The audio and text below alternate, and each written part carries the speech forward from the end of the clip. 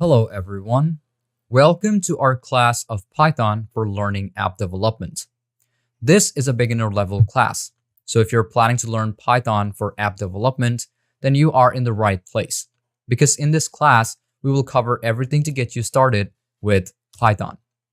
Let's take a look what you will learn from this class. Introduction and setup, functions, loops, and conditionals with libraries, calculator with GUI Tkinter, unit, converter, snake game using PyApp or Pygame, typing speed test, photo filter app, expense tracker web application using Flask, Madlibs app, password manager, maze solver app, and the file organizer. After completing this class, you will be able to set up Python and development environments, write code using functions, loops, conditionals, and libraries, build a simple calculator with the GUI, which is Tkinter, create a unit converter app, develop a snake game using Pygame, build a typing speed test app, create a photo filter app, develop a web-based expense tracker with Flask, build a Madlibs app, create a password manager, develop a maze solver application, build a file organizer. These projects will help user gain hands-on experience in Python app development. This is a project-based class, so during learning, you will have class project. So what you have learned, you will be able to participate in class project and you can practice while you are learning. You will have supporting resources in this class, so it will be easier for you to learn. During learning, if you face any issue or if you have any question, then feel free to ask me. I'm always there for you to help you out. So let's start learning Python for app development together. Welcome to our new course of app development using Python. Well, this is the introduction part to our app development using Python, and I'm going to give you out brief explanations about why you should use Python, what is Python, and what is Python app development, including what are the key highlights that you're going to learn in this specific course. So let's learn a bit about the key highlights that you're going to learn in this course. First off, it's the Python fundamentals. If you have like zero prior experience to Python, you're going to learn the fundamentals of programming and developing, let's say, even a website or an application. Even though in this class, I'm going to give more prior, significance and more prior attention to our programming of app development. So it would be a very important class and it would be a very beginner-friendly class for you to understand about the fundamentals of programming using Python. Then it's about the app framework. You can examine resources like Kivy for cross-platform development and Tkinter for the desktop apps. Well, I'm going to have both of these resources being used in my class, and both of these are also quite, very casually used in most cases of app development in Python. Now, you're going to learn how to design the user interfaces that are simple to use and also intuitive. In case, or let's say, except for being just interactive and working and functional, you can also design the user interface directly from using Python codes, and you can apply it to use for the intuitiveness of the application. Then it's going to be about the real world cases. You can create projects like mini games, to-do list, and also calculators. So I'm going to start off from the most basic type of applications that you can create using Python, and then I'm going to move on into more of the intermediate and the advanced level of applications that you can create using Python. And then what you're going to learn is about optimizing and debugging the applications to improve the usability and also the performance. Except for being just the most used, or let's say like frequently used language for developing application, you're also going to learn about which versions you should use, then how you can debug the apps, and how you'll be able to optimize the application so that you get the best performance and the usability out of those applications. So now we have to learn about what is Python and what is Python app development. Well, if we come to the most basic statement, Python is a popular programming language for beginners that it's easy to learn and also understand. It was first released in 1991 and has a large library and cross-platform interoperability, supporting web development, data analysis, artificial intelligence, and also more. It is perfect for quick development because of its clear syntax and vibrant community.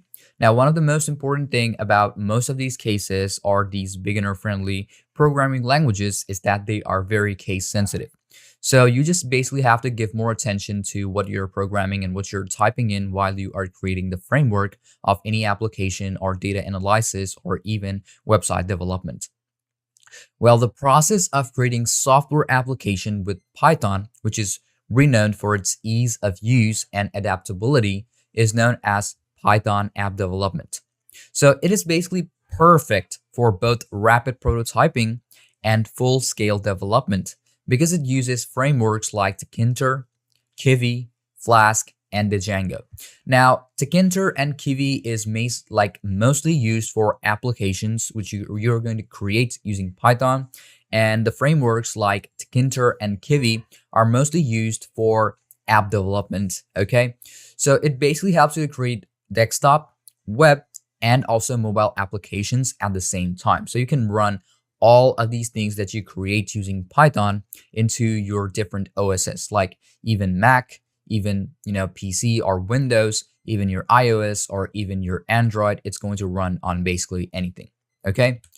So why are you going to use Python for app development, even though you know that there's a lot of languages available to develop your applications, develop your websites, and even data analysis?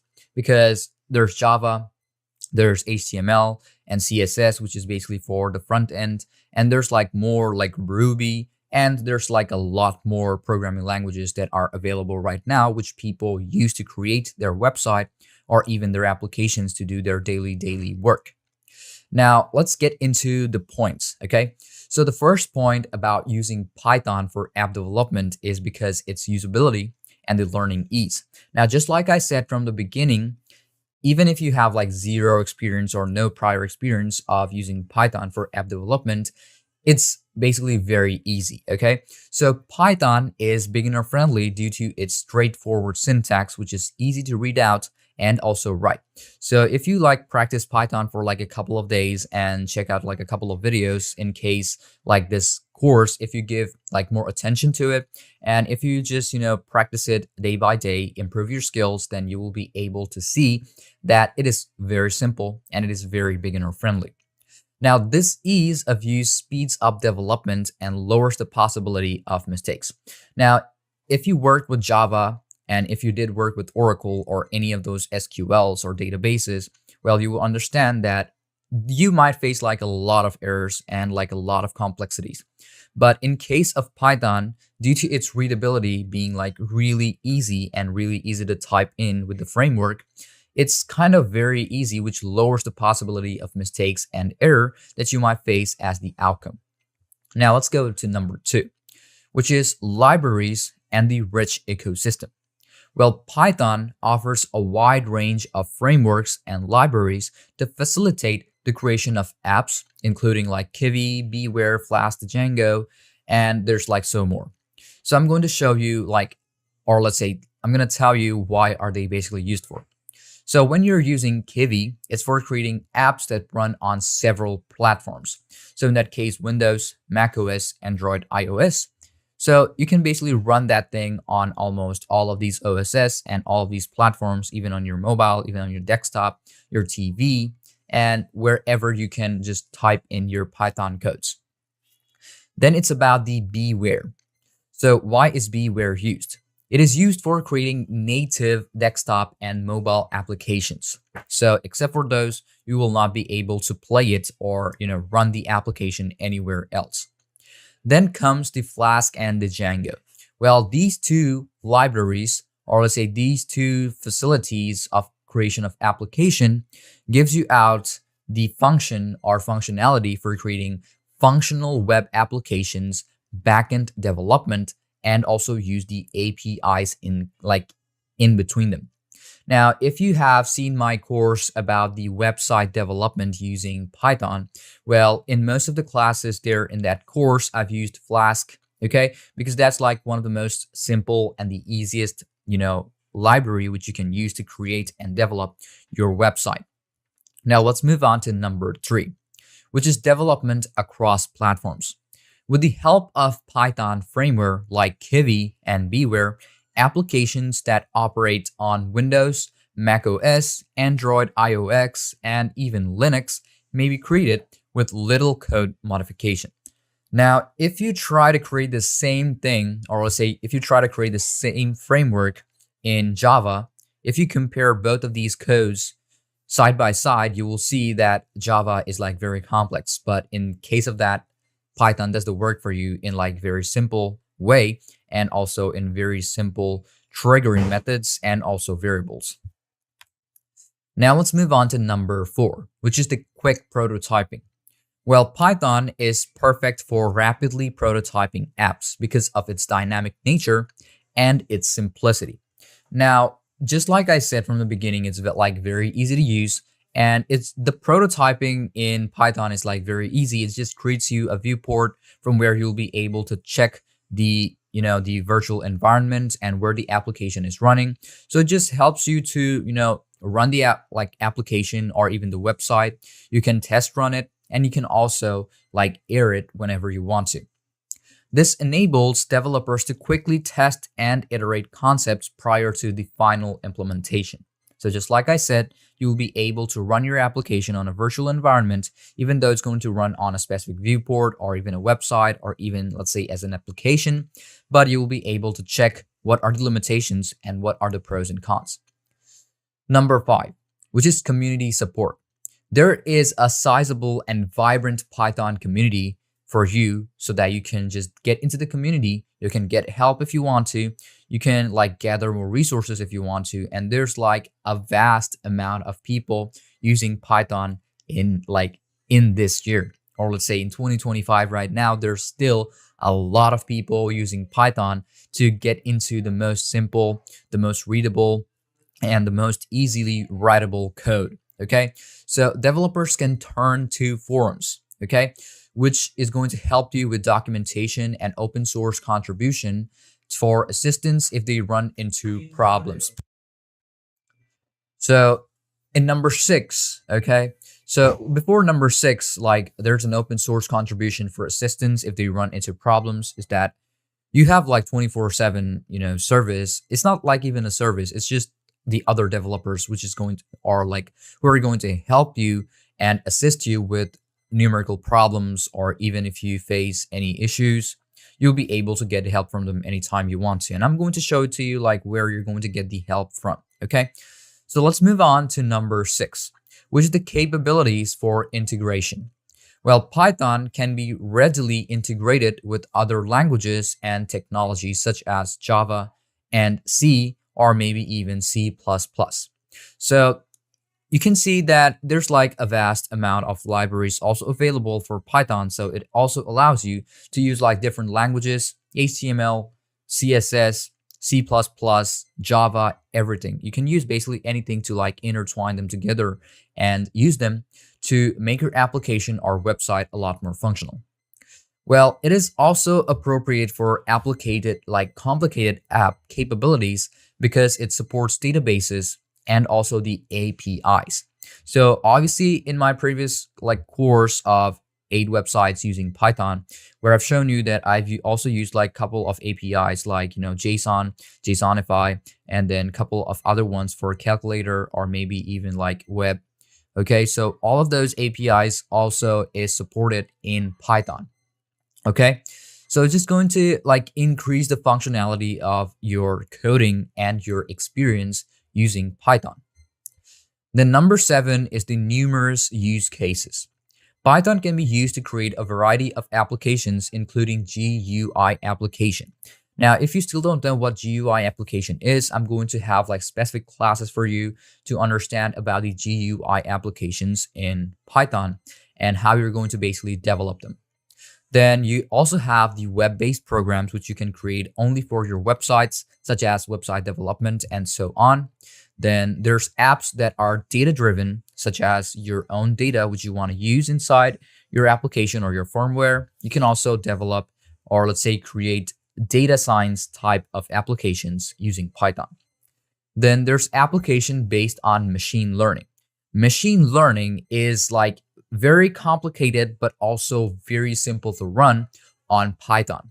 Well, Python is kind of, let's say, it adapts to its nature, it adapts to the data, it adapts to, let's say, whatever firmware you're trying to, create. But the one thing that you have to keep in mind is whatever you create, even if it's like a custom function, you basically just have to make sure that Python gets it, okay? So you are going to use the default functions, the default capabilities of Python, but you can increase the functionality of Python, okay? So even for machine learning, it works in the same case. It's also a well-liked option for adding AI and also machine learning capabilities to applications, which is basically going to help you to create more possibilities inside of your application and even your websites. Now, number 8, increasing the need for Python programmers. The demand for Python developers is rising across a range of businesses as a result of Python's ongoing popularity. So in that case, just like I said, that even if you want like any help, you can get it from the community, okay? Because there's like a lot of developers out there. They're working on it. They're searching for more solutions. They're like searching for more ideas. So the forums can help you to get into more of that applications and also web development. Economical. Python lovers development Now, it's economical in the 9th point, which is Python lowers the development expenses because it is an open source. Now, in couple of cases, in couple of other languaging basics, what happens is that it's not free, okay? Even in some IDEs and even some libraries, which is basically not free. So Python basically lowers the development expenses, even though being the most basic and being the most readable and easiest firmware creating. So what happens is that when you're developing any application or even any website, you have to, set up a budget. But if you have like a really good developer who can like create the application for you or create the firmware for you, and then you want to go on to the basics, okay, like creating the GUI or creating the graphics of that application or the website, you can do that.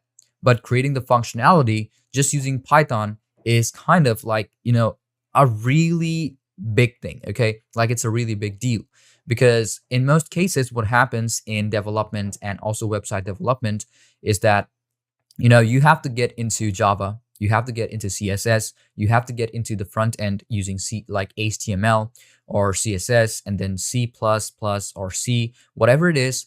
But the thing is, when you know about the functionality and you know about like what you can reach just by using Python, it just makes the budget or lowers the budget a lot more. Its effective framework and libraries also reduce the development time. Being the most easiest and the most easiest to create the firmware, it also reduces and it also saves up a lot of time and making it a bit more effective. And also you can also use Python for like real-time applications, okay? That's the main thing. And as it creates like viewports for you so that you can get the exact result in real time, it just, it saves up and it's advantageous in like a lot of cases comparatively to other, languages that you're going to be using. Now, let's tell you about the perfect situations to use Python app development, okay? So when the goal is quick development.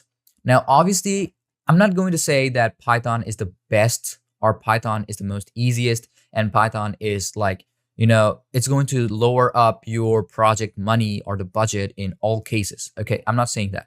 But when you talk about that Python and app development can be created like very fast because of its readability and for it, or let's say the framework being really easy. So in most cases, what happens in these days is that people use Python for the quick development so they can create the application fast.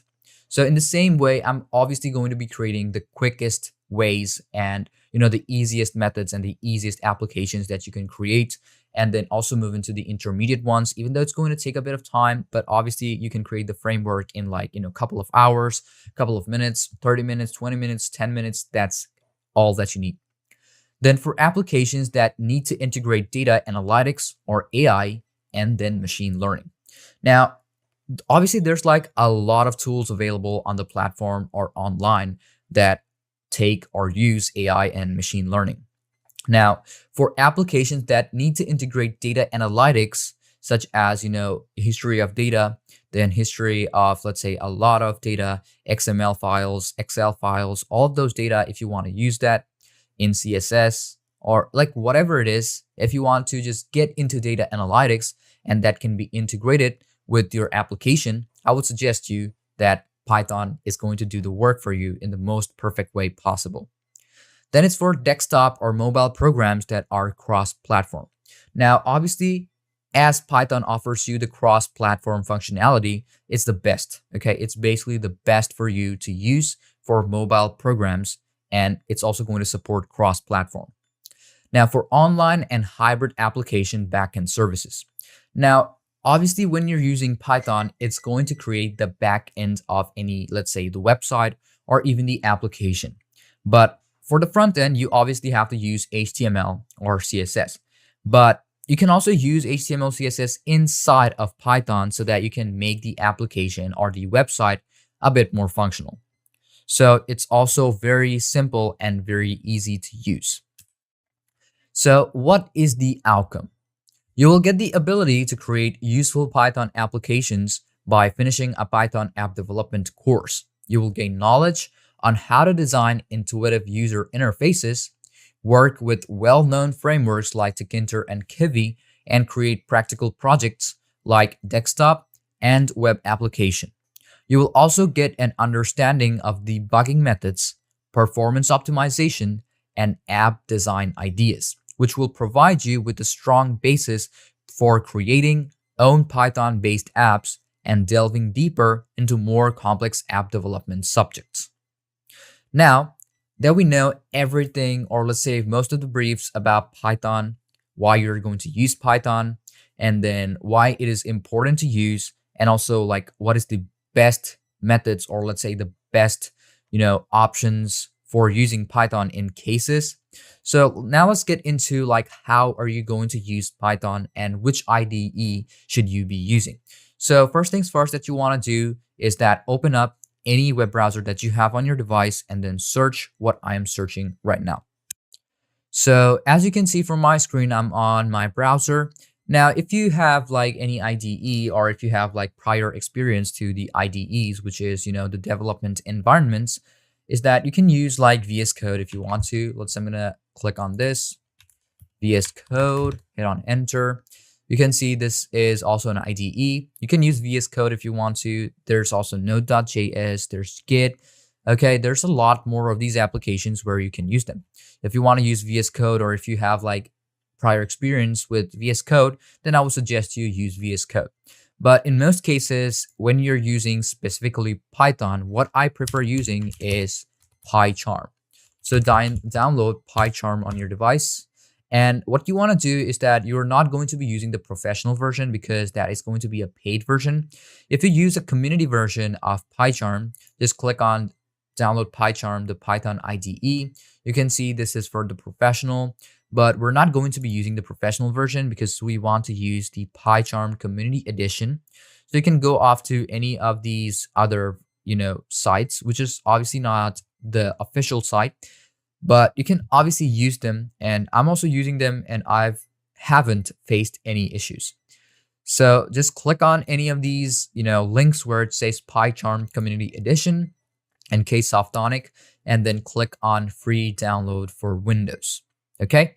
So as I already have it downloaded onto my device, what you want to do is just after downloading it, you just want to run it according to however you want to set it up. And there's no complex methods or steps that you have to follow to install it. You just have to make sure you download it properly and just install it, whatever it says. Just agree to the terms and then get into PyCharm. Okay, so basically that is it. So After you open up any IDE, or even if you're using PyCharm, which I'm using right now, this is the type of platform that you will see. Now, how are you going to start off using PyCharm? So the first thing that you want to do when you create or use PyCharm is click on New Project. Well, this is my previous project. I'm not going to be using that, but I'm going to click on New Project, okay? So when you click on New Project, first off, name of the project. So in this case, I'm going to be using functions. So that's going to be for my next class, but I'm just going to create this just in case so that I can show you directly of how you're going to be using it. Then keep or select the location where you want it to be saved. Then if you want a Git repository, you can create that so that you can create your own forums. If you don't want it, you can just keep it empty. And then you can create a welcome script if you want to, but that's like totally optional and I don't like it, so I'm not going to be opening that up. And then click on project V and V. Now, one thing, or one of the most important thing that you have to click over here is that make sure that you have the latest version available. Now you can see we have this 3.13, even though it's showing me 3.13, but it is still 3.13, okay? And it is detected in the system. Now you can also, or you basically have to make sure that it is downloaded onto your device. Now, how are you going to download it onto your device? Just go into the browser and search for download Python. Now enter and then go off to python.org and then click on the latest version or download the most latest version available. Well, I also have it installed onto my device, and that is why it's showing me the exact version that is seen on the website.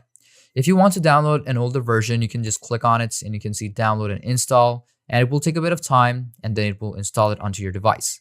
But as I already have it and I have the latest version, so obviously it's going to have a lot of bug fixes and a lot more features to it. That's it. And you're going to check the base conda. If no conda is found, it's fine. But if you also want to use conda on your device, you basically have to install Anaconda Navigator, and then you have to basically use the conda services. And if you want to create your custom environment, make sure to click on Generate New. Then select the type of environment that you want. Obviously, I'm going to be using virtual environment as I don't have conda right now, and neither I'm going to use pipe, env, or poetry. So I'm going to keep it very simple. Select the Python version, select the part or select the location, and then basically you are good to go. So I'm just going to press on create. It will take a bit of time, and then just open up, wait for a bit until it creates the virtual environment for you. And after it is done, you will basically see that it's going to create a new project, a new directory for me with the venv folder, and then basically you're good to go. On the bottom right corner, you will see it will update the skeletons and also retrieve all the data that you need to use. Just one thing you have to keep in mind is that you just need a stable internet connection throughout the whole process of installation and also creating your own virtual environment. So basically that's it. And if I show you, or if I tell you about the sections, so this is basically the project section where you will be able to open up the directory of where your file is. Then the next one is basically the structures of your libraries and the module dependencies that you are using inside of your firmware, or the structure of the, your application or your app. At the bottom, we have the Python console. You have to make sure that you allow access to private networks and also public networks. I'm going to allow the access. There we go. You'll be able to open up Python console. At the bottom, we have the Python packages, which PIP you are using. You can see we are using this. If you want to update it, just click on this over here, and it's going to update the package of PIP. Now, what is PIP? So you can see that when I clicked on it, and now it's the newest version of PIP available and the Python package installer, and that is basically PIP, which is basically kind of like a system software of Python. So PIP is a package management system written in Python and is used to install and manage software packages. The Python Software Foundation recommends using PIP for installing Python applications and its dependencies using the deployment. So you can see we are using the latest version of PIP available, which is 24.3.1. Okay, so that is basically it. And I have installed that over here. Make sure to do the same thing just like I did. Then you can go off to services. There is where you can add your services and forums. Then we have the terminal, which is basically kind of like the console that you want to use. Then we have the problems. If you face any problems, you can see the problems over here. And then we have the version control. Okay. And there we go. We have like a couple of buttons, current file. We can run the application. We can debug the application. We can see more options to it. You can add more people so that you can work simultaneously on a single file, or let's say more files accordingly to what permission you give to that person. And you can obviously search for more, resources or details, and you can obviously, update Python, download PyCharm. You can run basically anything. You can change the theme, key maps, view modes, and everything. So basically that's all that you need to know about PyCharm. And if you want to create, let's say, a new file, or where you want to start off structuring your website or your application, is that first off, right click on anywhere in the VNV, click on new, and then click on Python file. And if I just type in function, if I click on enter, you can see it's going to create a function.py file. And you can also obviously go inside of that specific folder where it is.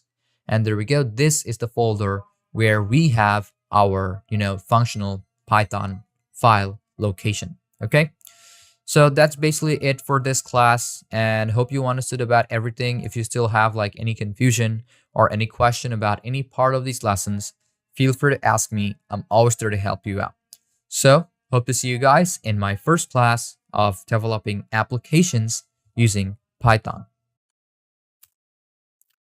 Welcome to our first class of app development using Python. Well, in this class, I'm going to be showing you everything, or every brief that you need to know about functions, loops, and conditionals with libraries in Python. So without any further ado, let's first off open up PyCharm onto our device, and let's get started with understanding each and every one of these terms with live examples. So basically, as you can see that I am on PyCharm right now. Now, the first thing that we want to start off with is obviously the function, okay? So what is a function in Python? Functions are basically blocks of codes that can be defined once and reused multiple times.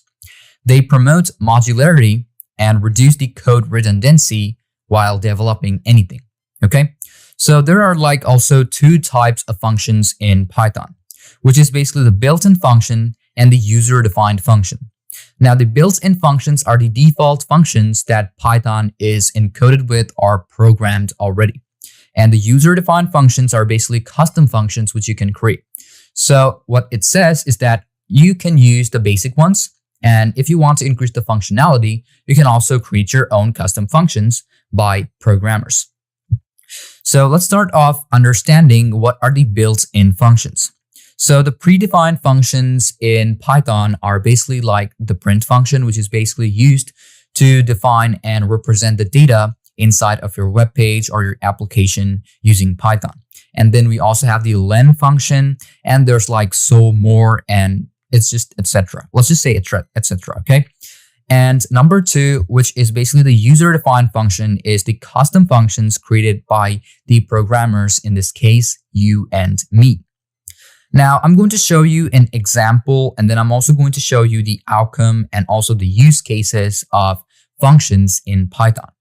Now, let's say when I am using Python to define functions, I can start off with def, which is basically defining the functions, okay? So in this case, I'm going to put in calculation, okay? Calculate area. Open parentheses. Now you're going to define your variables. So in this case, I'm going to use length, comma, I'm going to use width. Now after that, you're going to put in a colon to define that definition. Now here, I'm going to put in a variable, which is going to be area equal len gth, length plus. So we have width. After that, I'm going to have a return value, and that is what I need. So I'm going to put in return. Now this return value is going to be the area. So the area is basically the length and width, and whatever answer or whatever variable that we're using as the numericals for length and width is going to give me out the value of the whole area. So we are done defining our function.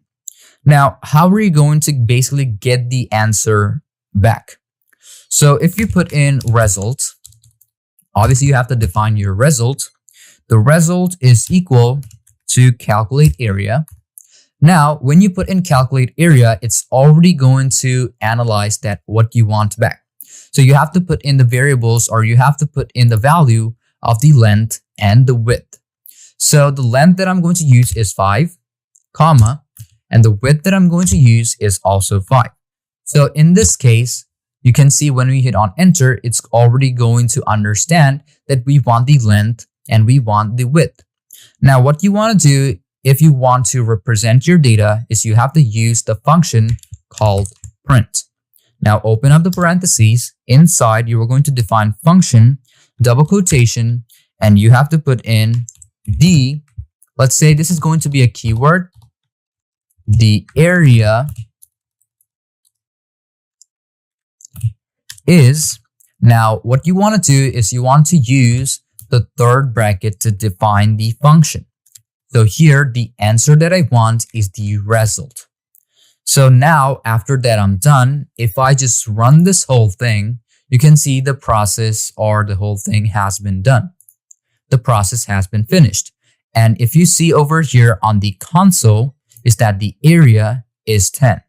In the same way, if we change up the values over here, in this case 6, and the width that I want to use is 10, and even if I want to change this value over here, let's say I want a different keyword that I want to represent, the answer of the area is, now run this whole thing, and you can see the answer of the area is 16. So in this case, 6 plus 10 is 16, and it has already done the mathematical equation inside of the function, and you don't have to define it in any other ways because we're already using length plus width. That means the summation is already happening over here. But when you define the function, or let's say when you define the result and then you define the variable that you want to run along, it's already going to understand that that is the exact part, or that is the exact criteria that we should use to give you out the outcome. Now, what is basically the outcome? As the input that you can see is 6 and 10, the answer that we got is 16. And the output area is basically 16. That is basically it. If you want to apply in more, if I put in space base, now here we'll be able to apply base. If I put in 12 over here, and if the area is result, if I hit on enter, in some cases, it will show you off as this error. Because when you're using area, it is already understanding that what you want to do. It's already showing me that the length plus width is equal to area. So if I put in comma, and if I put in base over here, and it will already find out the base again. Then if you run it back again, it will show you off the exact result, and you can keep on adding more and more specific variables to give you out the exact result that you want. Now, what are the use cases of these functions? The code reusability. So basically, if you write once, you can use it multiple times. So in this case, I already have defined my function with using def, and you can use this print. And if you want to even add more and more variables, you can do that, but you just basically have to define it inside of the variables, not the function.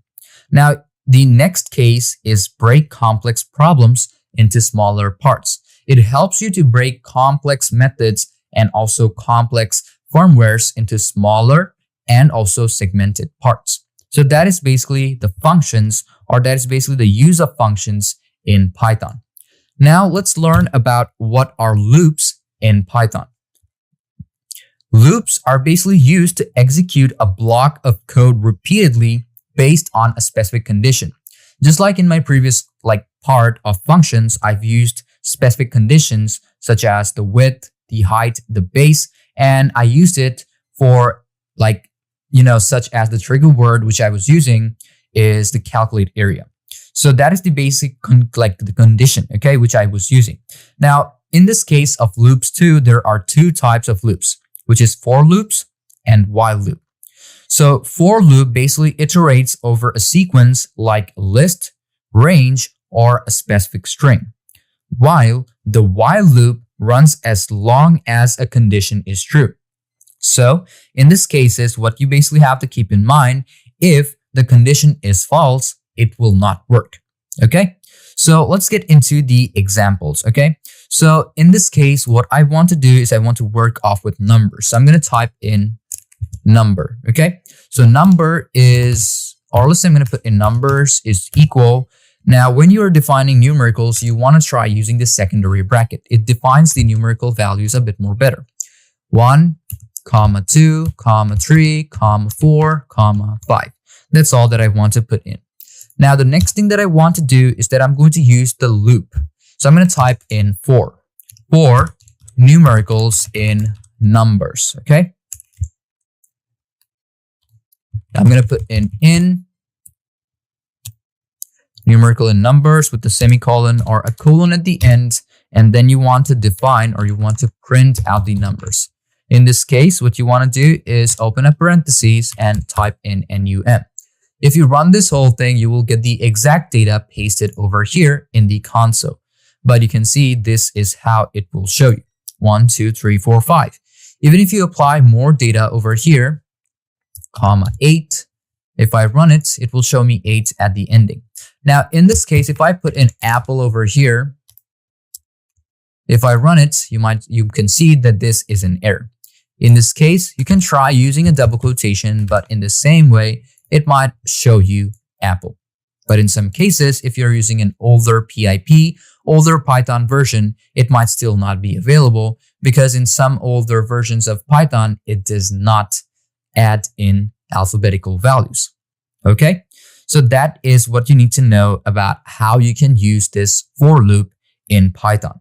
Now let's show you how you can use the while loop in Python, which runs as long as the condition is true. So in this case, I'm going to put in counter. Counter is equal to 0. Hit on enter. I'm going to put in while counter. Now this is going to be, let's say 3 is going to be greater than the while counter. Put in a colon, move on to the next line. I'm going to put in print.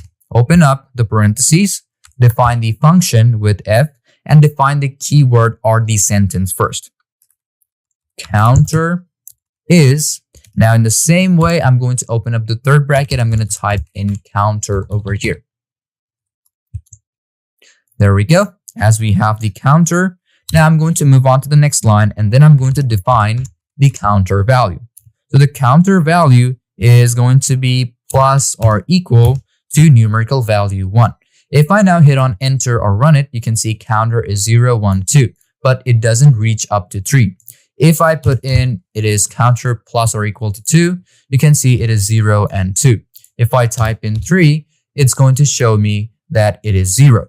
But if I type in 4, it might show me off as an error, and it might work as just 0. And in some cases, it might also show you off as an error. If I try to change the value into 9, and if I put in 4, you can see 0, 4, and 8 is visible, but 9 is not. In the same case, if I try the counter value to be 2, and if I show this to be 3 and play this whole thing, you can see we have 2, 5, and 8 working properly, because it's going to count 2 as the numerical. Okay, if I put in 3, it might show me 3, 6, and 9 in that case.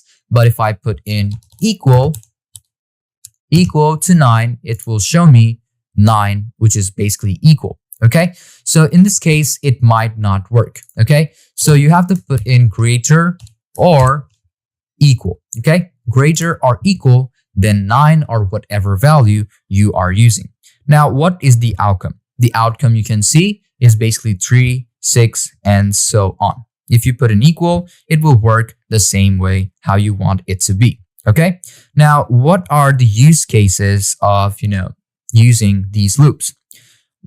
It basically automates the repetitive task, an example like transversing the list or processing the data inside of your array of data. And it also efficiently handles the sequences and the conditions that need to be met inside of your function, or let's say your loop. Now let's get into the conditionals. So let's cut this off and let's learn about conditionals. So what are conditionals? Conditionals basically allow decision making in programs based on conditions. And there are specific keywords that you have to keep in mind. In that case, the conditionals are basically if, then you have to make sure it is true. Then there's elif.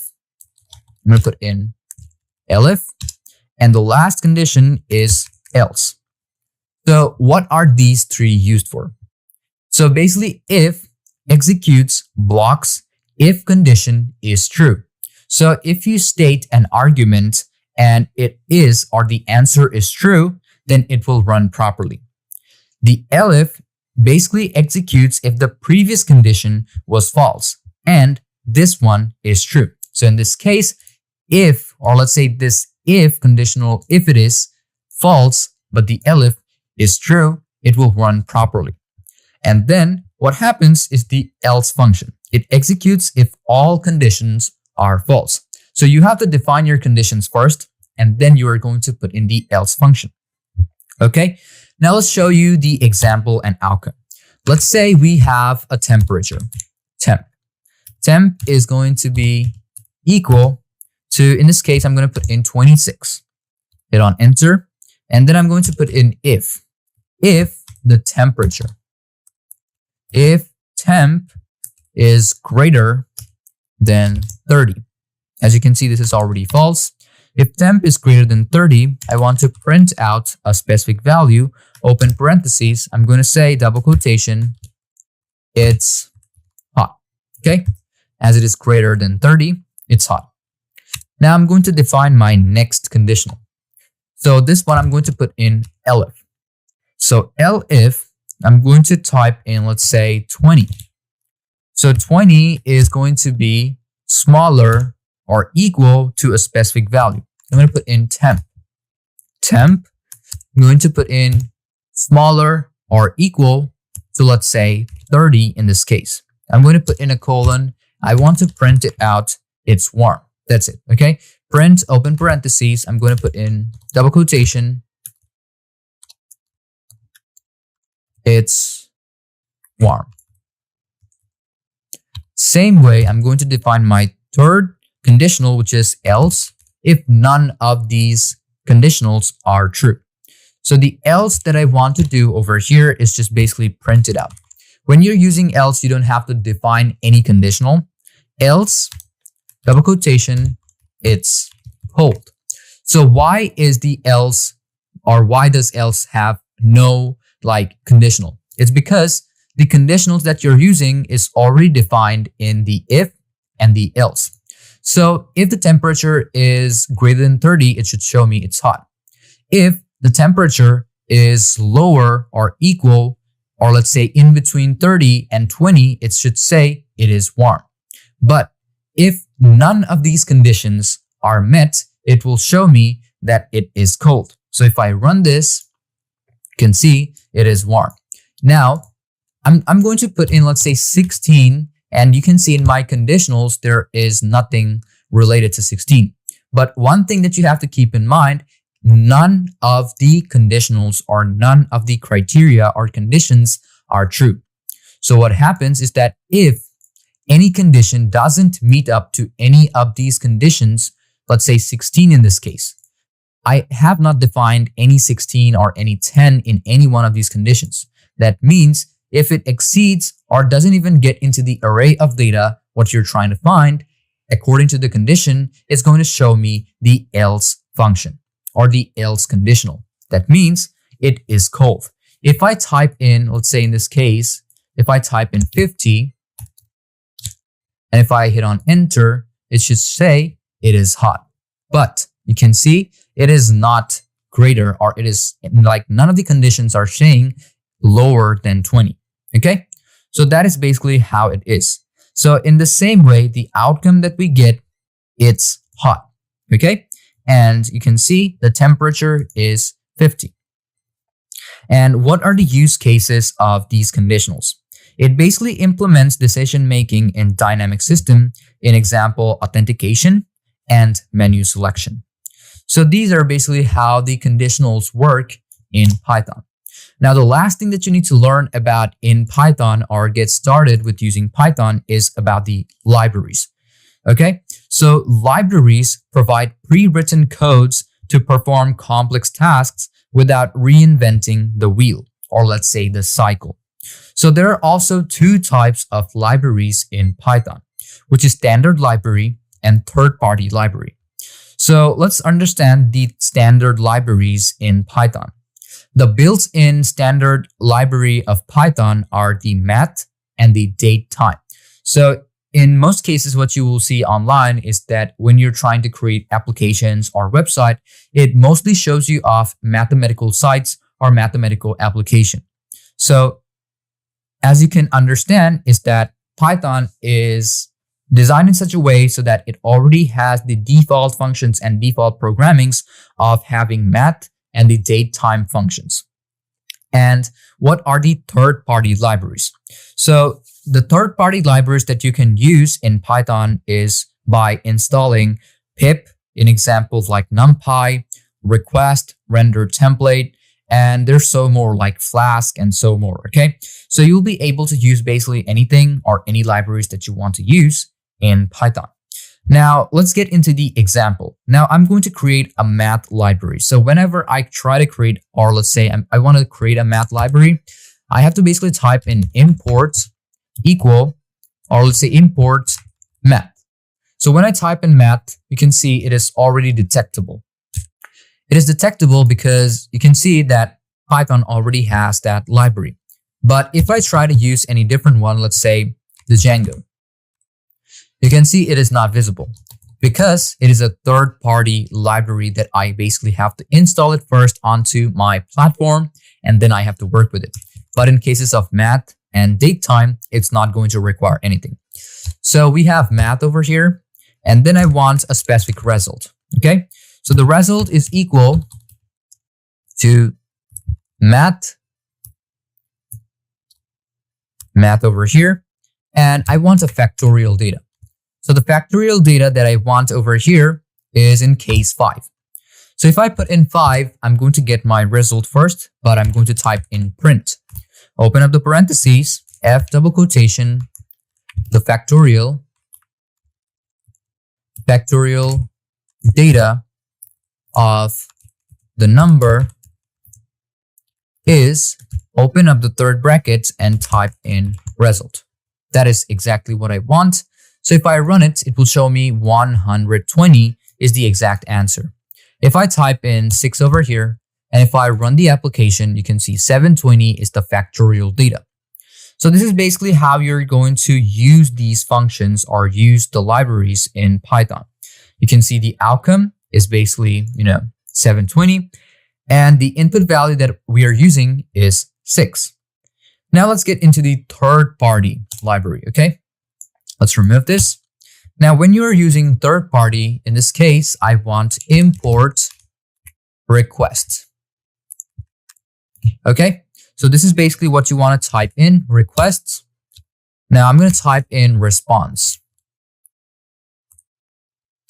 Responses, you can see this is basically how it works, but I'm going to type in response. Okay, after that equal responses response dot get. Now after that, open up the parentheses. Here, I'm going to be using an API, which is HTTP, then s:2/. Here, I'm going to type in JSON placeholder. You can see JSON placeholder, and then I'm going to put in dot and put in typecode, typecode.com/posts/1, and then double quotation at the end. Okay, if we hit on enter And then if I want to print out the response data, response.json. Now open up the parentheses and close off the parentheses, and you want to run this application. Now you might see in these cases, it might show you off as an error. When you're using third-party libraries, you basically have to install that specific library that you want to use. So I'm going to import that library first, but I need a condition first, okay? So I'm going to put in the if response.status underscore code. So if this code is double equal to, let's say in this case, 200 colon, and if I run this application again, you might show me, or it will show me that it is showing me an error again. Then the last thing that you want to do is you have to basically cut this file again, and you have to paste it over here again like this, and then you have to run it. Okay, so that is basically what I'm going to do. And you can also refresh, let's say, the IDE, whichever one you're using. If it shows you off the same problem over and over again, you want to go off into terminal and type in pip install requests. Hit on enter, and then basically you want to wait for a bit. And you can see it will take a bit of time to install the requests for Python, and you can run this application again. And then you can see we have the user ID1, title, send, and whatever it is. So basically that is basically how you are going to use the third-party libraries in Python. Now, what is the outcome? Basically, it retrieves the JSON data from the given URL. And you can obviously get more data from, Python and obviously from JSON at the same time. So what are the use cases of, requests? Okay. So let's say the use cases of these are basically simplifying the tasks in the example like scientific computation, web scraping, or finding web data. You can do that. It's basically very simple. And it also accelerates the development by using the pre-built tools. So you don't have to define the data or array manually, and it will obviously save a lot of time in the same time, okay? Now, what are the key outcomes? So if we want to understand about the key outcomes, functions basically enhance the modularity and the efficiency of the work. Loops use the automation of repetitive tasks, reducing the manual work. And conditionals basically change the dynamic decision-making to handle different scenarios, and libraries simplifies and accelerates coding by leveraging the pre-built functions in data. So this is basically it for this class, and hope you understood about everything in this class. If you still have any confusion or any question about any part of these lessons, feel free to ask me anytime. I'm always there to help you out. So without any further ado, let's move on to our next class of developing applications or apps using Python. Welcome to another class of app development using Python. In this class, I'm going to be showing you how you can create a calculator with GUI using Tkinter. So without any further ado, let's move into our class by opening up PyCharm on our device. So as you can see from my screen, I have opened up PyCharm, and this is basically my functions project. I'm going to create a new project, and I'm going to name the project, let's say, calculator GUI. Okay, that is what I want to give the name, and I'm going to keep all of them quite the same. So I'm just going to press on create, and I'm going to wait for a bit until it has created my environment for me. Now over here, there are a couple of things that you want to start off with, which is basically installing the module. So you want to go off into the terminal, and on here on terminal, what you want to do is just type in install. Okay, just type in pip install Tkinter. Hit on enter, and you can see sometimes it does not recognize it. So I'm just going to put in a bit of space over here, pip.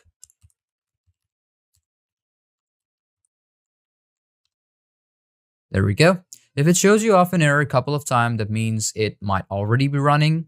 So I'm just going to put in my commands and start off my customization. Now, before getting into more of our practical class of creating or developing our GUI calculator. So you basically have to understand about the feature of the codes. So there are three different functions or three different sections to understand about the features. First off, we're going to learn about the responsive layout of the GUI calculator. The calculator button and the display stretch and resize dynamically when the windows is resized. So if you increase the size of the calculator, it's also going to increase the size of the button, and that is how I'm going to create my GUI calculator. This is achieved by using the sticky NSEW, which I'm going to be using in my structure of the application in the grid layout, and I'm going to configure the row and the column weights. Now let's move on to the second feature. The second feature of this GUI calculator is that it's going to have numbers and basic arithmetic operations such as plus, minus, divide, or multiplication buttons, which are going to be implemented inside of the calculator. It's also going to have a C button, which clears up all of the numerical data or even the operations which are running. And the equal button is going to evaluate the expression using the Python's eval function. And the third function or the third feature of this code or this GUI calculator is that the displays area uses a ttk.label with custom padding and alignment. So first things first, I'm going to click on this VNV, click on new. I'm going to name it, let's say calc. There we go, calc.py. I'm just going to close these off, external libraries and all. And I'm going to start off customizing my code. So the first thing that you want to import over here is Tkinter. You can see Tkinter is available. So if it is available, it might show you off as a couple of errors, but if it's not, then it will just install it on your device. So I'm going to install it as TK. Now, the next thing that I'm going to do is I'm going to get some resources from Tkinter. So I'm going to type in Tkinter, you can see over here, and I'm going to import TTK. Okay, that is basically the module. As we're done with this, I'm going to create a class for our calculator app. Calculator app. Colon at the end, and now let's move on to our next line. Now, after our calculator app has been defined as a class, I'm going to give it a definition. Now, in the definition, I'm going to be using the function called init, which is basically going to put everything inside. Init, self, and after self, you want to create a root form. So put in a comma, I'm going to put in root. Okay, now let's move on to the next line. And after definition, I'm going to put in self.root. After self root is going to be equal to root. Go off to the next line, self.root. After that, I'm going to put in a title to my specific calculator, which is basically going to be defined as calculator. Calculator. Okay. Now, after the self root title, I'm going to give it a geometry. Self.root.geometry. Over here, open up the parentheses and the quotation. Here, I'm going to put in somewhere around 300 x 400. That is what I want to put in. Now, for the next one, I'm going to put in if it is resizable. So it is basically going to use the function or the functionality. So if you extend or stretch the application, it's also going to stretch the buttons. So here, put in self.root.resizable. Open parentheses. Here, you have to define it as true. So it is for the height, and for the width, it's also going to be true. So that means it's also going to be resizable from the length, the width, and also the height. Now, as we're done with that, I'm going to give it an expression. So I'm going to put in self.expression. Expression is going to be equal to double quotation, and that is it. You want to keep it empty because there's going to be empty, or let's say variables inside. So here I'm going to create a section which is going to create a string variable. So here I'm going to put in create a string variable to display the text.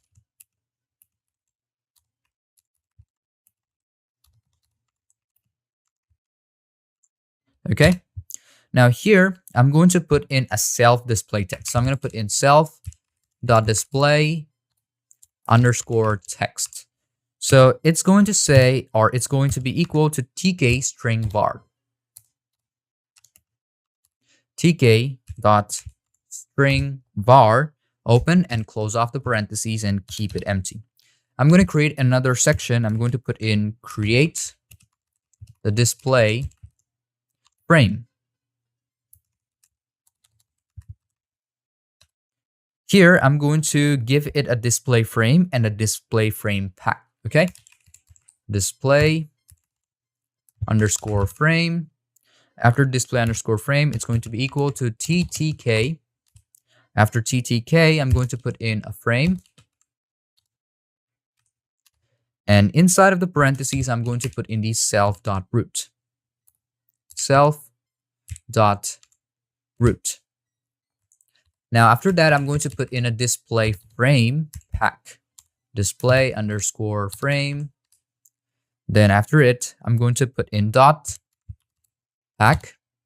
Now, this display frame pack is going to be equal, or let's say it's going to have a parentheses. After the parentheses, you're going to put in fill. The fill of this is going to be equal to ttk or tk both. tk dot both. This is how you want to type it in, comma. And if you want to expand it, so I'm going to type in expand. Expand is going to be equal to true. That is it. And after that, you want to create another section. Hash create the display label. Okay. Inside that, I'm going to put in display underscore label. After that, it's going to be equal to ttk dot label. Okay. Now, everything of this label is going to go, or every customization is going to go inside of this display label. So I'm going to put on enter. I'm going to type in the display frame. Display underscore frame. This is going to be put in a comma, and then I'm going to put in text variable. Text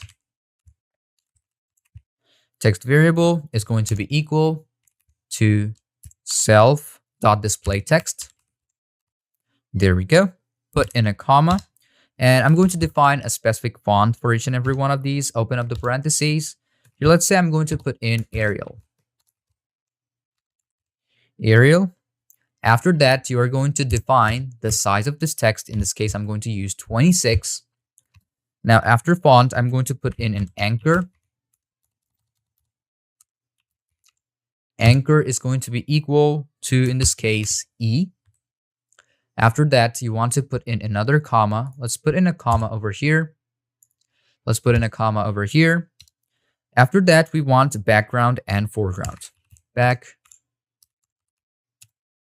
Background is going to be equal to double quotation white. And we're also going to have a foreground is going to be equal. I'm going to put in a comma over here.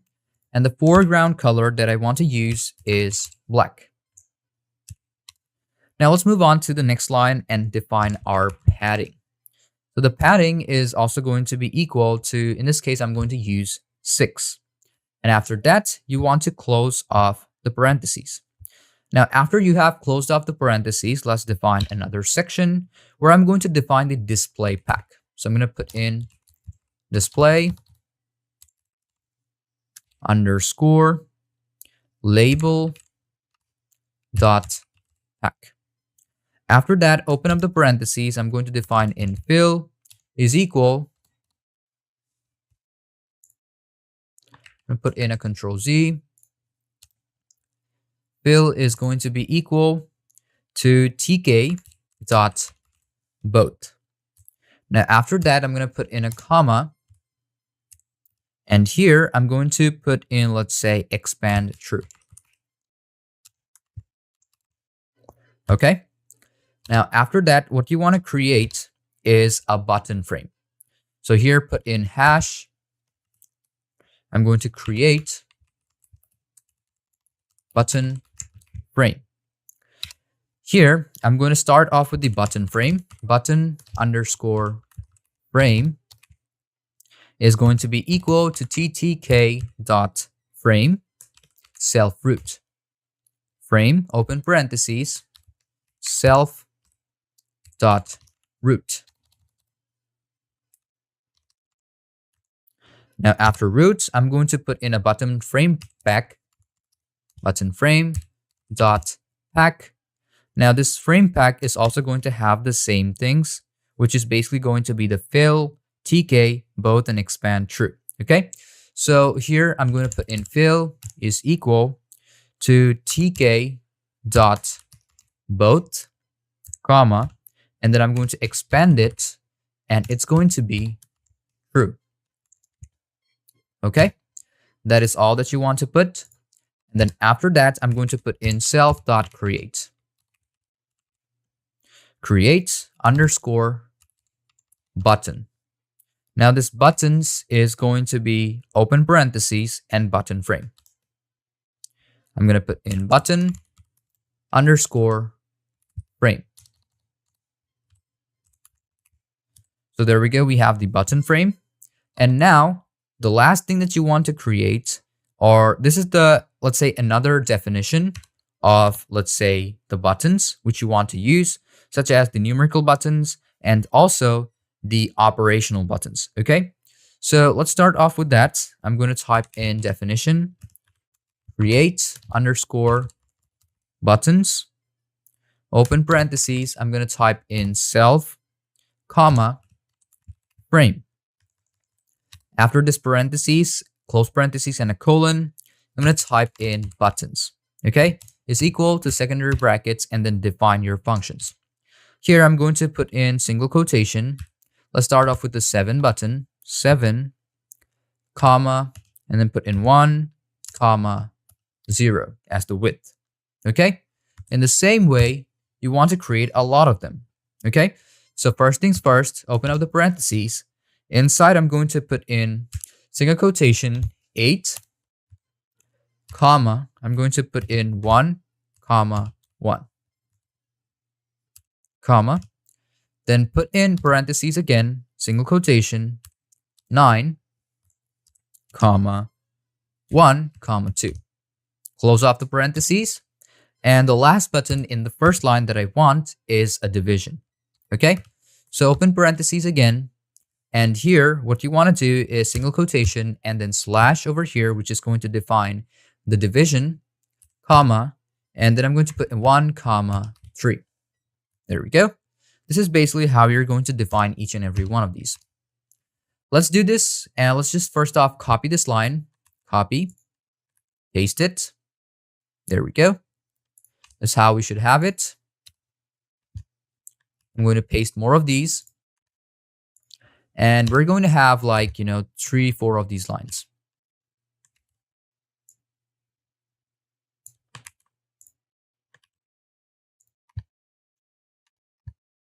Okay, so as we're done defining each and every one of these lines, now I'm going to check out where we have it more spaced.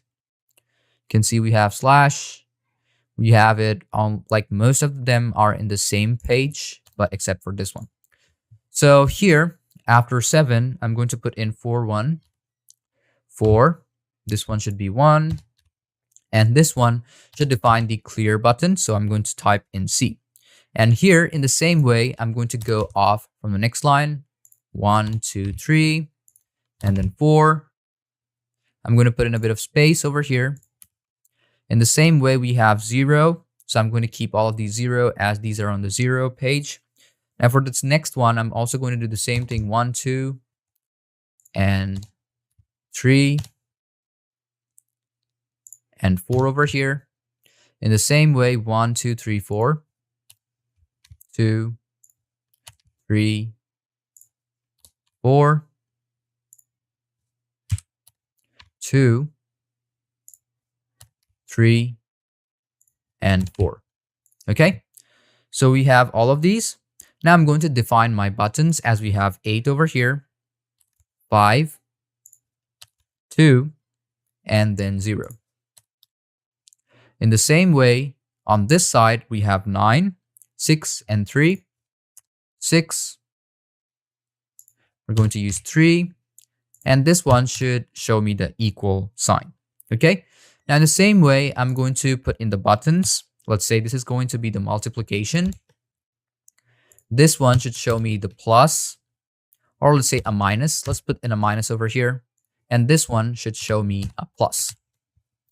So we are also done defining our functions, or the operations and the numerical data. Okay?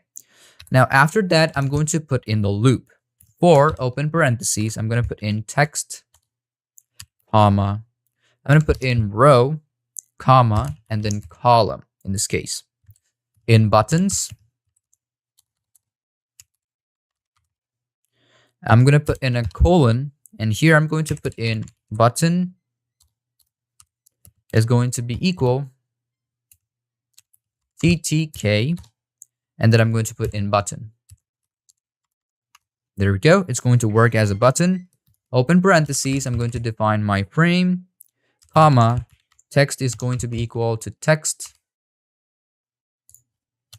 Cut this off. After text, I'm going to put in the command. Command is going to be equal to lambda equal lambda, and the T is going to be equal to text. Okay? After that, you want to put in a colon, and here I'm going to put in self dot on button click. Button click. Okay? And open up the parentheses and define your T at the end.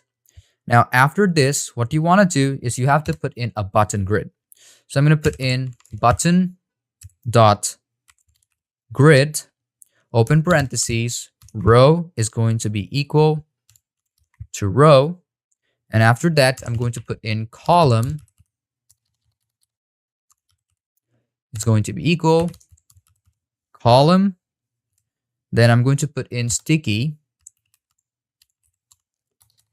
Sticky is going to be equal to NSEW, because if you extend or stretch the application, it should also stretch according to your need. There we go. Now, after NSEW, I'm going to put in, let's say, pad X. I'm going to put in a double quotation over here to define it a bit better. Now, after that, put in a comma, put in pad X is going to be equal to, the padding is going to be 2, comma, and padding Y axis is also going to be equal to 2. In the same way, I'm going to configure the rows. Okay? So as we're done with this, I'm going to create a section. Here, I'm going to create a section for configuring rows and columns weight for resizing. Configure rows and columns weight.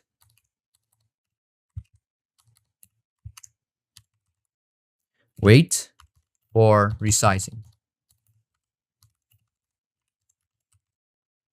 Okay, so for resizing, I'm going to start off with for I in, let's say, range 5 in that case. So 5 range, colon, here I'm going to put in the frame row configure, frame dot row configure, open up the parentheses, and here put in 1, and the weights that I want to use is also equal to 1. In the same way, the column configure, frame dot column configure, open up the parentheses, in the same way 1, and the weight that I want to use is also equal to 1. That is all that you want to type in over here, and we are basically done with this self or the buttons. Okay? Now, the next thing that I want to do is I want to define a button. Okay? So I'm going to type in define on button click.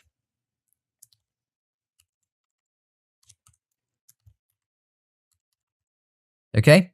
So on button click, open parentheses, I'm going to define self, comma, button, underscore text. Colon, let's move on to the next line. I'm going to define it as if. Okay, so let's define if over here. If the button text, button underscore text is double equal to the double quotation or single quotation, whichever one you prefer, you can put in C, semicolon at the end, and I'm going to put in a self expression. Self, I'm going to put it inside of the if, so it works a bit better. Self dot expression. The expression that I want to use is double equal to an open parentheses because we are not defining anything over here. I'm going to put in the elif so I can put in another condition. Elif button underscore text. This button text is going to be equal, double equal to double quotation and equal in the middle.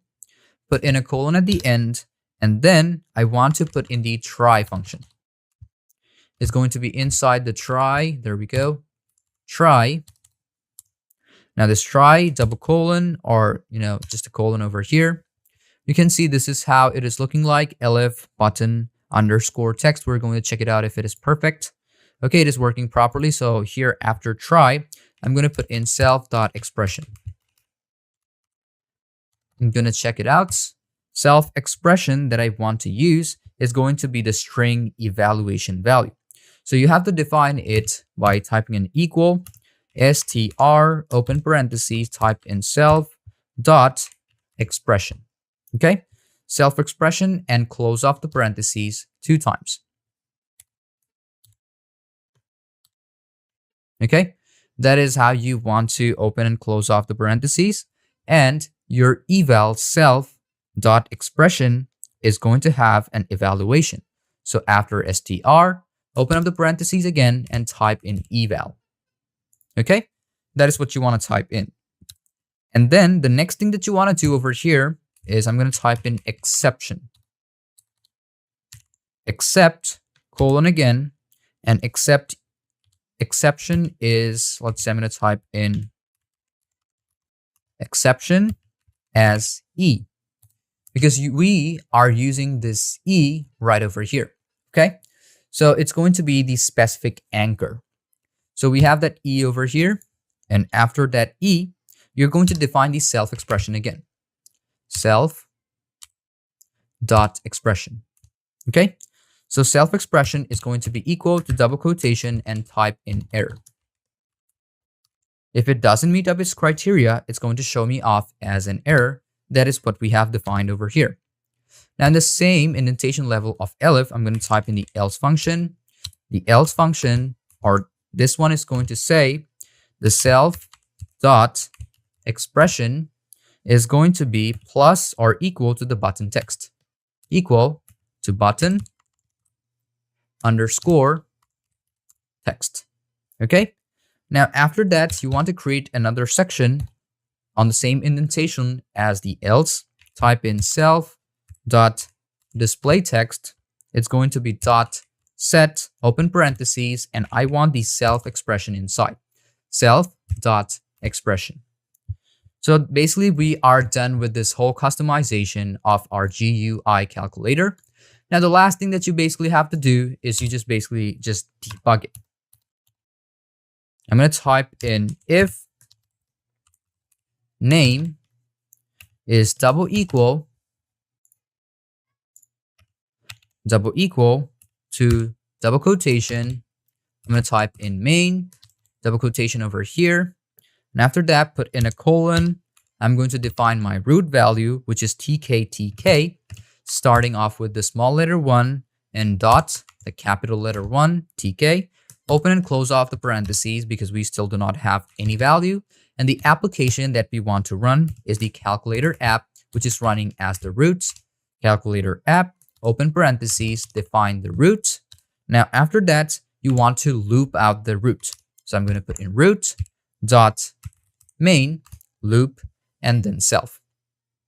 Okay, this is basically how it might show up.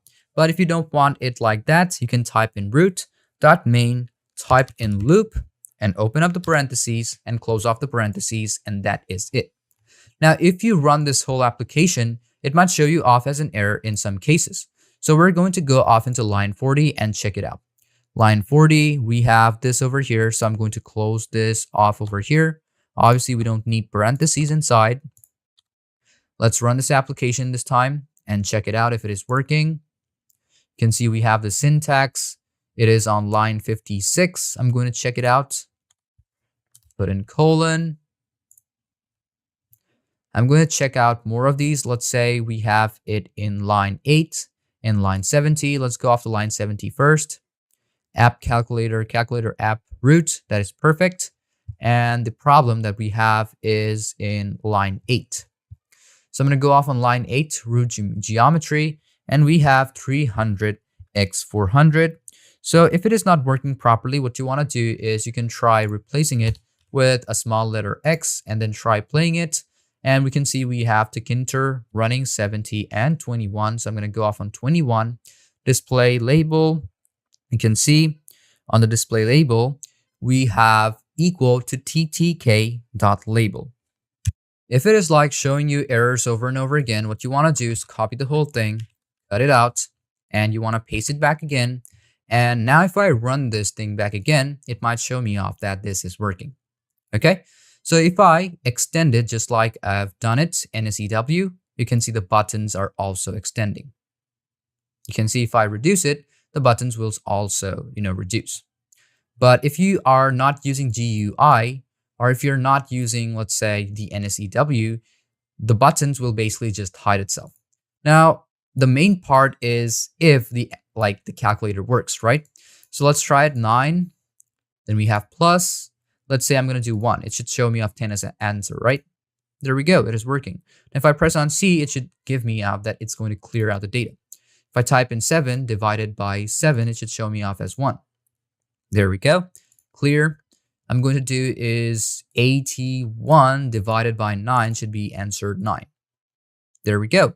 The calculator is working properly and also on a new GUI working as an application. Click on C to remove it. Let's say I'm going to put in plus this multiplied by 9, this. If I press on equal, you can see we have 15.5 as the answer. So as you can see from my screen that the application is running perfectly with every customizations that I've done. If you want to apply more customizations to your application, you can do that. It's very simple. You just have to get into a bit more of the custom functions and conditions of Python, and you can get on with it. So thank you for watching this video up till the very end, and hope you understood about everything in this class. If you still have any confusion or any question about any part of these lessons, feel free to ask me anytime. I'm always there to help you out. So without any further ado, let's move on to our next class of app development using Python, and just make sure not to skip any part of these classes because you can use these classes or use these methods in the long run. Welcome to another class of application development using Python. In this class, I'm going to be showing you how you're going to create a unit converter application using the GUI in Python. Now, even if it's not on like a GUI, you can also create it on the website. It could be a web application. Well, I'm going to be using Tkinter and also TTK for this specific application. And there's obviously going to be a couple of things that you have to keep in mind while you are creating a unit converter. So the first thing that you want to do is that obviously, let's just open up PyCharm onto our device and create a project for our unit converter application. Now, as I have opened up PyCharm, I'm going to click on new project, and let's say I'm going to put in units. Plus, I'm going to put in unit converter. Okay. Now I'm going to click on create, and I'm going to wait for a bit until it creates the environment for me. Now, there are a couple of steps to create the unit converter with the GUI. First thing that you want to do is you have to import the required libraries into your platform, such as the Tkinter library for the GUI, and you have to create a simple user-friendly interface for it. Then the next step that you want to do is obviously you have to design the layout, which is going to define or represent the drop-down menus for selecting the conversion category and the units inside of your measurements or the array of data. And then you're going to entry widget for the input value and label widget to display the result. And we're obviously going to use a specific button so that we can trigger the function to get our exact result to trigger the conversion. Now, the last step or the last thing that you want to do is you have to define the conversion logic. So without the logic, you are not going to be able to validate the information that you apply inside of that application using Python. So you have to use dictionaries or functions to handle the conversion logic as described earlier. And then what you want to do is you want to bind the GUI to the conversion logic, which is going to be specific units. It could be kilometer, it could be meter, it could be inches, centimeter, and so on. So you have to connect those user inputs and selections to the conversion function. Now, as we are done explaining about how you want to describe or create the function or create the framework of creating the unit converter. So first thing that you want to do is right click on venv, click on new. I'm going to name it app.py. That is it. Then you want to import the important libraries. The important libraries that you want to import inside of Python is Tkinter, because we are going to be using a specific GUI. So type in Tkinter as TK. Okay, I'm going to put in TK over here as Tkinter. I'm going to cut this off. There we go. We have TK. And then I'm going to get from Tkinter import TKK. Okay. Now I'm going to define the length converter. So I'm going to put in GTH length underscore converter. Okay, length converter, I'm going to apply specific values inside of it. Now you don't have to define it using a double quotation, as this is going to be a specific value. So value, comma, and then I'm going to put in from unit, comma, and what you want to do is you have to define it to unit. Okay, so we want specific units converted to another specific unit, and that is it. And then you want to define the definition, such as conversion factors. So this conversion, I'm going to put in conversion underscore factors is going to be equal to third bracket to define everything. Let's say I'm going to start off with specific meter. Okay, so I'm going to put in meter.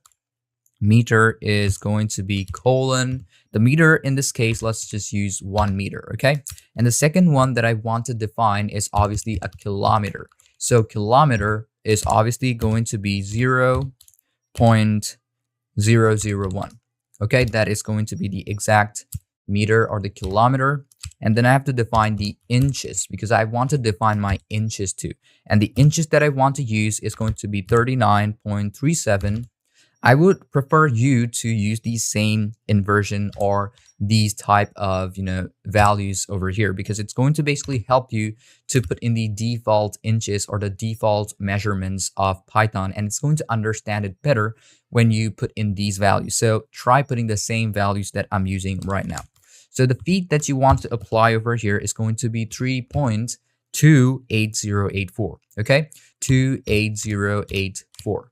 That is the exact value that you want to put inside of this variable. Okay, now after you are done, obviously you have to create a return value. So I'm going to put in return. Return is going to be multiplied into conversion factor. So I'm going to put in conversion factors, open up the secondary brackets, and here I'm going to put in 2 underscore unit. Now, after that, I'm going to put in a bit of slash, and I'm going to put in the conversion factors again. And inside this conversion factors, you have to define it where to get it from. So obviously, you're going to get it from the units. So I'm going to put in from unit. That is how you want to define this specific action. Now, after you are done with the length conversion, you have to define the convert units. So let's define the convert underscore unit value. So over here, open and close off the parentheses with the colon at the end, and then you want to define try, which is basically going to give you out specific values. And then if you want to use like float values, if you want to use like get the entry. Okay, so that is basically kind of how you are going to trigger the functions. So here, put in a colon and start off with the value. So where are you going to get the value from? Obviously from the input values. And the input values that you want to work with is obviously a float value. So type in float, open parentheses, and I'm going to put in entry underscore value, then dot get. Now we're using the get function over here because obviously you want to get the exact values from the user input. So I'm going to put in from underscore unit. Now we're going to get the unit from, so I'm going to put in combo. So I'm going to put in a combo from dot get. That is how you want to put in open close parentheses. Now here I'm going to put in to unit. To unit is going to be equal. Let's just put in this minus or cut off the extra space from there. So to units, I'm going to put in combo underscore to dot get. Now after that, open and close off the parentheses, and I'm going to put in category. Category is obviously you're going to open up the parentheses, but instead of that, you want to put in a bit of space and put in equal. And inside that you want to put in, or let's say I'm going to put in the combo category here. Combo category, and then open up the parentheses. But before that, you're going to put in dot get. And that is exactly how you want to define it. Now you have to define specific conditionals if it meets up the criteria. So I'm going to start off with if the category which you're using is double equal to double quotation, let's say length,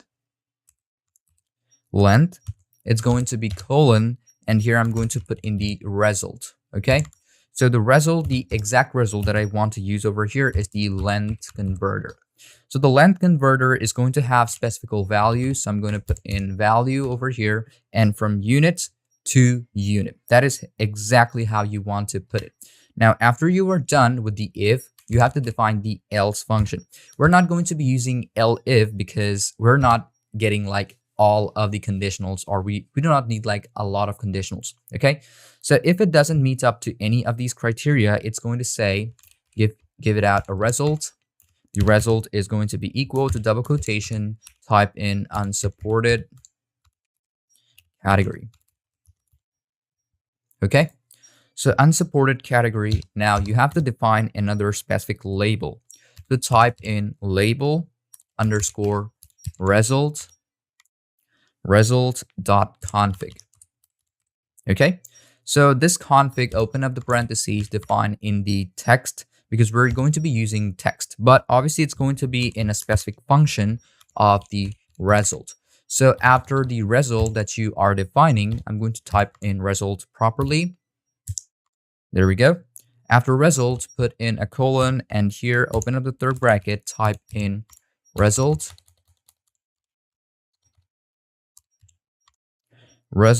then colon again, and then define. Let's say I'm going to use 2f in this case. Okay, now the third thing that you want to do is close off that third bracket, and then you have to define to the unit. So to unit, it's going to like just change the values. Okay, that is all. That is the label result, and then you want to put in the except value. So I'm going to put in except.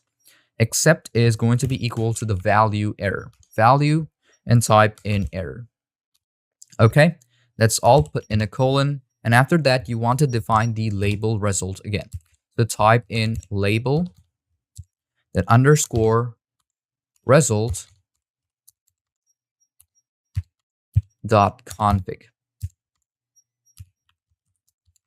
Okay, that is the result config. In the same way, you have to define your text. Define in text is going to be equal to, let's say you have to put in a valid number. So I'm going to put in, please put a valid number. That is how you want to type in, and I'm going to close it off with a full stop. That is basically it. Now, as we are done defining our functions, the next thing that you want to do is you have to define the GUIs, such as the application window. So here I'm going to put in a hash. I'm going to put in main application window.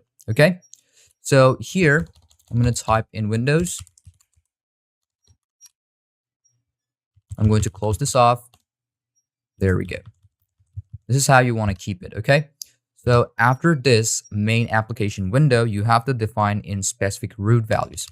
So it is going to run the Tkinter on your device, so type in tk.tk, okay? So put in tk and then open up the parentheses and close off the parentheses.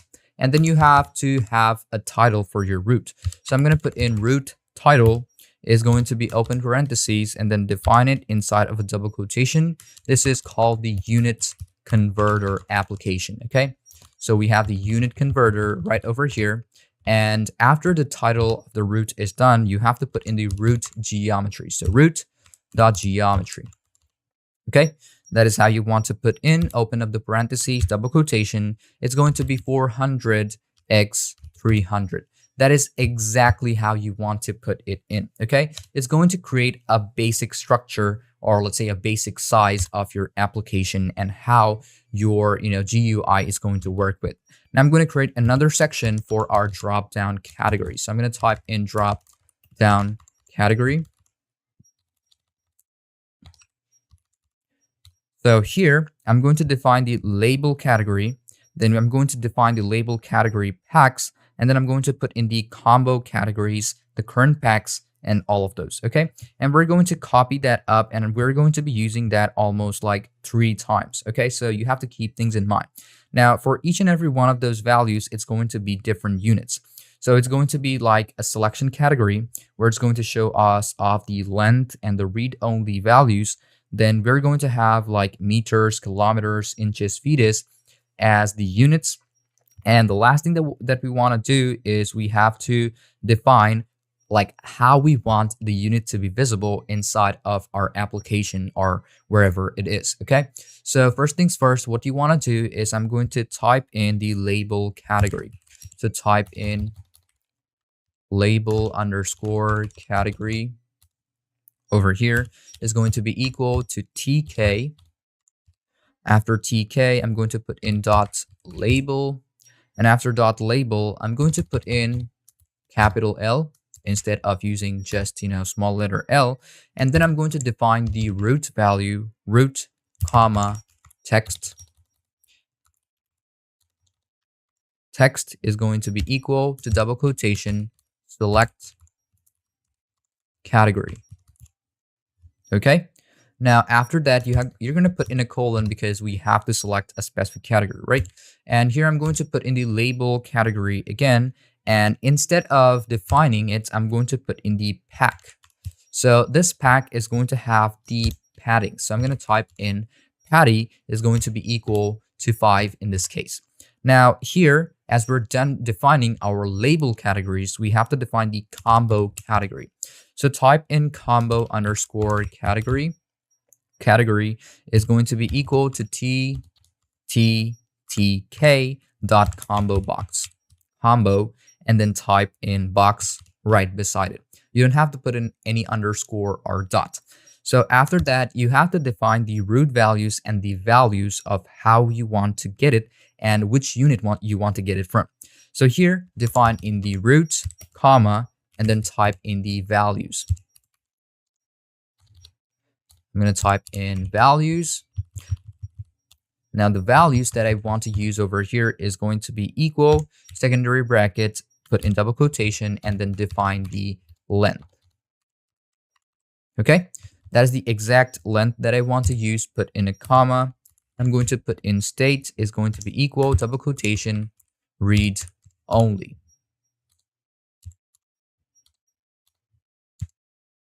Okay. So after read only, we are done with the combo category. Now, in the same way, for our combo category, we're going to define a current value. So the current value is obviously 0, which is going to be there on default. So just type in 0. Okay. And then you have to obviously do the same thing. We have to put in a combo category dot pack. And the pack, obviously, it's going to be or have a padding value, which is going to be equal to, let's say 5 in this case, which is going to be a default value for our next ones. In the same way, I'm going to create like a lot of these sections. Let's press on Ctrl Z. And over here, I'm going to create another section, okay? Now, as we have the drop-down category done, I'm going to put in the from unit drop-down category or drop-down, let's say, for double quotation from double quotation unit. That is where we want to get the exact results or the exact values from, okay? In the same way, I'm going to put in, as we have select category, instead of that, I'm going to put in convert, okay? That is how I want it to be, because it's going to convert the values that you want to put in over here. In the same way, we're going to keep the patty 5, but inside of the combo category, TTK combo box, we're going to have different values. So first things first, instead of having length, I'm going to put in meter, okay? Because we are going to be using meters. After meter, double quotation again, double quotation. Here I'm going to put in kilometers, double quotation, comma, double quotation over here. And I'm going to define my inches, type in inches, comma, and then double quotation again, and define in feet, double quotation. That is basically it. And the state that we want it as is also read only, because you don't want to customize that specific button again, or the user does not want to change the info again, okay? So after that, we're going to have the same thing. We're going to have the combo category current to be on 0, and the combo category dot pack also should be the patty 5. So it's basically it. Now for the next one, the drop down category, it's going to be for the U or for unit. Okay, so I'm going to put in double quotation. I'm going to put in 2 double quotation. I'm going to type in unit. So here in the same way, I'm going to put in convert to. Okay, so instead of select category, I'm going to cut this off. Convert to. That is how I want to put it. The label category patty is going to be the same, and the same values that I want to put in is going to be from here. So I'm going to cut all of these, or I'm going to copy this, and I'm going to paste it right over here with meters, kilometers, inches, and feet, okay? And it's also going to be read only. That is how you want to put in. But as we are using the to value, one thing that I want to change over here is going to be 1, because I only want one line to be the exact answer, okay?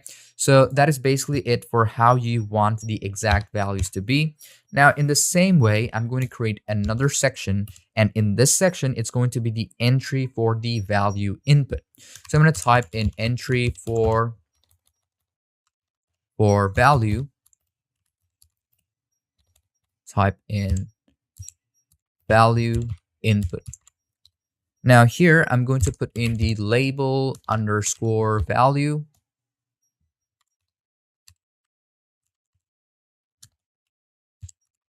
Okay, label value is going to be tk dot label. Okay, so open up the parentheses. In the same way, I'm going to define my text is going to be equal to double quotation. I'm going to put in enter value. This is the third box where you are going to basically define your root value. So I'm going to put in roots in this case. Now, the next thing that I want to do is I'm going to define the label value pack, okay? Label underscore value. It's going to be equal, but instead of that, just put in a dot and define in the pack. Obviously, we're going to have a patty equal to 5. That is exactly how I want it to be. And I'm going to put in the entry values that you want to work with or what you want to apply.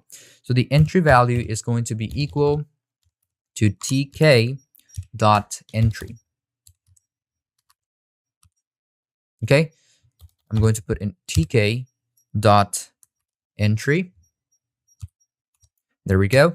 Open up the parentheses and then define the root value. And the last thing that you want to put in is going to be entry dot value. Now the value is going to be dot pack. Now after that, you're also going to have the same thing. I'm going to type in patty equal to 5. That is exactly how you want to put in these values. Now, as we have customized our drop-down boxes from where we're basically going to select or customize our values and select the units and also put in a specific unit to convert it from and also convert it to. So what we want to do at the next section is we have to create a button for performing the conversion, such as the submission button, okay? So in the same way, I'm going to create another section. I'm going to type in button to perform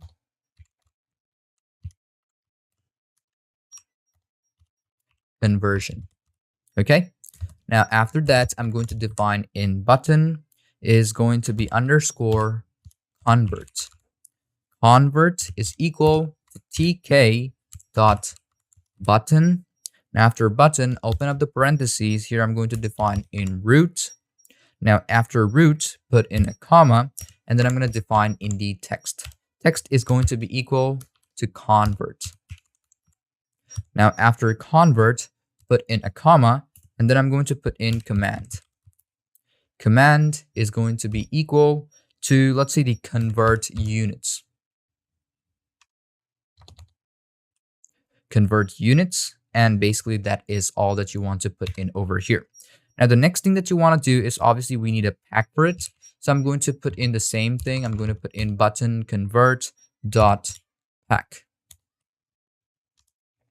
Pack, open parentheses, I'm going to put in the patty value is going to be equal to, in this case, not 20. I don't want that big, so I just going to keep it like 10, or 11 is also perfect. Now, the next section that I want to create is going to be another label, which is going to display our exact results. So here, I'm going to put in label to display result. Okay, now here I'm going to put in the label underscore result. Result is equal to tk dot label. Now after label, open up the parentheses, define the root value, put in a comma. We want the exact text as a result, so we're going to define the result over here. After the result, I'm going to define, let's say I'm going to put in a colon over here, and then after that, I'm going to put in a comma, and we're going to need a specific font to define our answer. So font is going to be equal to, open parentheses, double quotation. Here I'm going to define Arial in this case, and after Arial, you have to define the font size. So the font size that I want to use is 15 in this case. Okay, let's just hold 15 just for now. And obviously there's going to be 2 parentheses to close off that tag. And here I'm going to define the label result pack. So I'm going to define the label result dot pack. Open parentheses, and we're going to define our patty value is going to be equal to 22 in this case, whereas we're using 11 at the beginning. Okay. Now, if you want to run the application, you obviously have to debug it. So I'm going to create another section. In this section, I'm going to do is run the application. So run the app. Now here, I'm going to put in root dot main loop. That is basically it. Open and close off the parentheses, and basically we are just good to go. Now we can just try running the application. Just press on over here, and you can see we have our application running perfectly. Now, even though this is running perfectly, we still do not know if it is going to show me out that if it is working. So we're going to select the categories. The categories is already selected, but I'm going to select a category for length. Now I'm going to convert from kilometer, and I want to convert the kilometer into meters. Okay, so the kilometers, I'm going to say 2 kilometer. If I convert it, you can see it's going to show me 2,000 meters, which is exactly correct. Now, in the same way, I'm going to convert from, let's say, in this case, I'm going to select from inches, okay? And I'm going to convert it into kilometers, or instead of that, I'm going to convert from meters to kilometers. So in this case, I'm going to define, let's say the meter should be 5,000, okay? If I convert it, it's going to show me 5 kilometers. In the same way, if I use inches and if I put 500, you can see 0.13 kilometer. And if I put in, let's say, a lot of these values, and there we go, that is the exact value. So this inch is going to be equal to 5, 9, and so on. Okay, it's like a really long number. And if I want to put in, let's say, feet, let's say I'm going to use meters. So let's say I'm going to put in as I am 5.9. So I'm going to put in, and it's going to be 1.80 meter. If I put in 6 over here and convert it, you can see 8.3. So if one person is 6 inches and, or let's say 6 feet, 5 inches, it's going to be 1.98 meters. So that is basically how it's going to work, okay? So as you can see from my screen, this is how you'll be able to create a unit converter application just by using Python. And it's also quite simple. Just what you have to keep in mind is that you have to make sure to put in the exact values and how you are customizing your application. Now, if I just increase the size, you can see this looks quite small, but obviously you can like increase the size if you want to. In this case, if I want to change out the value, label category is going to be equal to 10 over here. If I put in 10 over here, let's just change all of these into 10. Now let's check it out if it is working better. 10 over here, 10 over here. In the same way, I'm going to put in 10, 10 over here. Do the same thing on this one, 10, 10. If I rerun the application, you can see this is how it will look like. You can see it just increased the size just a bit more, okay? So that is basically how you will be able to create a unit converter application using Python. And if you still have any confusion or any question about any part of these lessons, feel free to ask me anytime. I'm always there to help you out. And if you want to create more sections for converting your values, now in this case, if I put in length and if I'm using width, you have to define the width of each and every one of these values. Because if I type in comma, double quotation, and then type in width over here, then obviously it's not going to work in like all of these cases, okay? Because it's not like, you know, conditionals are not actually finding out that if there is a specific width to it. But we can obviously try it out. Let's say in this case, if I run this application, if I click on length, you can see we also have width. But the main thing is that if I click on meters, or let's say I'm going to select on meters, and I want to convert it to meters over here. If I click on convert, you can see it. We have to enter a valid number. So that means it doesn't meet up to any of the conditionals or any of the extra extensions that we applied right now. Okay, so you basically have to customize the whole thing back again, and that is basically how you are going to work. Okay, so thank you again for watching this video, and without any further ado, let's move on to our next class of application development using Python. Welcome to another lesson of application development using Python. In this class, I'm going to be showing you how you'll be able to create a very basic, classic, entertaining, and interactive game using Python. It's also going to use specific libraries, and it's going to use a third-party library of Python, which is Pygame.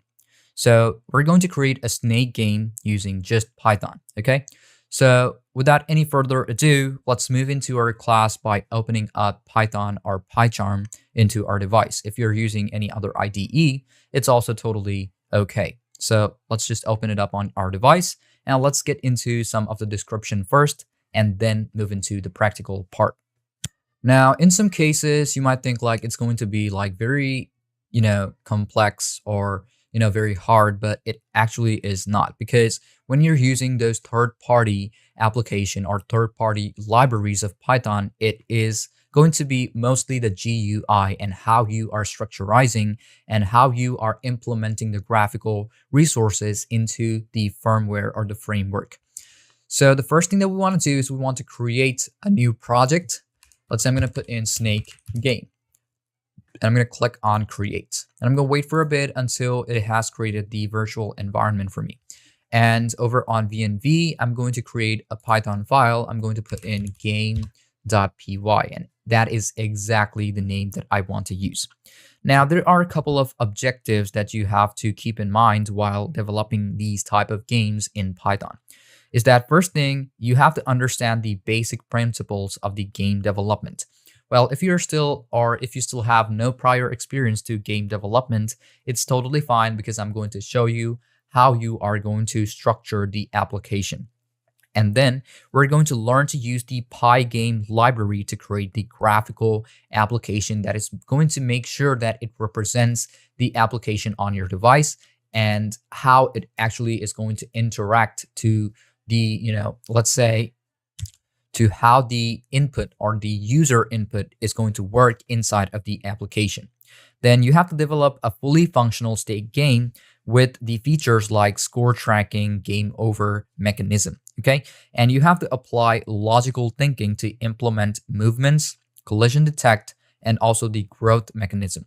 Well, obviously the snake is going to eat up specific scores or specific food, and it's going to keep on growing, and obviously how you're going to make sure that it is working properly. Now, I'm going to apply a lesson plan to this is about the introduction to the game development, like what is game development, the overview of the snake game and its mechanism, and the brief introduction to Pygame and why it is good library for the 2D games. So Pygame is very popular, as you can see. And as you can see that I'm also using it to show you how you'll be able to create the game. Then about how you're going to set up the environment by setting or installing Python and Pygame onto your device. Then you have to create a project folder just like I did over here. And then you have to create the game window. So initializing a game in Python is very simple. You just basically have to initialize Pygame and set up the game windows like adding title, setting the background color, and so on.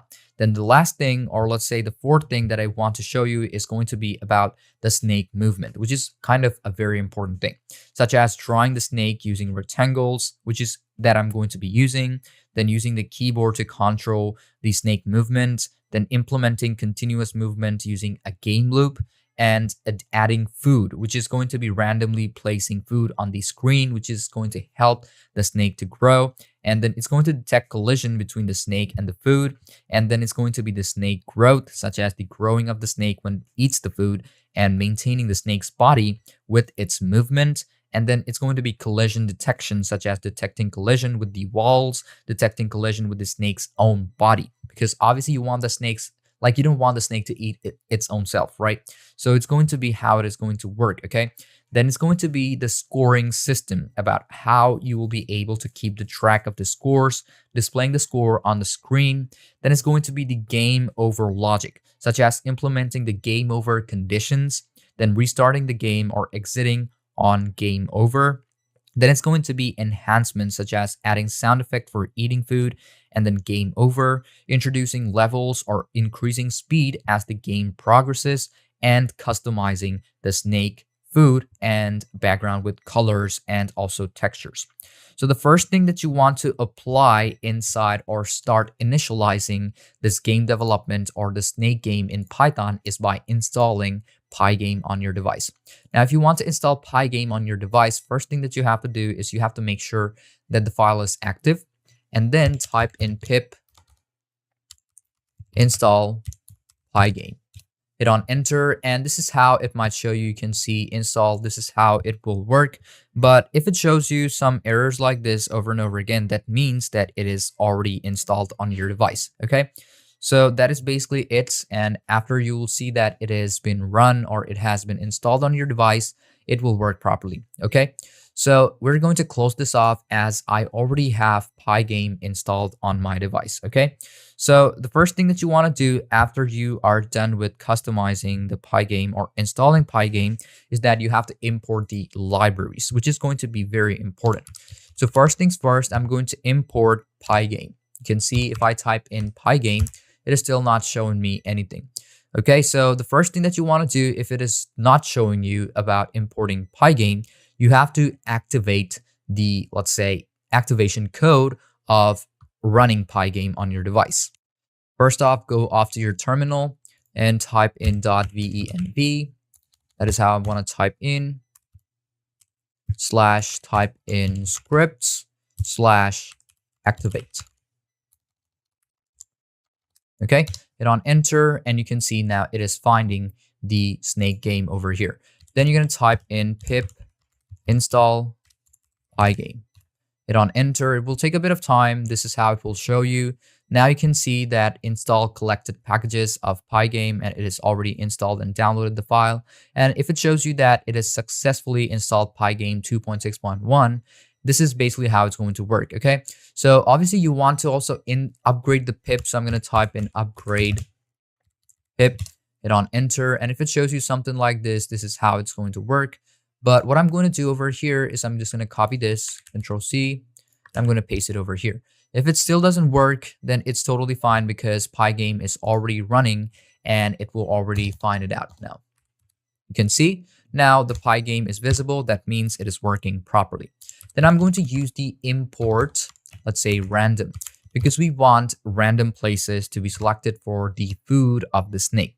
And then I'm going to import time, because we're going to be using the date and time function to actually collect the data of when you are playing it and how you are playing it with time.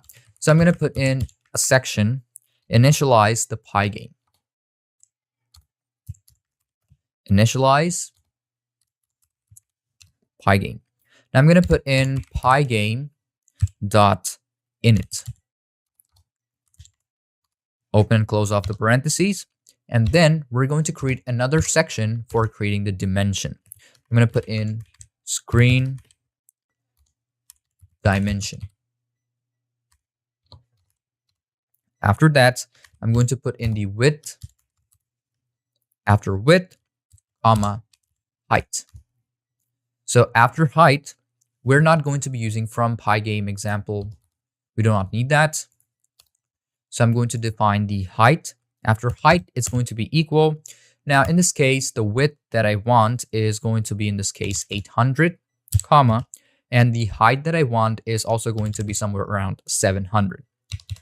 And I'm going to create another section for the specific colors that I want to use to define my function. So here I'm going to put in white is going to be equal to open parentheses, let's say 255, comma, define 255, comma, and 255 again to define the white color of the structure, okay?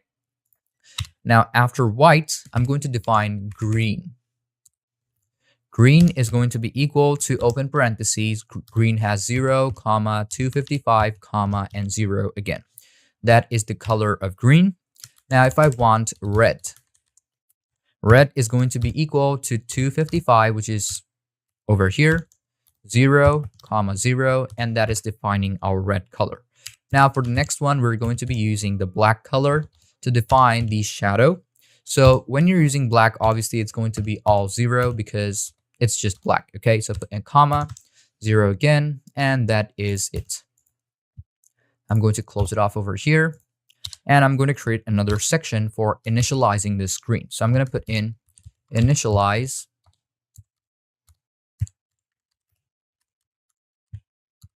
okay. Now after that, I'm going to define the screen first because we want to work it as a screen. And the screen that I want is obviously going to run with Pygame.displaySet. Display, then underscore or dot set. And after set, you want to set the mode. Inside of the mode, you have to define the width and the height. Width, comma, height. Go off to the next line. And then I'm going to put in Pygame.displaySet, display.setMode. And instead of using set mode, I'm going to put in set caption. So in this caption, let's say the title of the game is going to be Snake Game. Snake Game. Okay. Now after that, I'm going to create another section and I'm going to create a game variable.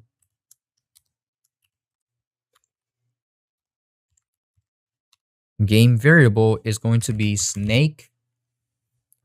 That is how it should show me. Snake is going to be equal, or let's say we're going to define the snake position. So I'm going to do is put in snake pause is going to be equal to secondary brackets. Close this off. And here, I'm going to define the position first. So in this case, I'm going to put in 100 and I'm going to put in 50 over here so that I can run. Now you're going to define the snake body. So I'm going to put in snake, type in body, and body is going to go inside of the secondary bracket. Here I'm going to put in 100, 50 because that is the position. Now, after the position is done, after the secondary bracket, inside of the secondary bracket, define secondary bracket again. Here I'm going to put in, let's say 90, 50, comma, then I'm going to define, let's say 80, 50, 80, 50. And that is it. Now I'm going to define the food position of where it is going to get the food. So food pause is going to be equal to secondary bracket. And obviously we want the food to be in random places. You don't want it in a specific place like every time of the game. So I'm going to put in random.randRange. There we go.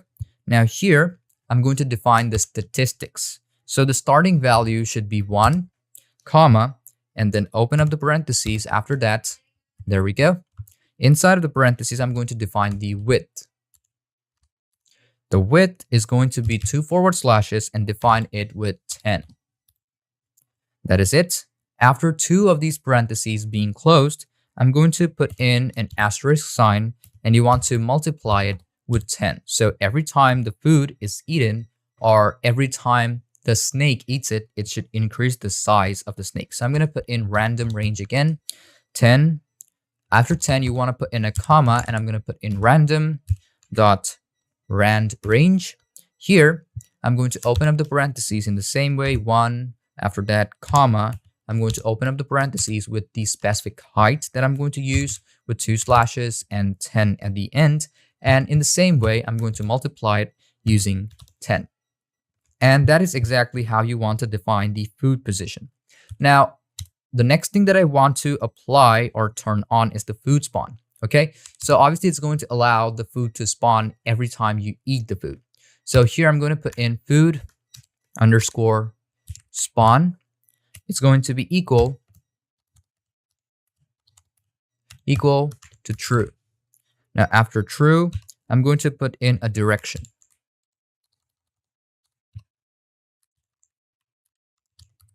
Direction is going to be equal to double quotation. I'm going to type in right. Now it's going to change the direction of the food. So in the same way, you're going to change it to change underscore to is going to be equal to the direction that you are using. So after the food has been eaten, it's going to like direct itself to another position. And you want to put in a default score of the game, which is going to be 0. So score equals to 0, and that is how you want to keep it. Now, after that, you want to create another section because you want the game to be looped over and over again, right? You don't want it to end like anytime soon unless you collide or unless you do not meet up to the conditionals. So in the same way, I'm going to create a section for creating the main game loop. Main game loop. Here, I'm going to start off with the while loop, okay? So while true. While true, colon, and then I'm going to go after the next line, and here I'm going to create another section, which is going to handle the events. So I'm going to type in handle events. After that, I'm going to put in for event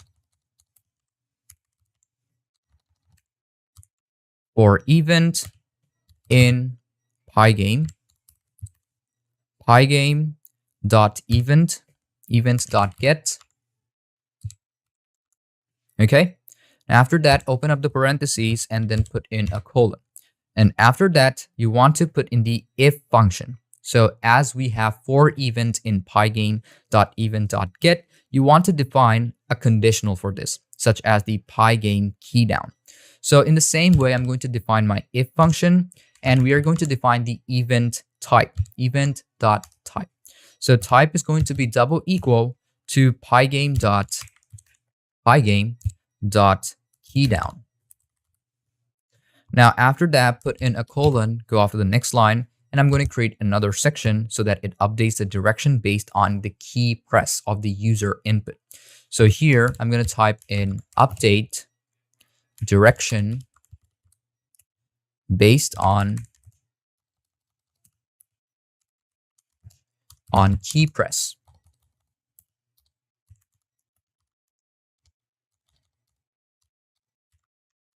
Okay. Now here, I'm going to start off with the condition of if the event key. Okay. So that is how you want to type in event. You have to type in dot key because you are going to be typing in the user, like the user input. If the event key is double equal to Pygame dot k underscore, let's say if you're pressing the up key and direction, the direction after that, put in an exclamatory sign. It's going to be equal to double quotation, let's say down in this case. If it is down, it should show me off a change to up. So I'm going to type in change to is going to be equal to double quotation up. That is how it's going to work. Now I'm going to define the elif function. So elif, in the same way, we need the event key, Control C. I'm going to paste it over here. In the same way, elif event key equal to Pygame dot k. Instead of up, I'm going to put in down. And the direction that you are selecting is going to be up.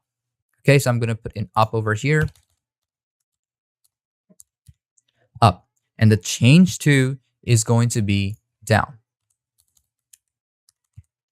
In the same way, instead of using like else, we're going to be using the same elif function over and over again.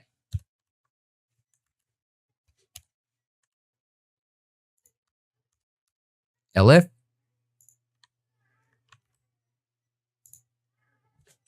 I'm going to put this over here. In the same way, I'm going to paste it right over here for each and every one of those keys. So we have down, up, and down again. Now the elif even key is going to be left and right. So here, if I put in left, this is also going to be left. But the direction which you want to enter up is going to be right. In the same way, if I'm using right over here, it should also show me right as the change to. But over here, it should show me left. Okay? And that is basically how you are going to handle it. Okay? So after that, we're going to update the directions. So it's going to be in the same indentation level as the for. So here I'm going to create a section. Here I'm going to update the snake direction, okay? Update snake direction. Here, what I'm going to do is I'm going to define with the if function. So if the change to is double equal to, let's say I'm going to use single quotation over here. If the direction is up, as you can see over here, it should also, the direction of this button should change to up. Okay, that is exactly how you want to define it. If you want to define it, just put in a colon over here, and then you're good to go. In the same way, you want to use the elif, okay, elif function. So the elif change underscore to double equal, we're going to define all of those over here. Double quotation or double equal.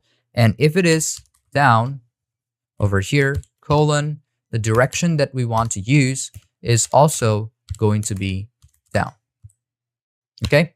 In the same way, I'm going to do the same thing for left and right.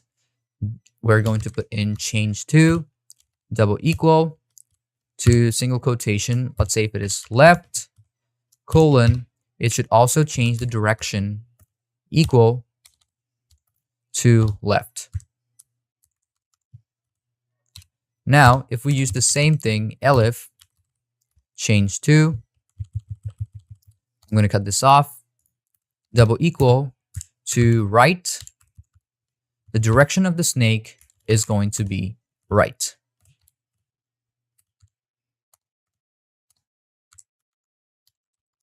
Okay, so that is exactly how you want to define the directions. Now, as we are done updating the snake direction, we have to create another section for the snake direction, or let's say the snake position. Okay, so here I'm going to put in update snake position. So obviously you don't want this like the snake to be appearing up in the same direction over and over again. So we're going to put up another conditional over here. If let's say the direction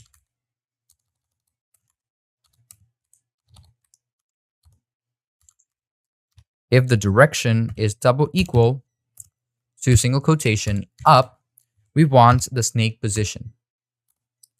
Snake position, single quotation over here, or let's say secondary brackets, it should be 1. And after 1, you have to define it with, let's say, a minus or equal to 10. Minus equal to 10 in this case. Now we're going to define a more conditional. So we're going to be using elif. So elif direction over here is double equal to single quotation. I'm going to put in down. After that, make sure to obviously put in a colon because you are going to be defining each and every one of these conditionals. So the snake position that I want, snake position, single quotation over here, define in 1 over here, and it's going to be plus or equal to, let's say, 10, okay? Because we want 10 as the answer. So exactly this is what you want to put in. I'm going to close off one of these over here. I'm going to put in another elif function. Elif, let's say the direction is double equal to, let's say in this case, we are using left, right? So after left, we want the snake pause of this single quotation or single secondary bracket, and we want to define it as 0 because on the left, we don't want it to be 0. Because if the snake is moving on the right, you do not want the snake to directly move left, okay? So you have to keep it 0. In the same way, when you are using, let's say if the snake is moving up, so if you want to directly move down, it will not work, okay? So you have to make sure that you go left and right and then go up and down. In the same way, if it is already going right, you cannot move it directly left. You have to move up and down and then left. So that is exactly how it is going to work. So snake pause is going to be 0 and then minus or equal to 10. 10, okay? Now, in the same way, I'm going to put in elif. Direction is going to be double equal to single quotation. And here, it's going to change to, I'm going to put in right. Put in a colon over here. We want the snake pause, singular bracket, secondary bracket over here. 0 is going to be plus or equal to 10 over here. I'm going to close off this extra space, and that is how it will look like, okay? So we are also done defining the snake position, okay? So as we're done defining the snake position, we have to create like 3 or 4 more sections, such as defining the snake body growth logic. So that is how you get into more of the logic of, let's say developing a game. So I'm going to create another section. Here I'm going to put in snake body growth. Okay, so snake body growth logic. Now, after the snake body growth logic, I'm going to define a body insert. So I'm going to type in snake the body dot insert. Okay, so I'm going to put in my insert value. Let's say I'm going to start off with 0 in this case. And if I am putting up or moving up the listed format, it should show me the snake position. Okay, so that is exactly how you want it to be.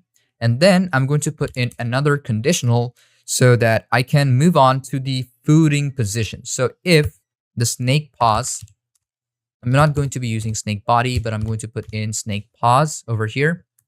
Let's just move in with the class. Snake pause is going to be double equal to the fooding position. So food position, colon, define it like that. And then inside the if, you have to maintain the scoring value. So here, I'm going to put in the score. So the score is going to be plus or equal to 1 if you do not eat any food in the game.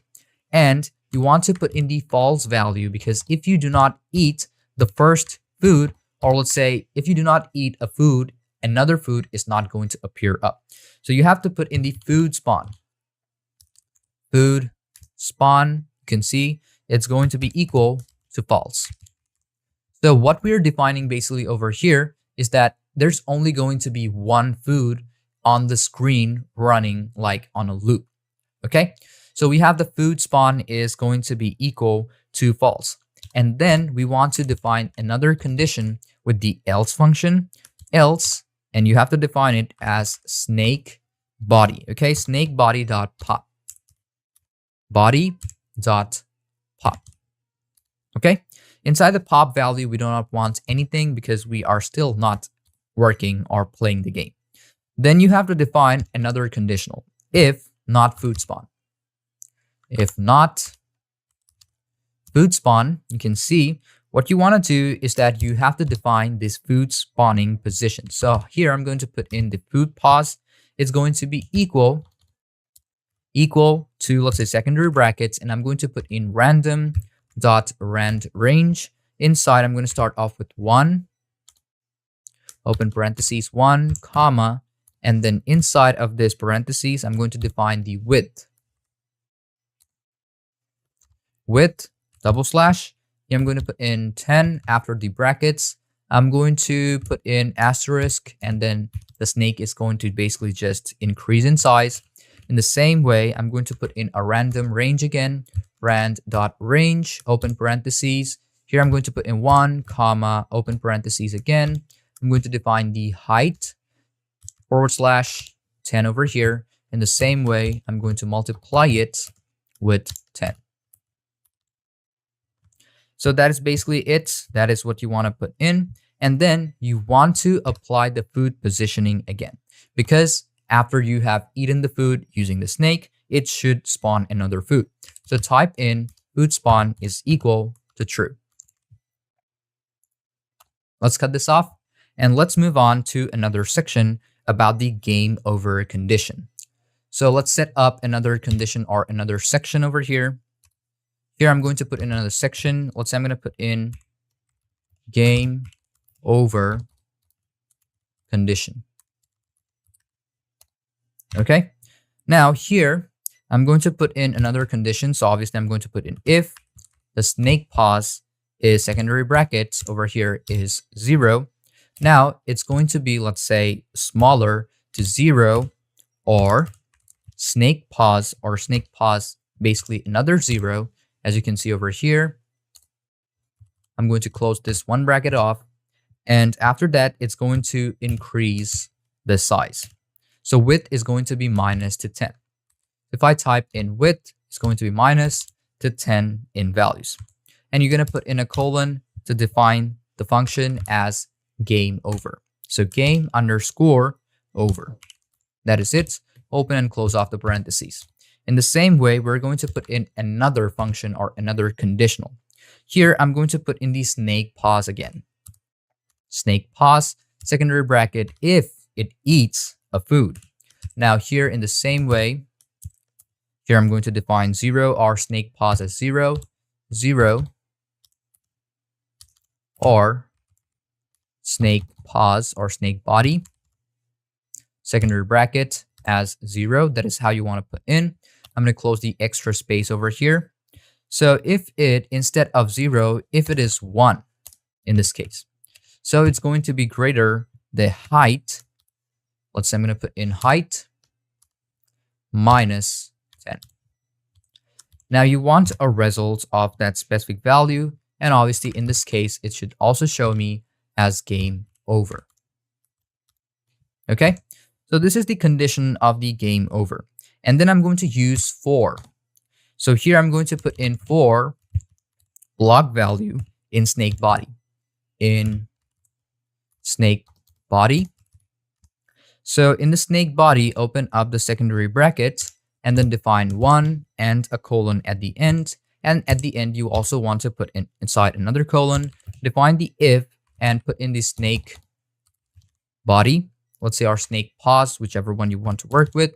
And the snake position should be in blocks. Okay, so type in block over here with a colon, and then you have to define the game over. Okay, that is basically it, and we're almost kind of at the end. Now, in the same indentation level of the 4, you need an update screen. So it's going to keep the track of your score and how you are playing it. So here I'm going to put in update screen. Okay, so we have the update screen. So first off, the screen should be filled with black. Okay, screen dot fill. So the fill should be black in color. You can see this is how it works. So for position, okay, so for position in snake body,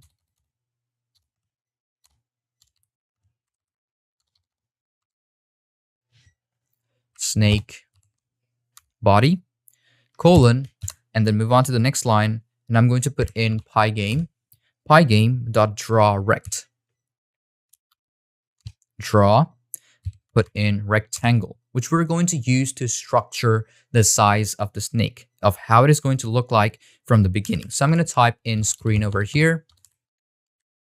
Screen, comma. It's going to, let's put in the color green for the snake in this case. So the snake is basically green now. So I'm going to put in Pygame, and then you have to define the rectangle position of the snake. So type in Pygame.rect. Okay, so inside the parentheses, we're going to put in 0 in this case. But first off, you have to define the position. So the position, you're going to define it as 0. And after the position, you have to define more positions of the snake. So first things first is done. And after that, I'm going to put in pause again. Here, I'm going to put in 1 in this case, put in another comma, and then I'm going to define another position of the snake over here. And then secondary brackets. And after that, we're going to define as 1. Now, after this, it is done, I'm going to put in, let's say 10, comma, 10 every time it eats a food. So here I'm going to put in another 10. In the same way, if we move on to the next line, we have to define the Pygame draw rect, such as the screen and the food. So I'm going to put in Pygame dot draw dot rect. Inside this, I'm going to define the screen first. Inside the screen, put in a comma, and let's say the food should be red in color, comma. In the same way, I'm going to put in Pygame dot rect. Inside this rect, the same way, you have to define the food position. So the food position, food underscore pause, is going to be inside of, let's say, 0 as the default value. Put in a comma, and then we have to define the food position again, food underscore pause. Inside the secondary bracket, I'm going to put in another 1 over here, and after this bracket, I'm going to define it 10, comma, 10 every time it eats up, or every time a food has been eaten.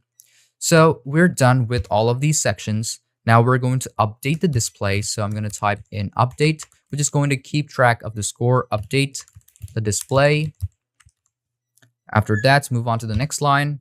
I'm going to put in Pygame dot display dot update. So it's going to update every time you eat a food. And I'm going to create the last section to basically control the game speed. Control game speed. Okay, so I'm going to put in Pygame dot time dot clock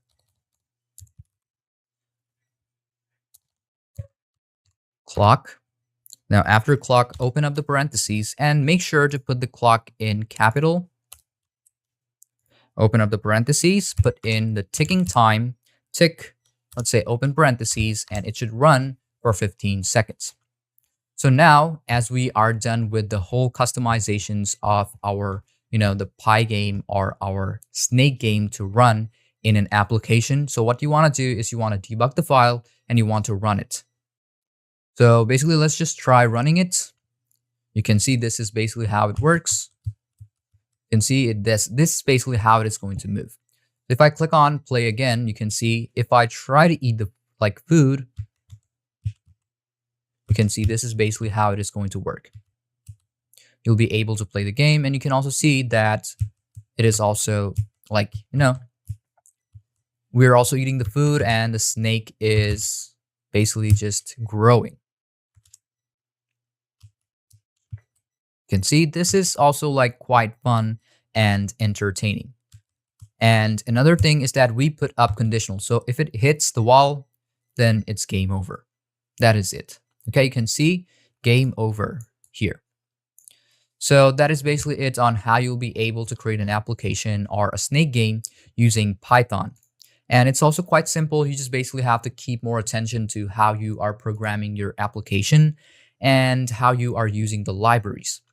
So thank you for watching this game, and thank you for watching this video up till the very end. And if you still have any confusion or any question about any part of these lessons, feel free to ask me anytime. I'm always there to help you out. So without any further ado, let's move on to our next class of application development using Python.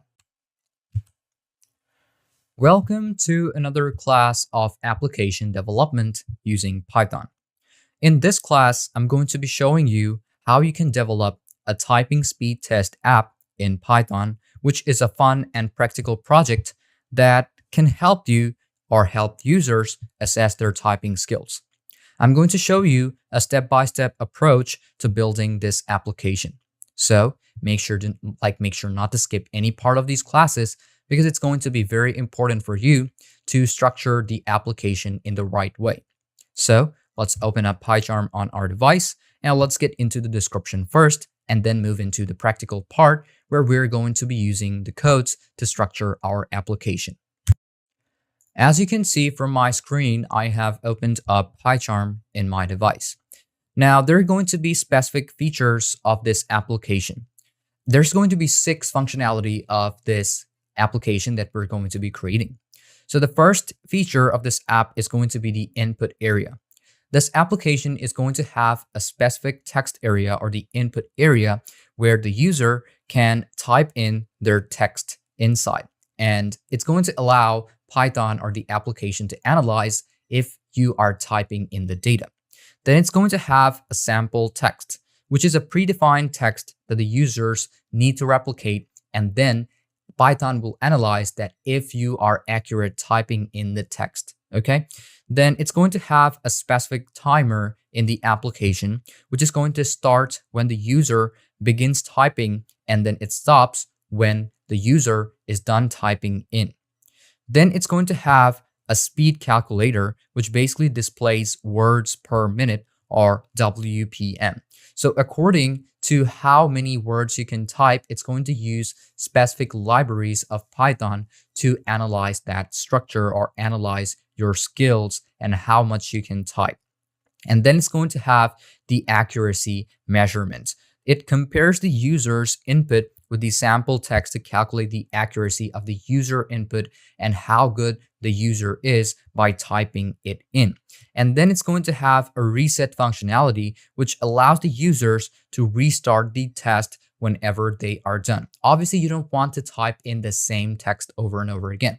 Obviously, if you type in the same text over and over again, you will be getting better every time. So obviously, you're not going to type in the same text over and over again everywhere. So it's going to have 3 to 4 types of different text, which is going to appear up inside of the application, and the user is going to basically replicate it and just submit it so that Python or the application can analyze how good you are with your typing skills. Now, there's going to be specific libraries required for this class too. So first off, let's create a new project. So the name of the project that I'm going to create is going to be, let's say, typing speed test.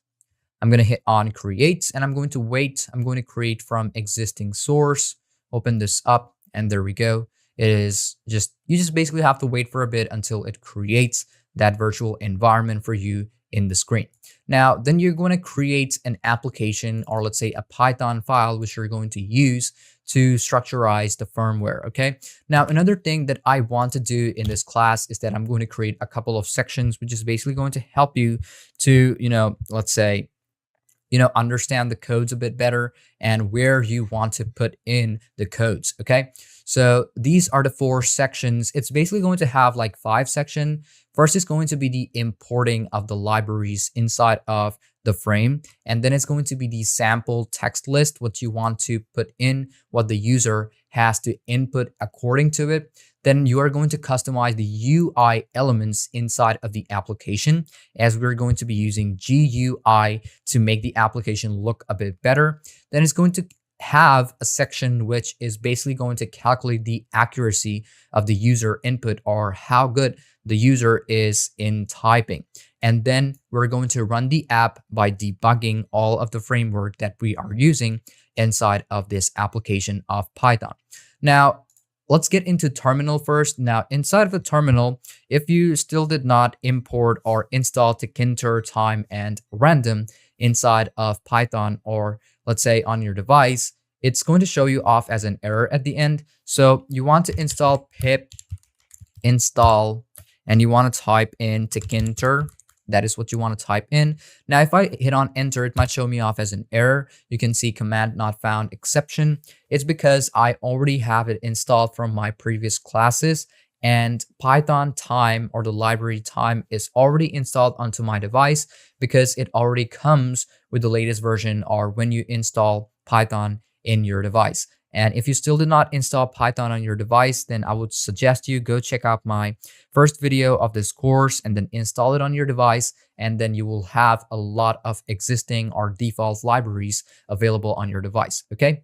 So as we're done with installing, our libraries, now the next thing that I want to do over here is I'm going to import my library. So you want to type in import and then type in Tkinter. Now, if this Tkinter is not suggested, I'm going to type in Tkinter, and you can see over here we have Tkinter installed on my device. And if it is installed, it's going to show you off a recommendation what you want to use. So I would suggest you install it on your device and then start working. Then I'm going to import Tkinter as TK, and then I'm going to get from time import time. Okay, and then I'm going to import random because I want random text to appear up in random times. Obviously, I don't want to use the same text over and over again. Here, I'm going to create my text section. So I'm going to type in text equal to secondary bracket, double quotation. Let's say the quick brown fox jumps over the lazy dog.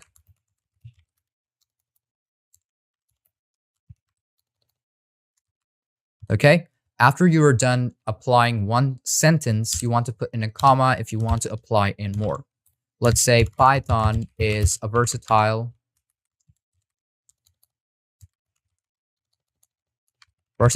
and powerful programming language. Okay. Put in a comma at the end. And the last one that I'm going to put in is going to be typing speed tests are a fun way to, let's say, improve your skills. There we go. And on the last one, you don't want to put in a comma because basically we are done with it. Now, after this, you want to create specific classes.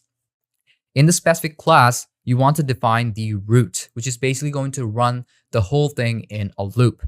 So I'm going to define in class is going to be typing speed test app. Now typing speed test app colon, and then I'm going to define the init. Self, now after self, you want to put in a root value. Colon, and then I want a self root. So I'm going to type in self.root is going to be equal to the root value. I'm going to put in self dot, let's say, root title. There we go. Now the title is going to be typing speed test. Now after that, I'm going to put in a self dot sample text. Now here it's going to be equal to random dot choice open parentheses. Here I'm going to define this variable, which is basically going to run inside of this random, or it's going to use the random library, and it's going to select any one of these texts over here. Okay, so the last thing that you want to do is you want a self dot start underscore timer. The time is going to be equal to none. Is because it's going to depend on when the user is going to start defining or start customizing their text. Okay, now here I'm going to create four or five different sections. One is going to be the label, then we're going to customize the text, then we're going to customize the entry, then we're going to customize the result, and at the end we're going to have a specific button which is basically going to help you to use another text to replicate. Okay, so self dot label is going to be equal to tk dot label. After that, open up parentheses, define in root, comma, text is going to be equal, double quotation. I'm going to type the text below, colon, and after this quotation, you want to put in a comma. And here I'm going to define what type of font do I want to be visible over there. Double quotation, let's just use Arial. After this quotation, I'm going to put in a comma. Or let's say I'm going to put in a specific number. In this case, I'm going to be using 15. In the same way, I'm going to put in self.label underscore, or let's say self.label.pack, which is going to have our padding. So pack, open up parentheses, patty equal 10 in this case. In the same way, I'm going to create more of these. Self.text underscore label is going to be equal to tk dot label, open parentheses, root value. Now after root, comma, we have the text. Now the text is going to be equal to self text sample, self.text sample over here, text, or let's say I'm going to put in self sample text instead. So I'm going to put in self sample text. Now after that, put in a comma. And after that, you're going to put in a font is going to be equal to double quotation, open parentheses. In the same way, I'm going to use Arial, comma, and then define in, let's say, the size. In this case, I'm going to be using in 13. And after this parentheses, you want to define a wrap text or wrap length. So it's going to define how many text you can actually apply inside of the text area. Okay, so inside the text area, I'm going to also have a padding value. So I'm going to put in self.textlabel.pack, open parentheses, and define in patty equals to 10. Okay, that is exactly it. Now I'm going to have the entry value. So for the entry value, I'm going to put in self.entry is going to be equal to tk.entry, open parentheses, define in root, comma, then I'm going to just define in the font because it is going to be the entry area. So here I'm going to open up the parentheses, double quotation, Arial. After that, you want to put in a comma. Here I'm going to put in 13 over here as the case. Let's just use 13 over here. Now, after this 13, you want to go off after the parentheses and put in a width. So the width of this specific text is going to be 50. You don't want to put in a bit higher, but you want it something like 50, 60, 70, whichever one you want to work with. Then I'm going to have a padding value in the same way. Self.entry, entry.pack. Pack, open parentheses, define in the patty value, and we want 10. Now, basically, we are not done. We're also going to bind it up. We're going to bind it up because it is the text area or the open text area, which is basically going to have the timer, or you want Python to analyze how good you are at typing. So here, I'm going to put in self.entry.bind. Okay. In the same way, you're going to create another section, self.entry.bind. Okay. So we're going to be using specific tags over here. So here, I want to put in focus in. Now, why do I want to put in focus in? It should focus in that specific part so that it can analyze how good you are, and you want the self timer to start over here. So here I'm going to put in self dot start time. That is what you want to put in over here. And in the same way, for here, I'm going to put in, let's say, the return value. So open up the tag. I want a return. There we go. Put in a comma. I'm going to put in self dot check underscore result. Okay, that is exactly what you want to type in over here. Now we're going to create the label of it, okay, which is basically going to be the result label. So I'm going to put in self dot result underscore label. Okay, it's going to be equal to tk dot label. There we go. Open parentheses, define in the root value. Then, as it is our result, we don't want the result, right? So I'm going to put in text equal to double quotation and keep it empty. After that, you want to define the font over here in the same way. So the font that you want, obviously, it's Arial, because you don't want the same, or let's say a different text in different pages. So here I'm going to put in 14 in this case.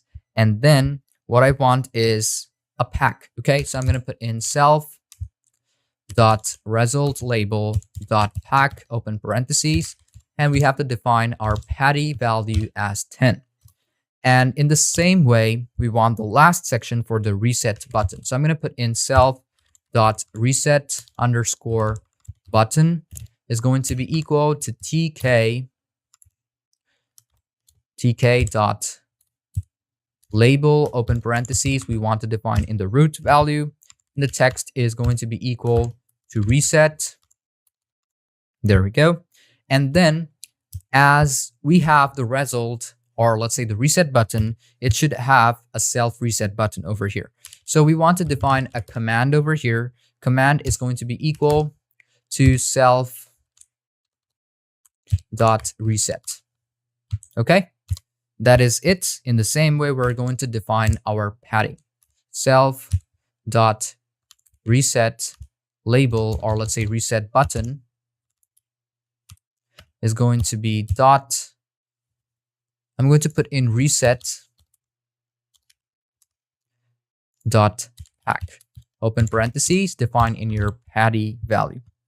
So we're done basically defining our sections of, let's say the elements. And all of those are basically going to be inside of the UI section. Okay, so it's basically the UI element. So I'm going to create another section over here. And after the self start time, you can see we have the UI element working over here. Okay, so after the UI is defined, we're basically still not done. And then you want to go on to the indentation level of the definition, because inside of this definition, you want to put in more, let's say, calculations such as the start timer and the check result. Okay, so here I'm going to define def start underscore timer. Open up parentheses, it's going to have self. And as each and every one of these are basically an event, so you want something like an event handler to handle these things. So I'm going to type in event. Okay, so event, go on to the next line. I'm going to type in a conditional self dot start underscore time is going to be none. In this case, it's just none because it did not start yet. And then I'm going to define the start time self dot start timer. Instead of timer, you just want to type in start time, close off the parentheses, equal to the time function, or let's say the time label.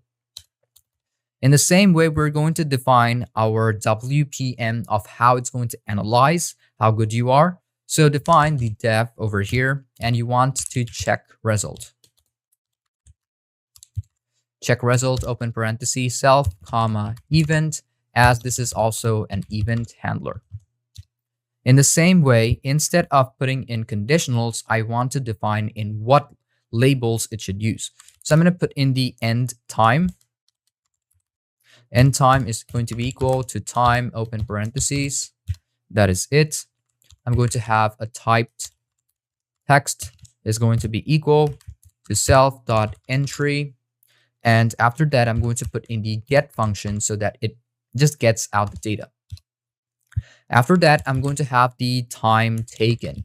So obviously the time taken is going to be minus, or we're going to use a mathematical function over here. So how do you define the time taken? You just divide, or let's say subtract, let's say from, you basically just subtract the starting time from the ending time and you get the exact time result, right? So that is exactly what you want to do. So I'm going to put in end time, end underscore time minus start underscore timer. Okay, so I'm going to put in the self start time. Self, then I'm going to put in self dot start underscore time. Okay, that is exactly what you want to put in over here. Now for the next one, I'm going to have specific words. So the words is going to be equal to len, open parentheses. I'm going to type in typed underscore text dot split. Okay, now after split, you want to open and close off the parentheses because one thing is also defined over here. Now you want to define the WPM, which is going to be words per minute. And in each minute, we have 60 seconds. So you want to put in words slash, I'm going to put in open parentheses, I'm going to put in time underscore taken. Now divide it by 60. That is exactly how you want to put in. Now, as we are done defining my UI elements, now I want Python, or the application, to calculate my accuracy. So here in the calculate your accuracy, you want correct chars. Correct underscore chars, which is going to be the correct characters. So obviously the accuracy is going to depend on how good you are defining with, let's say, like the exact replication of the text that is going to appear on the screen.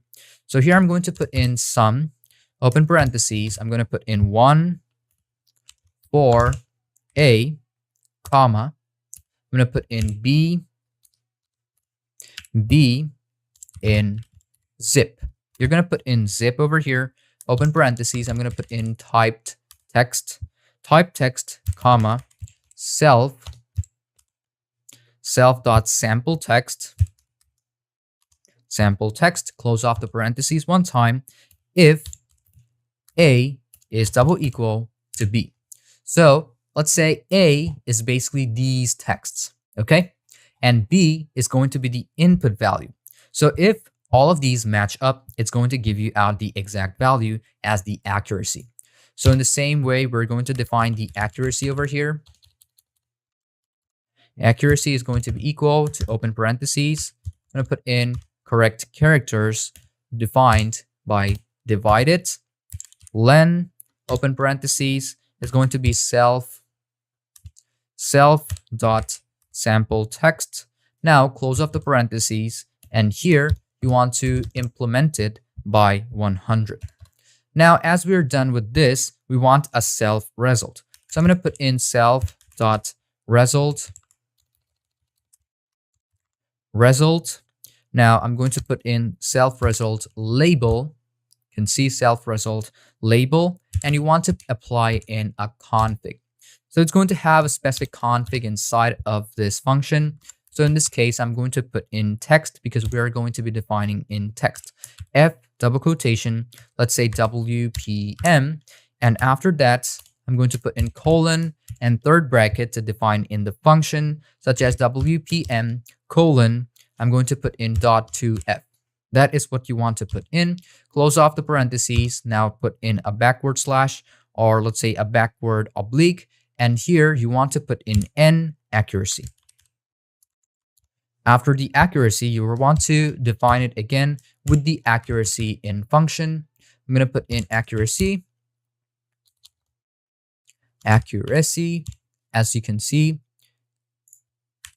accuracy over here. Make sure that all of them are basically the same. You can see we have accuracy again. And after that, define in the same way, you're going to put in 2.2f. That is exactly how you want to define your functions. Now, after f, you want to close off the third bracket. And after the third bracket, you want to put in a percentage, backward slash again, and end time. Okay, so in the same way, you're going to define the time over here with a colon, and here you want to apply the time taken. So I'm going to put in time underscore taken, and in the same way, I'm going to put in colon dot 2f. So that is basically it, and at the end, you want to put in an s. Okay, so basically we are done defining most of our functions basically. So we're going to go off defining the last section, which is going to define our reset button, which is going to also work as, let's say, on the self. Okay, so I'm going to put in reset over here, open parentheses. We're going to have the self function, but we do not want the root because we don't want these same things to be looped up again. Instead, I want an open and clean section. So I'm going to put in self dot sample text. It's going to be equal to random dot choice. Now open parentheses and define texts. In the same way, I'm going to put in the self text label config, self dot text label dot config. Inside of the config, open up parentheses, define in your text is equal to self dot sample text. Okay, that is exactly what you want to put in. In the same way, we want to have an entry value. So self dot entry dot delete.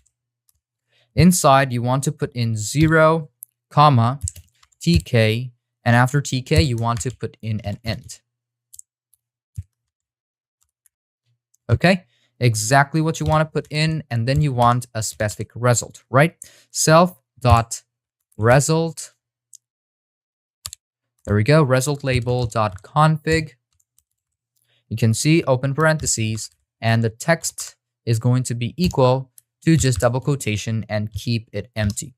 In the same way, we're going to have the start time, self dot start time is going to be equal to none. So we're done defining every one of these sections, and we have done customizing and defining our calculation of accuracy. Now, the last thing that we want to do is we want to debug the application by running it.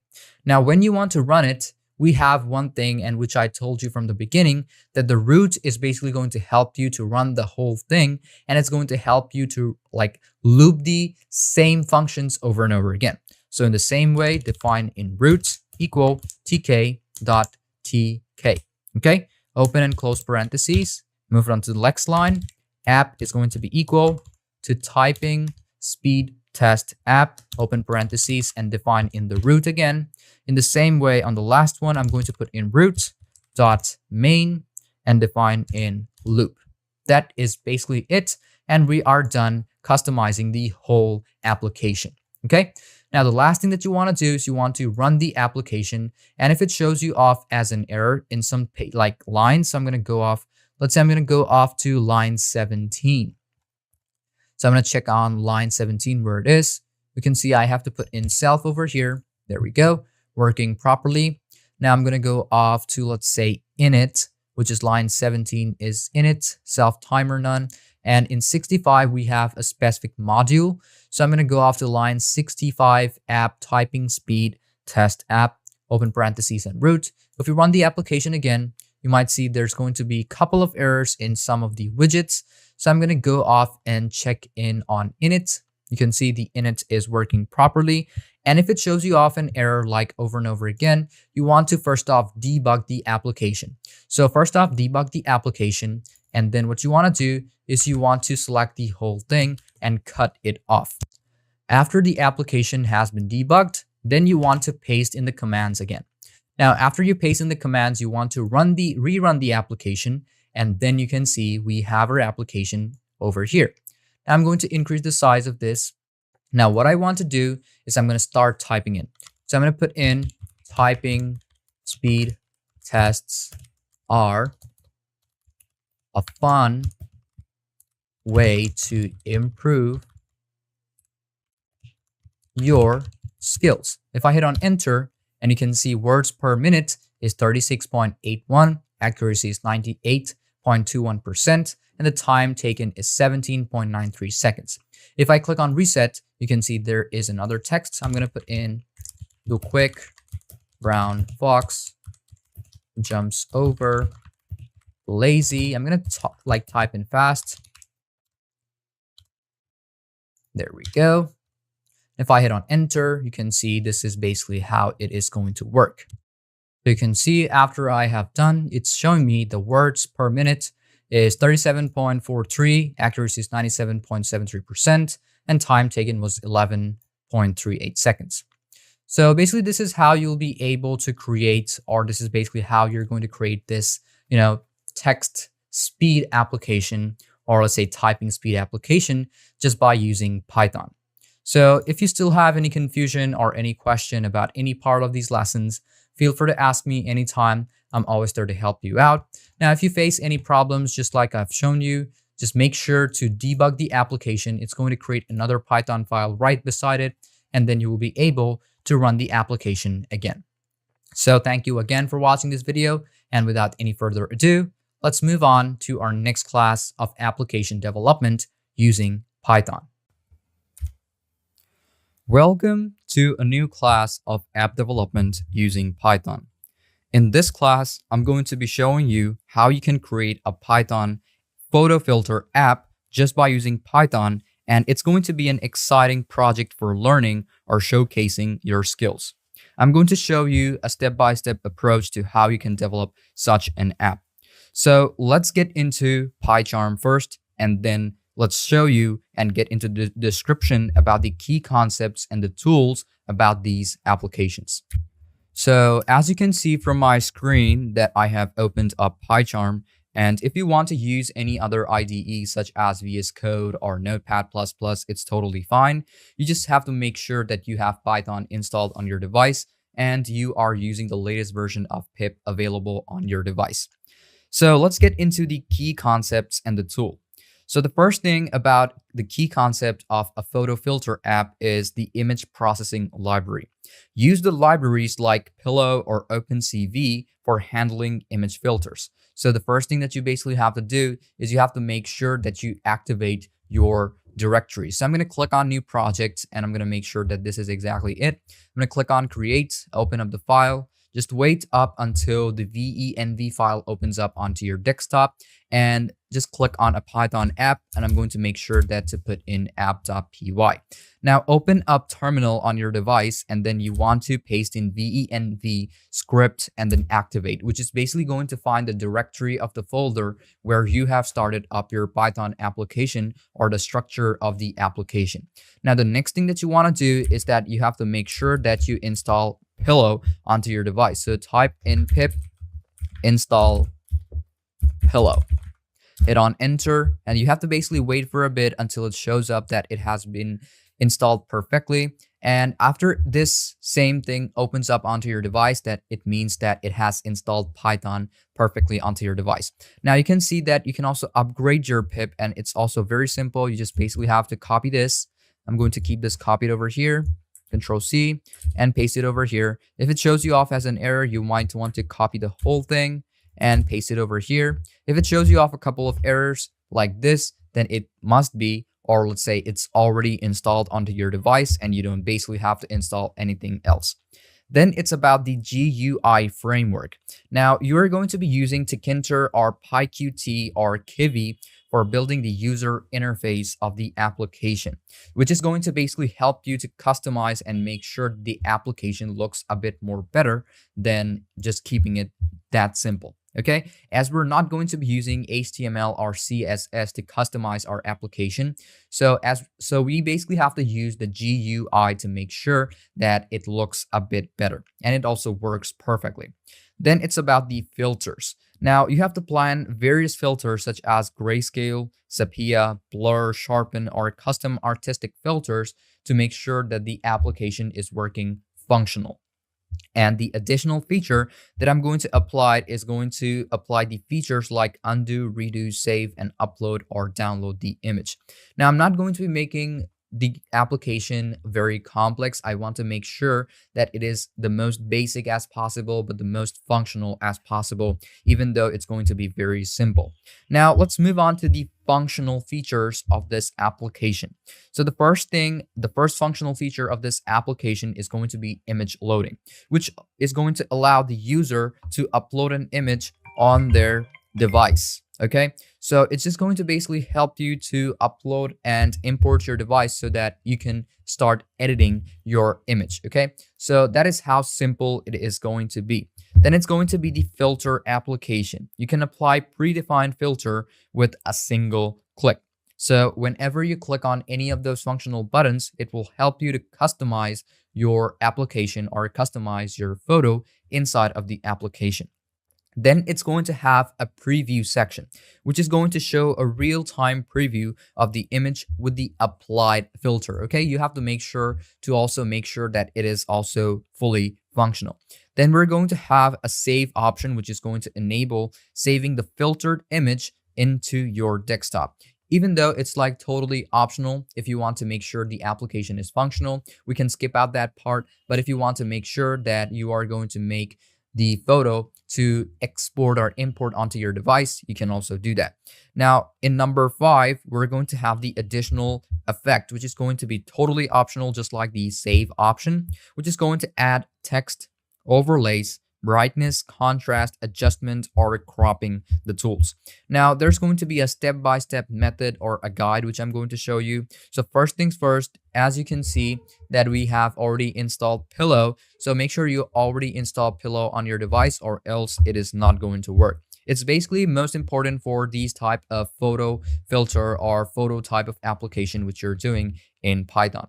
Okay, so as we're done with understanding about, let's say, the features, the functionality, now we can move on to the basic coding structure of this application. Now that we have done installing the libraries, we're going to start importing our libraries into Python. So go into the app.py and start from, let's say, Tkinter. Tkinter, I'm going to import TK. Put in a comma, and I'm going to make sure that I have a capital TK, so it's going to make sure that it's working a bit better. I'm going to put in a file dialog, put in a comma, and then I'm going to have specific buttons. So I'm going to put in button and then a label. So that is it for this line. Now move on to the next line, and we're going to import Pillow. So from pill, comma, let's say from pill, I'm going to import image as Pillow, and I'm going to put in image TK and image filter. So I'm going to put in image TK, image filter. That is exactly what you want to put in over here. Now we're going to have a couple of sections, such as, let's say, 3 to 4, or maybe even 5, 6 sections for importing or structurizing this application. So let's move on in our first section where we're going to be defining our window. So I'm going to create a section over here. I'm going to put in initialize the window. Okay. So here, initialize the window. Here, I'm going to type in def main, open and close parentheses, put in a colon at the end, move on to the next line, and then define your window. We're going to start off with the window, which we're going to define by using Tkinter. Then we're going to have the window title, and then it's going to be the window geometry. So first things first, I'm going to put in window equal tk, open and close parentheses. I'm going to put in window dot title. There we go. Title, open parentheses, double quotation inside. I'm going to put in photo filter app. That is exactly how you want to put in. And then we're going to have the window geometry. So it's going to structurize the, let's say, how big it is going to be. Okay. So geometry, put in like that, open and close parentheses, double quotation. Here I'm going to put in 800 x 600. That is the exact size that I want for my main window. Now, inside of this initialize window section, I'm going to load the image function. So here I'm going to put in load image function. Inside, I'm going to have a file path underscore path. File path is going to be equal to file dialog. Inside the dialog, I'm going to put into ask open. Now, this ask open file name is going to allow you to import any files from your device. So after that, I'm going to open up the parentheses here. I'm going to type in file types is going to be equal to double quotation inside or double parentheses inside and double quotation over here. I'm going to put in image files. After the quotation, put in a comma. Here, double quotation again. Inside, I'm going to put in an asterisk sign, which is going to allow us to use any type of format, such as if you want PNG, JPG, HEIC, or JPEG, you'll be able to use those. So I'm going to start off with .png after the quotation. Now, after this PNG, you want to put in a semicolon because we are still not done with one of our files. So in the same way, I'm going to put in JPG. In the same way, put in a semicolon, asterisk again, JPEG. That is what you want to type in. And before any one of these formats, you want to put in a dot. So it allows you to use any one of those. Okay, so .jpeg. That is exactly what you want to put in, and then you want to close off the parentheses. Another thing that you want to keep in mind is that when you have opened the file types, you want to make sure that it has a secondary bracket inside. So what happens when you put a secondary bracket inside, it just defines it a bit better. So here I want to close off the secondary brackets, and then we can move on to the next line about if, or let's say the conditional. So I'm going to put in if the file path. Okay, you're going to put in file path, double colon over here, move on to the next line, and then you're going to define the image that you want to use. So I'm going to put in image dot open parentheses, and then it's going to be the file path. So I'm going to put in file path, move on to the next line. I'm going to put in display the image for our, let's say, a real-time preview. Okay, so I'm going to put in display image is going to be open parentheses and type in img without any quotation. Now, the next thing that you want to create is make sure that you are in the same indentation level as the load image function. Here, I'm going to create a section called the apply filter function. Apply filter function. Now, I'm going to do the same thing, but I'm going to be working with a lot of conditionals this time. So here I'm going to put in defi apply underscore filter, open parentheses. I'm going to type in the filter type, filter underscore type, which is going to have a lot of these filters which you can apply inside of your image or on your image. Let's just close off the terminal for this case. Here I'm going to start off with the if, okay? If, now put in single quotation. Here I'm going to put in current underscore image, okay? Current image in, let's say, globals. Globals. Now here, open and close parentheses. Now put in a colon, move on to the next line. I'm going to put in the filtered image. So I'm going to put in filtered underscore image is going to be double equal to the first function or the first filter that we want to put in is grayscale. Okay, so after that, put in a colon at the end, and then I'm going to put in, let's say, I'm going to put in the elif function. So I'm going to keep it like this. Filtered image img. I'm going to put in img instead of image. Okay, img is double equal to grayscale. Now after that, what I want to put in is going to be the filtered image. Okay, so the first thing we have if the current image in global, and then we're going to put in if we have, let's say I'm going to make sure that there is another if over here. Okay, so I'm going to put in if in this parentheses over here. If filtered image is double equal to grayscale, then let's say I'm going to put in filter type first. Filter type over here, double equal to grayscale. Then I want inside of this to be the filtered image. Filtered img is going to be equal to the current image that you want to use. Current underscore image dots, and then put in convert. Convert, open parentheses, double quotation, and then put in an L inside. Now in the same way, you want to put in the elif function. Now in the elif function, you have to put in the filter type, okay? Filter type is going to be double equal to double quotation and then put in blur. Now after this blur, what you want to put in is a colon in the same way, you are going to put in the filtered image in the same, let's say, in the same section. Okay, I'm going to put this over here. Same way, I'm going to keep it like this. Filtered underscore img is going to be equal to current image filter. I'm going to put in the same thing. Current underscore image dot convert. And instead of convert, you can also use in the filter, which is going to be applied in the pillow. So I'm going to put in filter over here, open parentheses, type in image filter dot blur. Okay, exactly how you want to put in. And for the next one, I'm going to make sure that it is the sharpen one. So I'm going to type in elif again. I'm going to type in filter type. The filter type that I want to use over here is going to be equal to double quotation sharpen. Okay, so after sharpen, put in a colon, move on to the next line. Let's just go off over here. I'm going to type in the filtered image. Filtered image is going to be equal to current image filter. Current image dot filter, open parentheses, and inside I'm going to have the image filter sharpen. Okay, that is exactly what I want to put in. And the last thing that I want to apply is the else function. Okay, so I'm going to make sure that it is also on the same indentation level.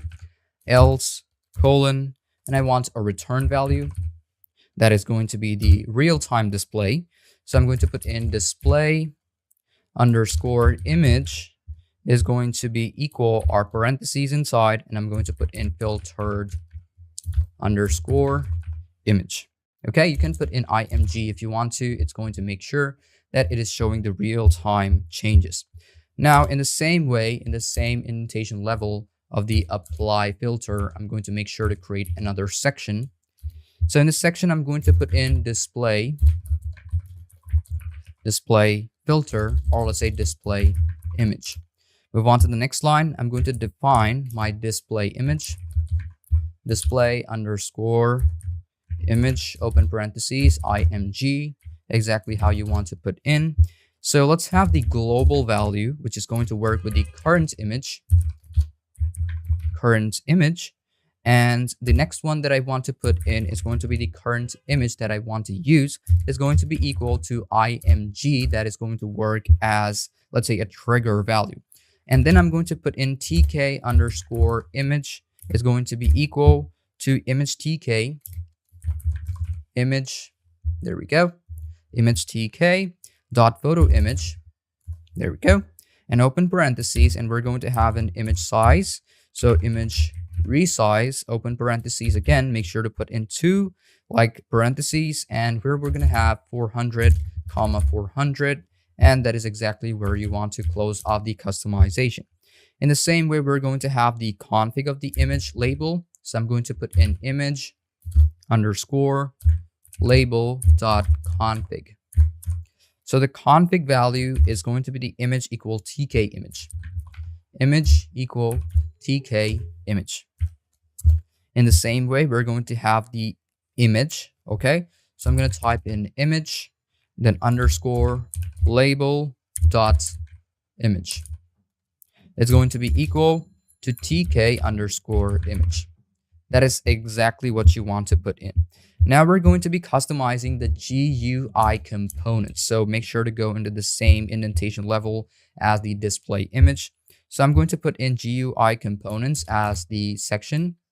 GUI components. Here, I'm going to start off with the load button, which is going to import the video or import the image. So import button is going to be equal to button, open parentheses. I'm going to type in window, comma, text is going to be equal to double quotation, load image. That is the exact button that I want, and it should have a specific command. Okay, so the command is going to be load underscore image. Exactly what you want to put in. Move on to the next line, and here I'm going to put in the load button pack. Load button dot pack, and we're going to have the patty value if you want to, but if you don't want to, it's also totally fine. You can also put in patty equal 10, and that is exactly how it is going to work. In the same way, we're going to have the image label as the window, and we're also going to have the pack for that. So I'm going to put in image label is equal to label window, and the same way I'm going to put in image label dot pack open parentheses patty value equal 10. In the same way, we're going to have the grayscale button. Grayscale, I'm going to close it off, underscore button. This button is going to be equal to button over here, open parentheses, define the window. Now window is going to be comma, and the text that I want to show is going to be equal to, let's say, grayscale. And we're also going to have a command for this. So put in a comma. I'm going to put in command is going to be equal to lambda. And after lambda, you want to apply the filter inside of the photo, right? So you have to type in apply underscore filter in the same way. And we're going to put in double quotation, and we are going to put in grayscale. Okay, so we're done on this one. In the same way, we're going to have the patty value. So grayscale button dot pack open parentheses patty is going to equal to 10. Now in the same way, we're going to create this next button, such as the blur and the sharpen button. So in the same way, I'm going to put in blur underscore button is going to be equal to button open parentheses window. After window, put in a comma. The text that I want is going to be equal to blur. Put in a double quotation over here. There we go. Put in a comma. I'm going to put in command. In the same way, we're going to apply all of those. Okay, so I'm going to put in command is going to be equal to lambda colon over here. Apply filter, double quotation. It's going to say blur. We're going to have the same pack. So I'm going to put in blur button dot pack open parentheses patty value is going to be equal to 10. In the same way, I'm going to have the sharpen button. Sharpen underscore button is going to be equal. I'm going to make sure that there is a bit of space over here, which is going to make sure it's going to work better. Button open parentheses, type in window, comma, type in the text is going to be equal, double quotation. Now, one thing that I can see over here that we have put in a colon over here, I'm just going to remove this. There we go. I'm going to put in sharpen. After sharpen, I'm going to have a command. Command is going to be equal to lambda. After lambda, do the same thing, apply filter, double quotation, I'm going to put in sharpen. Okay? In the same way, we're going to just apply the patty value. Okay? I'm going to put in sharpen button dot pack open parentheses, and the patty value is going to be equal to 10. Now, in the same way, we're going to run the main loop, or let's say we're going to debug it. First off, before debugging, we're going to run the main loop, such as running the root. So I'm going to put in run the main loop. I'm going to put in window dot main loop. Now, you're not going to be putting in any self value because everything is going to work inside of the application. So type in if space name is going to be double equal to space, or else I'm going to put in double quotation over here. I'm going to type in main underscore and then double quotation at the end with the colon. And on the next line, I'm going to put in main open close parentheses, and basically we are done. Now, if we just run the whole thing, it might show you off as an error if it is not working properly. You can see this is the filter, or this is the application. In some cases, it might not work properly, but what you want to do is, first off, you have to debug the application. Now just make sure that you have a stable internet connection. You can see you're going to allow it. There we go. Now it is allowing it. And on the right side, you will see that it is going to run it on the console. So when it is running on the console, the next thing that you want to do is you want to make sure you close off the application. Stop it. And then what you want to do is you want to copy or just cut the whole thing. Now, after you cut the whole thing, just make sure that it is debugged properly inside of the console. And then you want to paste it back again inside of the application.py. So just paste it in and run the application. There we go. We have our application opened on our window. Now, if you want to load an image, let's say I'm going to click on load image. If I click on this, there we go. We have an image over here. And then we have these buttons. So if I click on grayscale, it's going to turn grayscale. If you click on it again and again, it's still not going to work because there we go. Grayscale has been applied.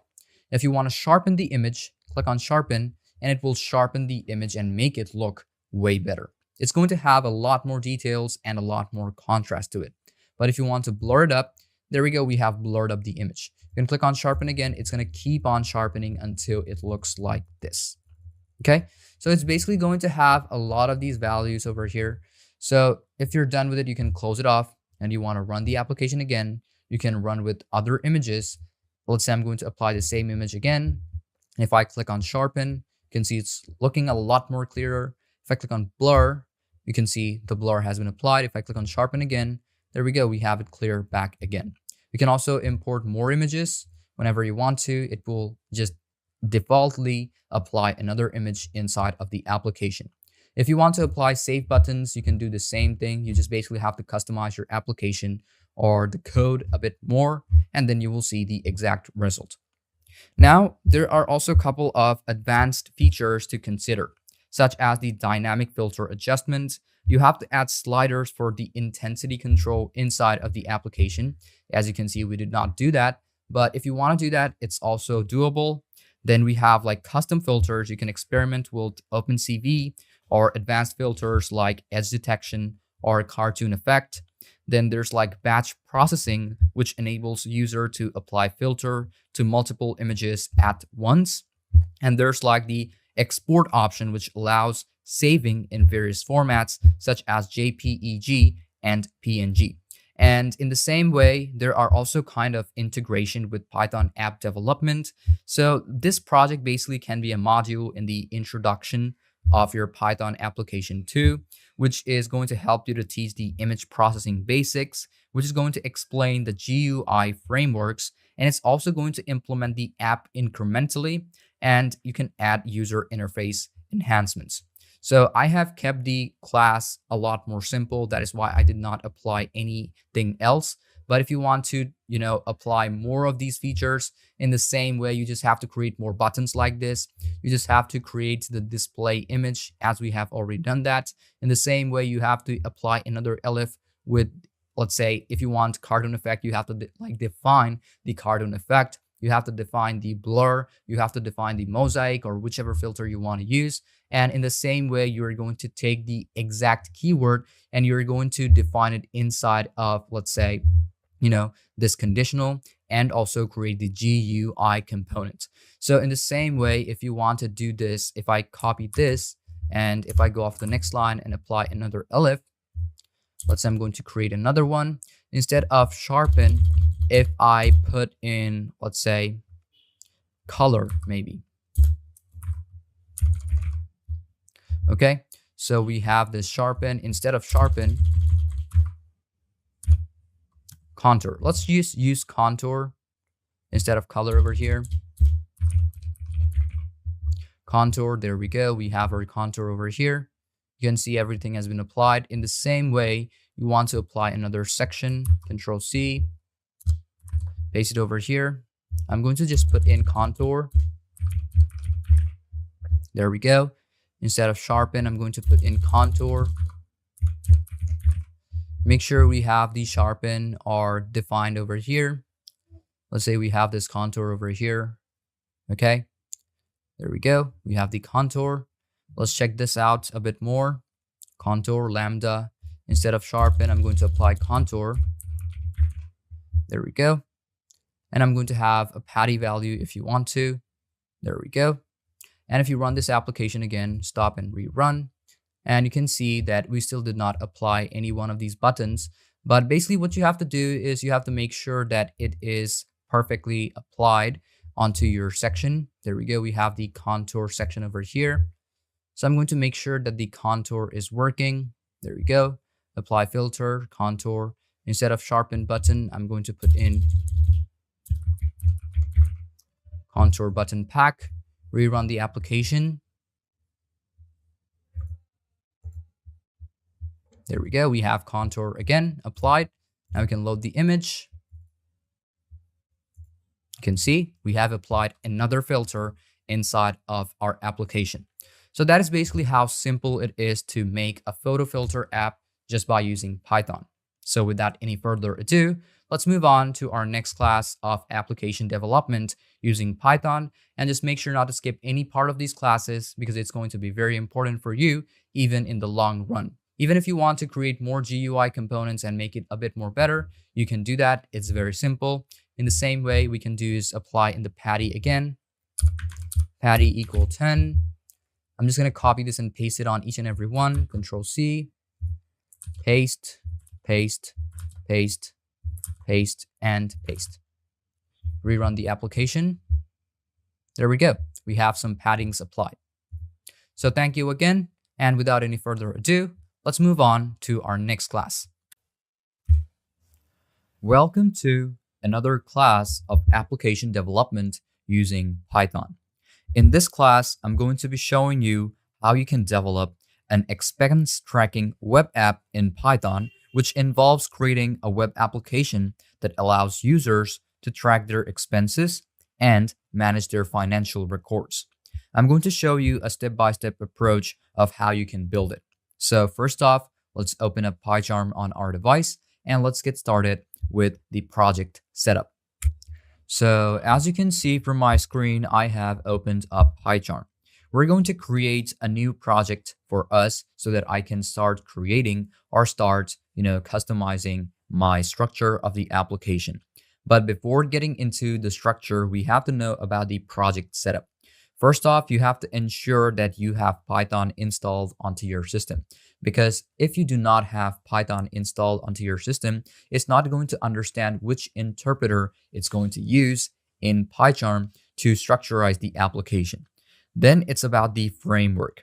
You have to use Flask or the Django for the back-end development. So specifically in this class, I'm going to be using Flask, which is going to create the backend and all of the functional systems. I'm also going to be creating a database system, which is going to be SQL or the SQLite, or you can also use PostSQL for storing the expenses on record in the application or the web app. Now, you're also going to be creating a database interpreter and also a structure of a file, which is going to help you with the database that the user inputs inside of the application. And for the front end, we're going to use HTML specifically, and you can optionally use JavaScript or a framework like React for the front end. But as this is going to be a very simple, or let's say a beginner-friendly class, I'm only going to be using HTML so that I can structure how the web application is going to look and how it is going to function. Now, about the number 2, it's about the features. Now, it's going to require a user authentication like the sign up or a login and a logout, but this is like completely optional. If you want it, you can create it, but it needs the SQL data, or it's going to require a lot of complex coding. So in that case, I'm going to make sure that the website or the web application is very simple for the user to get inside and work according to their need.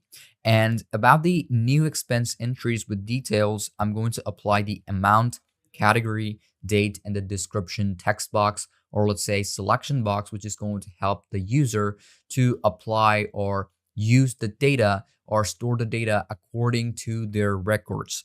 Now, it's also going to have a view expense category, or let's say a page, which is going to list or categorize the daily, weekly, monthly records of how the user inputs in their data so that they can track up their record and use it whenever they want to, or just use it to visualize it. Okay.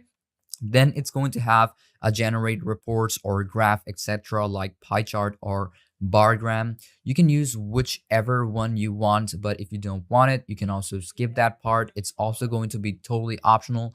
And just like I said, it's going to be very beginner friendly. So I'm going to make sure that it is going to be up to your expectation and you can create it whenever you want, but you just have to make sure you follow up to the class so that at least you get a functional web application which is going to track your expenses.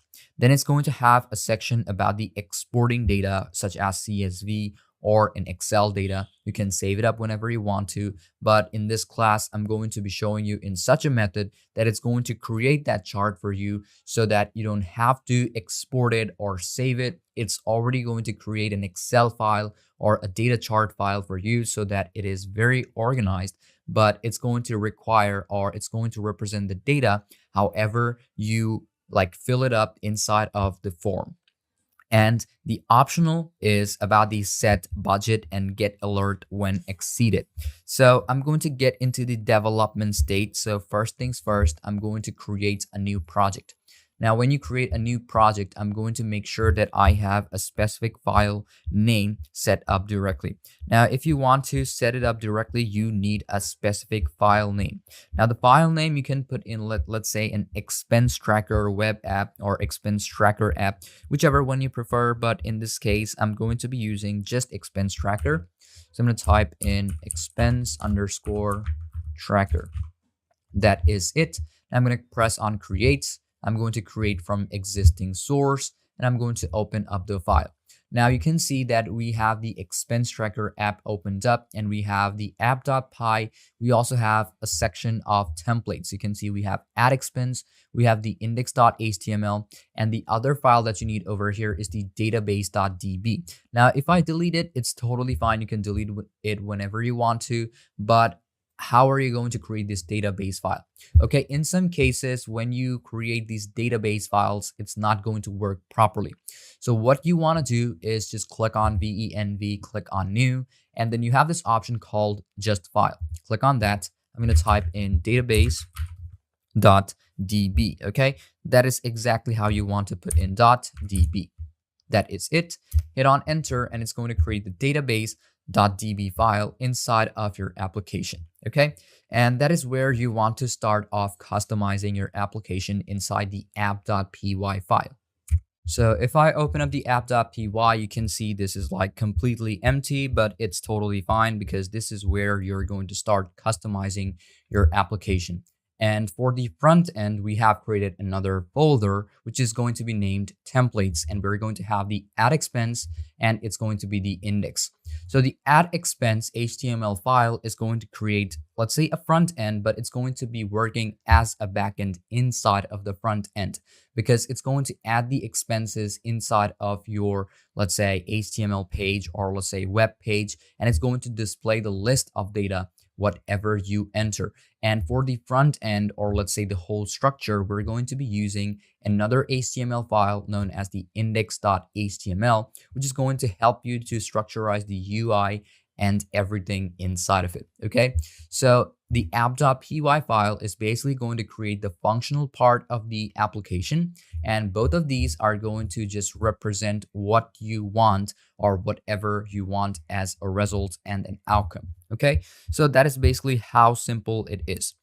Now, as we have these files, first thing you want to do is you want to open up terminal on your device and you want to type in .venv /scripts/activate.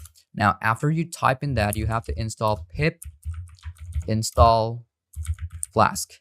Hit on enter. It's going to take a bit of time. If it shows you off as an error, that means it is already installed onto my device. But if it shows you something like this, it means that it is already installed. You can see a new release of pip has been available and requirement already satisfied. So this is exactly what you want to type in, and it's basically going to help you to run the exact type of data or run the modules inside of your, let's say, the application.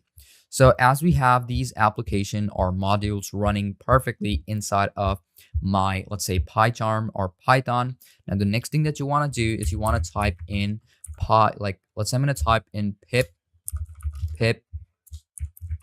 install, then type in Flask, put in a dash, and type in SQ Alchemy. This module is basically going to help you to create the expense tracker data. So type in SQL Alchemy. Hit on enter, and this is going to show you that requirement is already satisfied. And if it shows you that the DB file is not working, what you want to do, you will have another section over here which is going to tell you to install another extension. You're going to install it onto your device. Just click on install and it's going to automatically install it on your device. So that is basically it. I'm going to keep it at the end. There we go. I'm going to open up app.py. Let's just close this DB file and let's just get into the customization of our codes. Okay, so if you want to start off coding, just make sure you have the libraries already installed, and then we're going to get directly into our development. So type in from Flask. I'm going to cut these off. I'm going to type in from Flask. I'm going to import Flask. There we go. Put in a comma. I'm going to put in the render template, comma. I'm going to have request, and I'm going to have a redirect. Okay, so I'm going to type in from Flask Alchemy over here, put in a comma. If you don't want to put in a comma, you just basically have to import the SQL or the Flask Alchemy. So for the Flask Alchemy, you want to put in SQL Alchemy, which is going to be working a lot more better. Now you have to define the application that you are creating with the Flask. So type in Flask, open parentheses over here, and then underscore, and put in name. That is exactly it. Now move on to the next line, and we're going to have the app.config. Okay, so app.config secondary bracket over here, and put in a single quotation, then type in SQL Academy database URI. So I'm going to type in SQL Alchemy database. Make sure all of them are capitalized, and underscore URI. That is exactly it. And then after that, you're going to put in an equal, single quotation, type in SQLite, and put in a colon, put in 2 forward slashes. And let's say I'm going to create another forward slash, and I'm going to create the database.db, where it's going to basically export the database inside of the DB file. So I'm going to put in database.db, and you are done with this next line too. Now for the next thing I'm going to do is I'm going to type in app.config. In the same way, I'm going to have the track modification. So type in SQL Alchemy, like just one single quotation, type in SQL Alchemy underscore track underscore modification. Okay. And after this, you want to make sure that the value of this is in false, because you did not apply the data yet.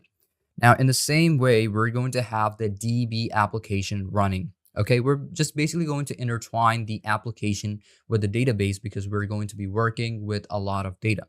So type in DB equal SQ Alchemy. Okay, SQ Alchemy, open parentheses, and you have to define the application. Okay. So in the same way, we're going to create a class expense for the DB module. So I'm going to type in class expense, open parentheses, db.model. There we go. Now you have to open up the colon because you're going to define the amount, the category, the description, and also the date. So type in id equal db.column, open parentheses, type in db.integer value. And after that, you want to have a float value. So we need a basic primary key, primary underscore key. And the key value that we want to use is going to be true. Okay, you have to make sure that the value is true, because if you do not, it's not going to apply the float or the integer values to be working inside of the application. So in the same way, you're going to create an amount. In the same way, I'm going to put in db.column. Now, I'm going to make sure that it is over here and open up the parentheses. In the same way, we're going to have a specific float value. So db, make sure it is db.float. Now after float, put in a comma, I'm going to have a nullable value. So I'm going to put in nullable is equal to false. That is it. Now, in the same way, we're going to have a specific category of data. So I'm going to type in category is going to be equal to db.column. I'm going to make sure this is capital column. Then open up the parentheses in the same way, and we're going to create the string. So I'm going to type in db.string. After that, put in a comma, and you're going to have a nullable value again on this one. Nullable equals to false. Okay, but as we're using a specific string, we're going to have a specific value over here. So that is the exact amount of value that you can enter, and it's not going to exceed that value. So in this case, I'm going to use 50 as the maximum value. So we have that string.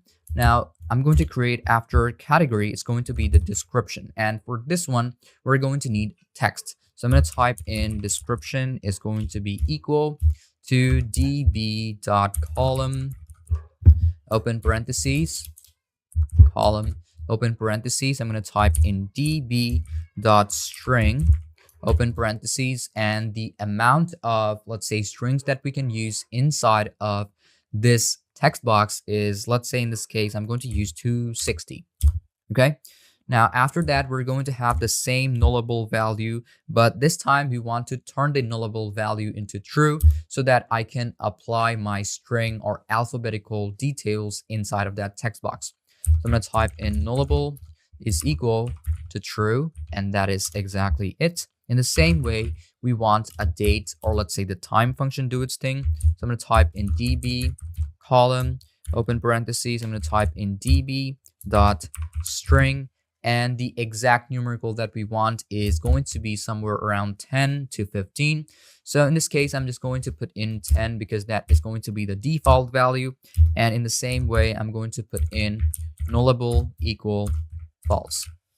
Okay, so that is exactly what you want to do. And that is all that you have to define inside of the class. In the same way, we're going to create the app route. One is going to trigger the expense query, and the other one is going to add the expenses inside of the database. So I'm going to put in @app.route. Now open up the parentheses, single quotation, and put in just a /. Now this is going to allow the definition of the index. So I'm going to cut this off. Here I'm going to put in, let's say, def index. Now after index, open and close parentheses with the colon at the ends, and then you want a return value. But before the return value, we're going to apply the expense query. So I'm going to type in expenses is going to be equal to expense.query, and after that, you're going to put in all values together. So I'm going to just open and close off the parentheses because we need all of the data inside. And in the same way, we want a return value. And for the return value, we want the render template to just like represent our indexed HTML. And we want the expenses to be represented. So I'm going to type in render template. I'm going to type in, let's say, single quotation, index.html. And after index.html, you want to define, cut these off, comma, and then you're going to put in expenses equal expenses. That is it. Now we are basically done with the app routes of our index and the query. In the same way, we're going to create another app.route. In the same way, I'm going to just cut these off if there is any extra spaces. Open up the parentheses, and you're going to define it with single quotation / and add all of the values, put in a comma, and the methods that we want to use over here is get and post. So for that, single quotation get. After that, you want to put in comma and then single quotation post. Okay, that is all. Now move on to the next line over here, and you have to define the add expense. Okay. So this is basically going to be a button where you will be able to enter the ID value, the amount value, the category value, the description value, and also the date in the same time. So for this one, I'm going to have specific conditionals, but I'm only going to define one conditional just by using if. I'm not going to be using elif or else because I'm going to have only one conditional working for this application, and it just needs to have a required value. That is it. You don't want any false value to be working inside of the application. So for that one, I'm going to have if request dot method is going to be, let's say I'm going to put in 2 equal and then put in single quotation and define the posting value and put in a colon, and then you want the return value of each and every one. So in most of these values, what you want to put in is just a request form. So in the same way, I'm going to start off with the amount. The amount is going to be equal to request dot form. After form, you want to open up the secondary brackets and put in a single quotation. And for this one, I'm going to have the amount button. In the same way, I'm going to have the category is going to be equal to request dot form, secondary bracket, single quotation, category. I'm just going to apply the same things from here. I'm going to apply description. Description is equal to request dot form, secondary brackets, over here, single quotation again, description. And for the last one, we need a specific date. So the date value that we want to use is also the same thing, request dot form, secondary bracket, single quotation, and define in the date. So that is exactly what you want to put in. And basically after this is all done, you want another expense to be added. So I'm going to put in new underscore expense. So in the new expense, it's going to be defined with the expense amount is equal to amount, category should be equal to category, description should be description, and date should be date. So type in expense, open parentheses, and here I'm going to put in amount equal amount, comma. I'm going to put in category equal category, comma, and for the next one we have description equal description, comma, and for the date we're going to have date. That is exactly it. And then we're going to have the DB sessions. So I'm going to put in DB dot sessions, okay? And the DB session, I'm going to have the adding function. So you're going to put in add, open parentheses, and you're going to apply the new expense. So I'm going to define the new expense over here. So it's going to keep applying more of the expenses that you are entering or the user is entering. Now, in the same way, we want the DB session to commit. So I'm going to put in DB dot session dot commit. And here you want to keep the parentheses open because we have not done the entry of data yet. So just keep it empty. And that is basically it. And then you want a return value to function the redirect. So I'm going to type in redirect, and you're also going to keep it open, but you want to run the app route in a loop. So you're going to put in single quotation and a slash, which is going to have the expense query, and it's going to add up all of these amounts that you enter inside of the application. So after we have the return value, we want the render template to be shown in the front end of the application. So for that, I'm going to have return, type in render template, open up the parentheses with a single quotation, and type in add underscore expense, and then put in .html. That is exactly it.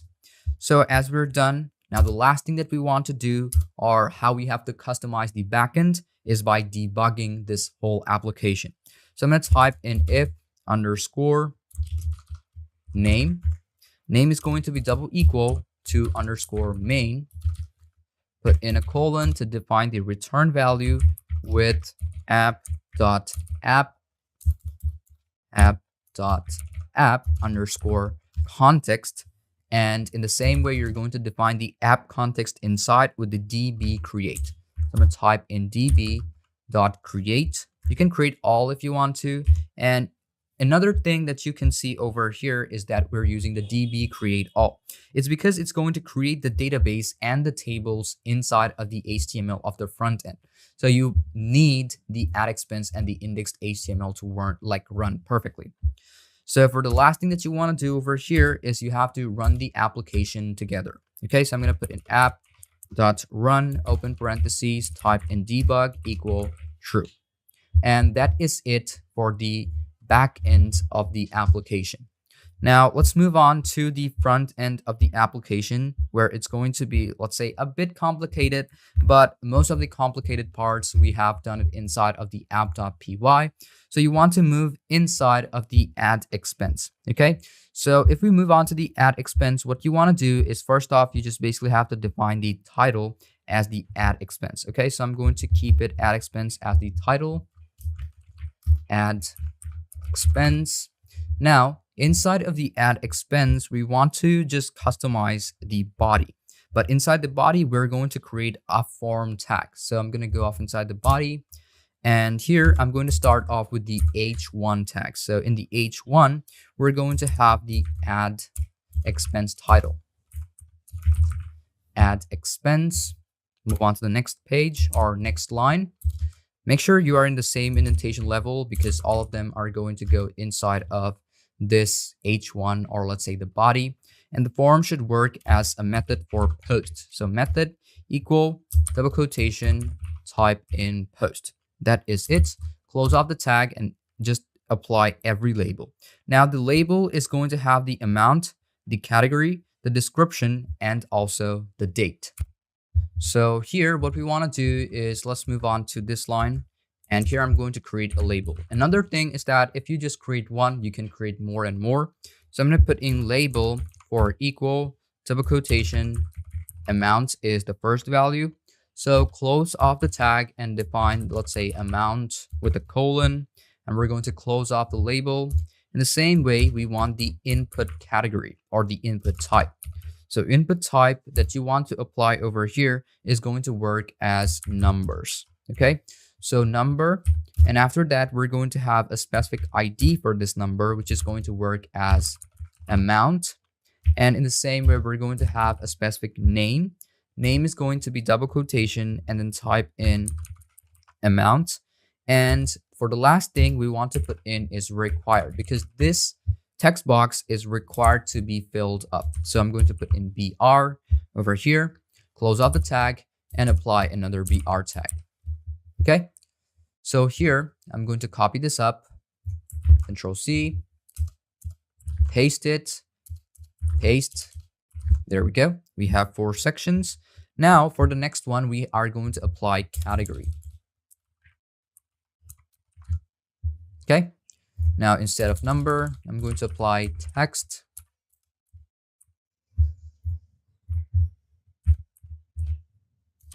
Double quotation over here.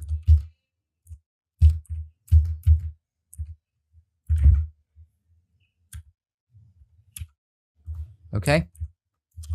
Double quotation, ID. There we go. And instead of amount, I'm going to have category. And the name should also be category. And for the next one, we have description, which is also going to work as a description for this one. So I'm going to type in description. I'm going to keep this copied over here. Control C. I'm going to paste it. In the amount, it's also description, and the name should also be description. So all of them are basically just description. In the same way, I'm going to have the date, copy, paste it, paste, and paste. Okay, that is exactly all that you need to do. And the last section that we want to create over here is a button. Button, we have a type is equal to submit, and the submit button is going to add the expense.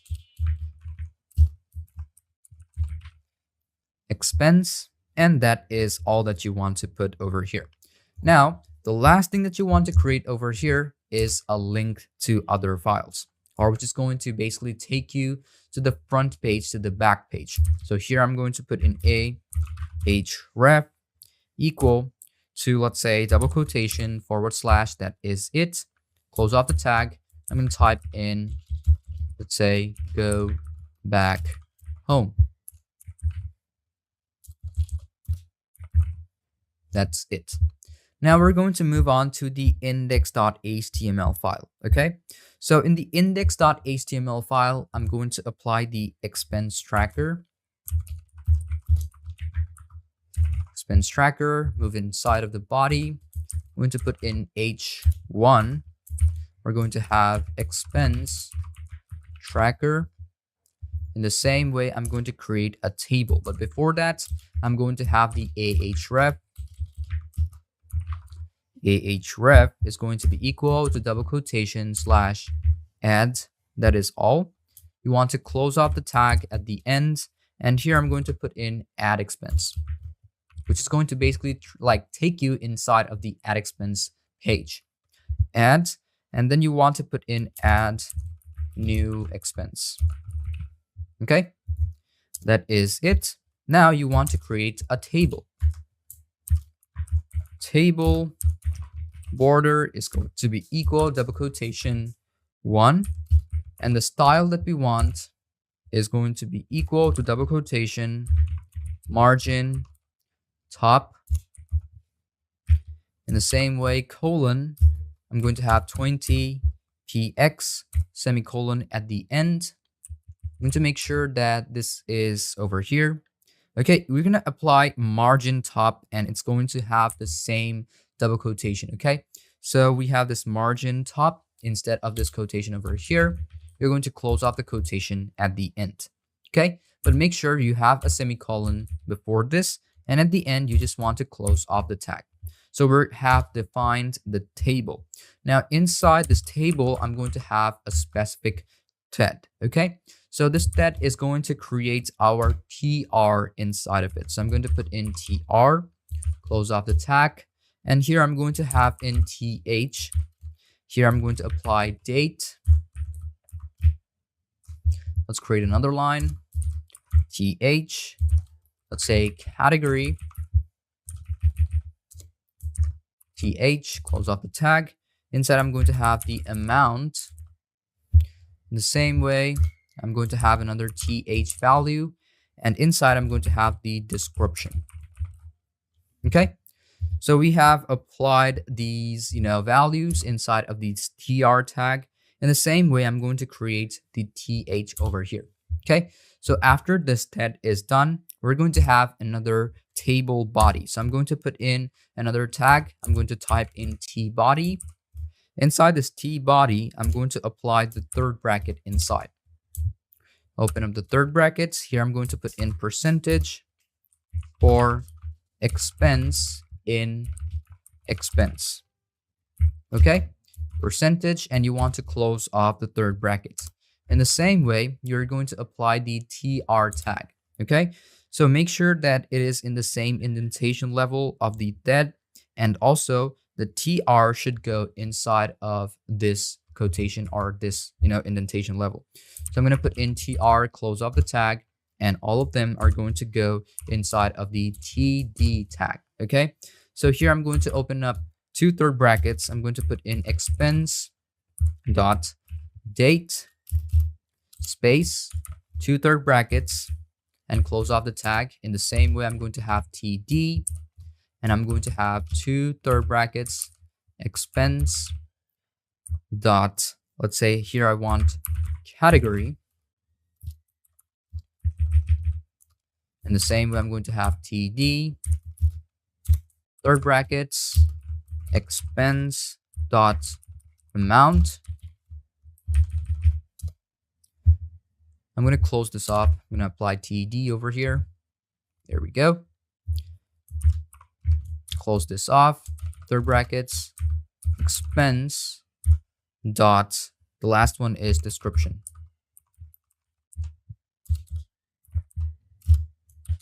There we go.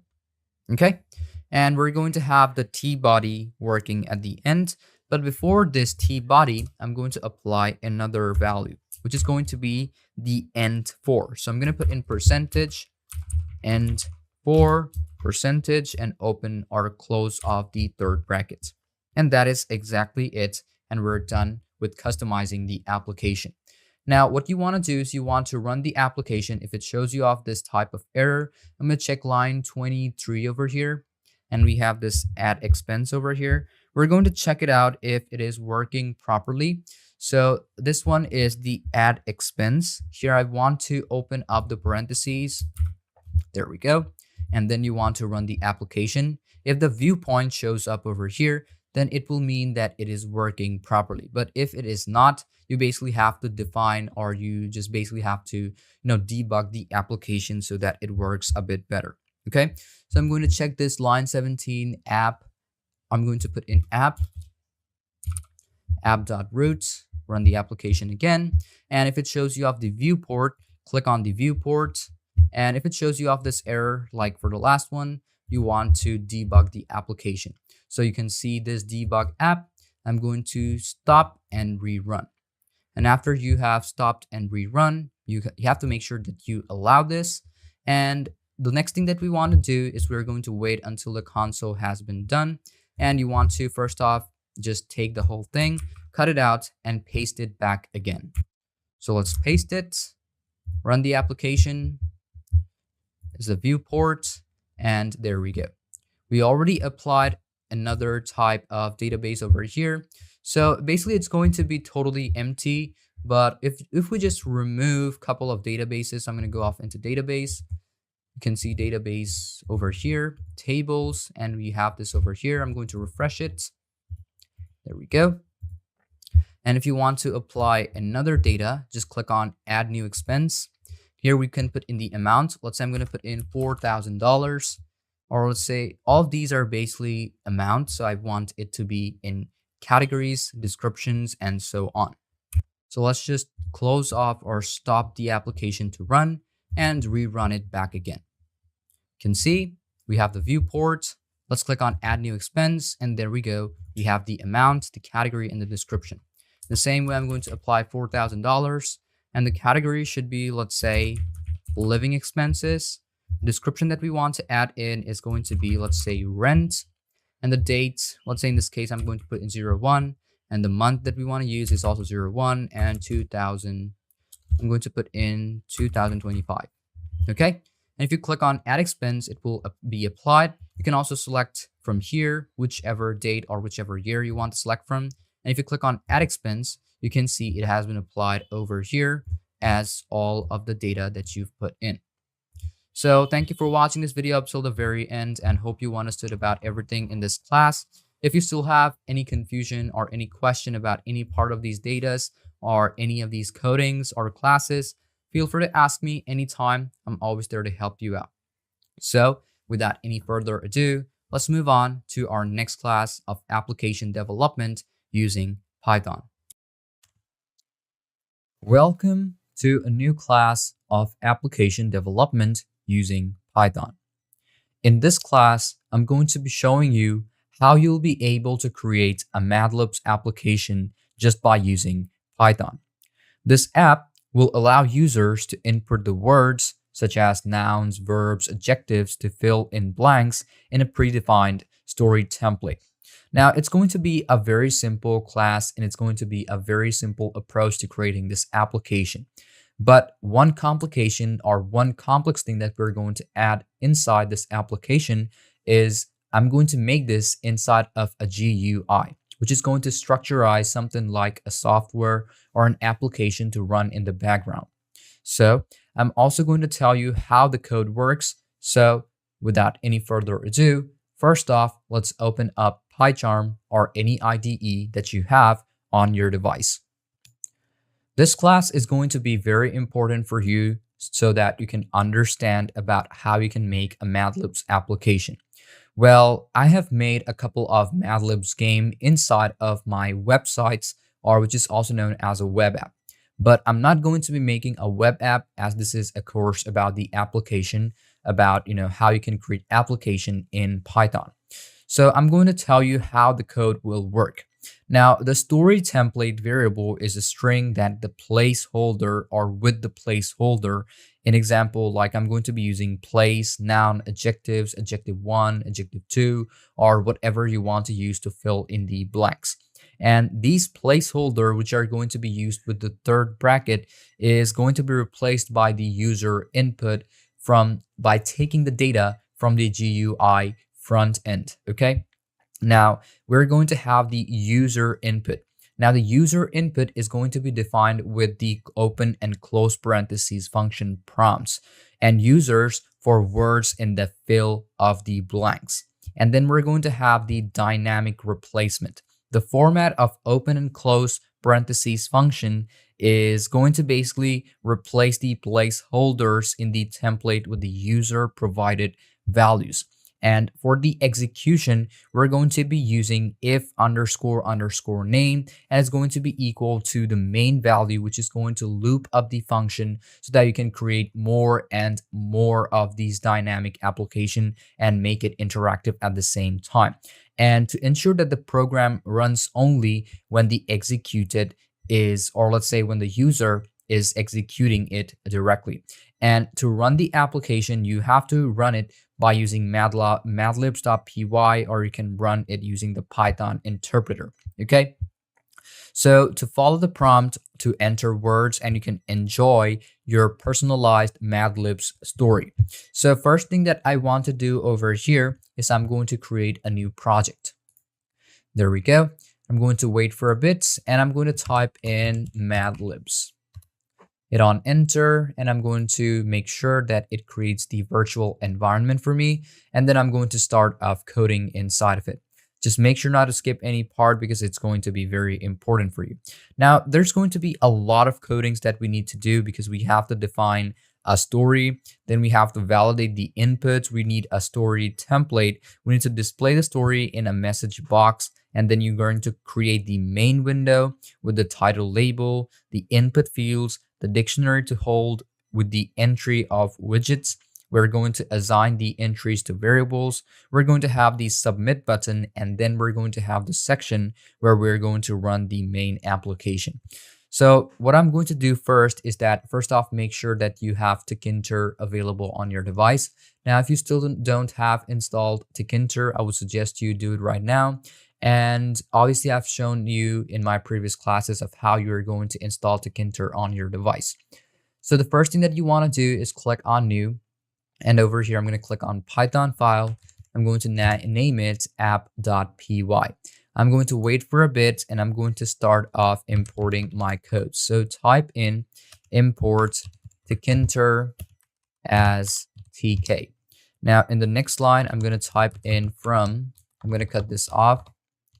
From Tkinter, I'm going to import the message box. There we go. It's also going to be using Tkinter as the base value. So make sure you have Tkinter, and that is the main supplement that we need to run this application. In the same way, I'm going to create a section called create story. So I'm going to type in create underscore story. Okay. Now, after that, open and close parentheses with the colon at the end. And now you have to create a section where we are going to retrieve the input from the entry fields inside of the GUI. So I'm going to type in retrieve inputs from the entry field. Okay. Now here, the first thing or the first variable that we need is called a place. So that is going to be the placeholder. So I'm going to put in place equal, let's say place dot, or let's underscore entry dot get open and close parentheses. In the same way, I'm going to have adjective. Adjective is going to be equal to adjective underscore entry dot get open and close parentheses. Now in the same way, I'm going to have a noun. So noun is going to be noun underscore entry dot get. In the same way, I'm going to have, let's say, verb 1. We're going to be using a couple of verbs over here. So I'm going to put in verb1 underscore entry dot get. Now the next variable or the next placeholder is going to be adverb. Adverb is going to be adverb underscore entry dot get. Open and close parentheses. Now for the next one, I'm going to have adjective 2. So I'm going to put in adjective 2 is going to be equal to adjective 2 underscore entry dot get. And for the next one, I'm going to have verb 2 is going to be equal to verb 2 entry dot get. And for the last placeholder, I'm going to have a body part. Body part is going to be equal to body underscore part underscore entry dot get, open and close parentheses. Okay, so we have that section. Now I'm going to create another section which is going to validate the input. So I'm going to type in validate inputs. Here I'm going to type in, let's say, a conditional. So if not all, open parentheses, I'm going to type in a secondary brackets. I'm going to put in place. We have the place, and then we have adjective. In the same way, we have the noun, comma, we have the verb 1. I'm going to put in verb 1. For the next one, we have adverb. There we go. The next one we have is adjective 2. So I'm going to put in a bit of space, adjective 2. For the next one, we have verb 2. We're going to validate each and every one. And the last one we have is body part. Okay. So after that, you want to close off with a colon at the end. Now inside, we want a message box to show each and every one of these values. So I'm going to type in message box dot shower. Okay. I'm going to put in shower, or let's say show error. Okay. I'm going to type in show error, open up the parentheses, double quotation. I'm going to put in input error. So it should show me an input error if it doesn't meet up to any one of these criteria. So after this double quotation, I'm going to put in a bit of space and put in another double quotation. I'm going to put in, please fill in all the text fields, or let's say fields. Okay, FIELDS, and you want to close off the parentheses, but here you can put in an exclamation sign. And then you want a return value. Now in the return value, you want a section to appear up. So the section that I want to appear up inside of the GUI is going to have to be the story template. So story template. Okay. So here I'm going to have the story underscore template. Now story template is going to be equal to open parentheses. Inside, I'm going to type in F double quotation. I'm going to type in the sentence and with the placeholders with the validation of input. Okay. So here I'm going to type in today, comma, I went to Now after that, you want to define the placeholders according to these placeholders. Okay. So here I'm going to type in parentheses, place. There we go. I went to a place. Full stop. I saw a. Here I'm going to put in adjective. There we go. Space, another placeholder. I'm going to put in, let's say I'm going to put in a comma over here. I'm going to type in now. Okay. That was, I'm going to open up the third bracket. Here I'm going to type in, let's say verb 1, space, third bracket again. I'm going to put in a verb. Okay. So after that, I'm going to put in a full stop. Now move on to the next line. I'm going to put in F double quotation. It was so third brackets, I'm going to have the adjective to. That everyone started to, let's say I'm going to put in verb to. Full stop. Now, I couldn't believe my. Now here I'm going to type in the body part. That's it. Now I want it to end over here. So if you end it over here, that is basically it for this section. And that is exactly how simple it is. Now I want to display the story in a message box. So that is going to be the return value. So here I'm going to create a section. I'm going to type in display the, let's say, story in a message box. Okay. I'm going to type in message box dot show info, open parentheses, double quotation. I'm going to put in your Madlibs story. Okay. Now after that, put in a comma. Here you're going to define the story template. So I'm going to type in the story template over here, and you should get a suggestion. So basically we are done on this part 2. So the next section that I'm going to do is that I'm going to create the main window. So I'm going to create a section. I'm going to type in create the main window. Inside, I'm going to define it as root, which is going to make sure that it runs the whole thing inside of a loop. So that is basically how simple it is. Type in root. Root is going to be equal to tk.tk, open parentheses, and close off the parentheses. Then we're going to have the title, and then we're going to have the geometry. So type in root dot title equal, or open up the parentheses, double quotation, Madlibs game. Move on to the next line, root dot geometry. Now here, I'm going to have open parentheses, double quotation, and in this case, I'm going to have it, I want the length to be higher instead of the width. I'm going to type in 400 x 600. Okay. Let's move on to the next section where we're going to have the title label. Title label. Here I'm going to have the title underscore label. It's going to be equal to tk.label.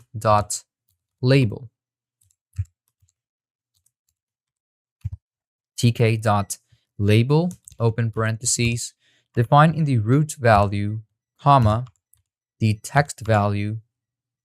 Text is going to be equal, double quotation, type in Madlibs. Here, I'm going to put in Madlibs game as you have defined as the root title. Make sure it is exactly the same, okay? Which is basically going to be defined inside of the GUI. Now put in a comma. Then if you want to put in a font, so type in font equal, open parentheses, double quotation, Arial. Arial. Now after that, put in a comma and define it with the numerical value. Let's say in this case, I'm going to use 19 as the size of the text. And I want this in a bolded value. So type in bold. That's it. You want to close off the parentheses over here. Now put in a comma. Now, if you are going to put in a pack, then you can put in the patty value over in the pack. But another thing, or let's say another alternate of using patty, is that you can use it inside of the label after the root value. And type in patty equals, let's say I'm going to put in 10. So in the same way, I'm going to put in the title label pack. So I'm going to put in title label dot pack. Now, just like I said in the alternate in my previous classes, most of the time I put in the patty value over here. But if you want to put in the patty value over here, it is also going to work properly. But as we're using one over here, we don't have to put this over here anymore. Okay, so that is basically it. Now I'm going to create another section about the input fields. Now you have to enter specific data values. and I'm going to define it so the user can understand it better. So I'm going to create hash over here. I'm going to put in input field, move on to the next line. Field is going to be equal to secondary brackets. Now you want to define every one of them inside of the parentheses and double quotation. I'm going to type in enter a place, that is the first placeholder, colon. Now after that, what you want to do, put in a bit of space, put in comma, double quotation again, and define the place. Okay? In the same way as we're going to be defining more of these values, so I'm going to keep on applying adjective, the noun, verb one, and so on respectively. Open it up, double quotation, enter an adjective, colon, put in a comma, double quotation. I'm going to put in adjective. Put in comma, open parentheses. The next one is noun. So I'm going to put in enter a noun, colon over here, double quotation, and define in the noun. In the same way, I'm going to have the verb one, double quotation, enter a verb one. I'm going to put in enter a verb, now ending in ing. That is how you can define it if you want to, but if you don't want to, it's also totally fine. So I'm going to put in enter a verb, ending in, put in a bit of dash, and I'm going to type in ing. Okay, now here I'm going to put in a colon, comma, double quotation. I'm going to type in verb one. Put in comma over here, open parentheses, double quotation, enter. Let's say I'm going to put in adverb, enter an adverb, double quotation to close it off with the colon at the end, comma, double quotation. I'm going to type in adverb over here. Put in a comma over here, open parentheses, double quotation, type in enter. Now the next one we have adjective 2. So I'm going to put in enter an adjective. There we go. Enter an adjective. So here I'm going to put in adjective only one time. Now in the case, or in this case, I'm going to, let's say I already have an adjective over here. So I'm going to put in another adjective, enter another. I'm going to type in another adjective, put in a colon, now put in comma. I'm going to put in double quotation. I'm going to type in adjective 2. That is it. The same way, put in a comma, open up the parentheses, double quotation. Here, I'm going to put in enter, let's say another verb, colon, comma, double quotation. I'm going to put in verb 2. Okay, comma, and the last one that we want to enter is a body part, double quotation, enter a body part over here, colon, comma, double quotation. I'm going to type in body underscore part. So that is exactly it. And I'm going to put a. Now, after you have defined these input fields, what you want to do is create another section. In this section, you want to hold the entry widgets. So I'm going to type in dictionary to hold entry widget. Okay. So here you have to define the placeholder as entries. So I'm going to type in entries equal, open and close this third bracket. Now for these entries, I'm going to be using the for loop. So I'm going to type in for the label underscore. You're going to type in the label text. So for the label text, key in fields. So I'm going to put in key in fields. Okay, so just type in fields over here like this. Now open up or put in a colon, move on to the next line, And here, I'm going to put in the label value. So I'm going to put in label equal tk dot label. Now for the next one, I'm going to open up root, comma, text is going to be equal to the label text. Okay, so the label text, and for the next one, I'm going to have my font. So put in a comma. I'm going to define in font equal, open parentheses, double quotation, Arial, and after that, put in a comma and define in the font size. In this case, I'm going to be using 13. Now, in the same way, I'm going to have the label dot pack, open and close parentheses. If you want some paddings, you can obviously have some paddings. In the same way, I'm going to define my entry value, the tk dot entry over here, open parentheses, define in root, text is going to be equal. Now, if you don't want any specific text as, let's say, the entry text, but as this is going to be just the entry, you can just define in the font. So in the same way, define in the font, open parentheses, double quotation, Arial. After that, put in a comma, and then put in the exact numerical value to define the font size. In the same way, I'm going to put in the entry dot pack is going to be equal, or let's say I'm going to open up the parentheses, and here, as the entry is basically a button, so I'm going to put in a patty value, and I'm going to put in the patty value as 10. If you want the padding value to be, let's say, 5 or 6, you can also do that, but I want it to be 10. Now, in the same way, I'm going to define my entries. So entries, secondary brackets, and I'm going to define my key points on each and every one, and all of them should be equal to the user entry value, such as this entry box and this entry pack, such as the button. Now, for the next section, I'm going to create a section called the assigning the entries to variables. So whatever the user is going to type inside of the text box, it should validate each and every one of these placeholders. So to do that, I'm going to create a section over here. This section is called assigning entries to variables. Okay. Here, I'm going to put in place underscore entry. It's going to be equal to entries, secondary brackets. I'm going to define in place. Move on to the next one. I'm going to have the adjective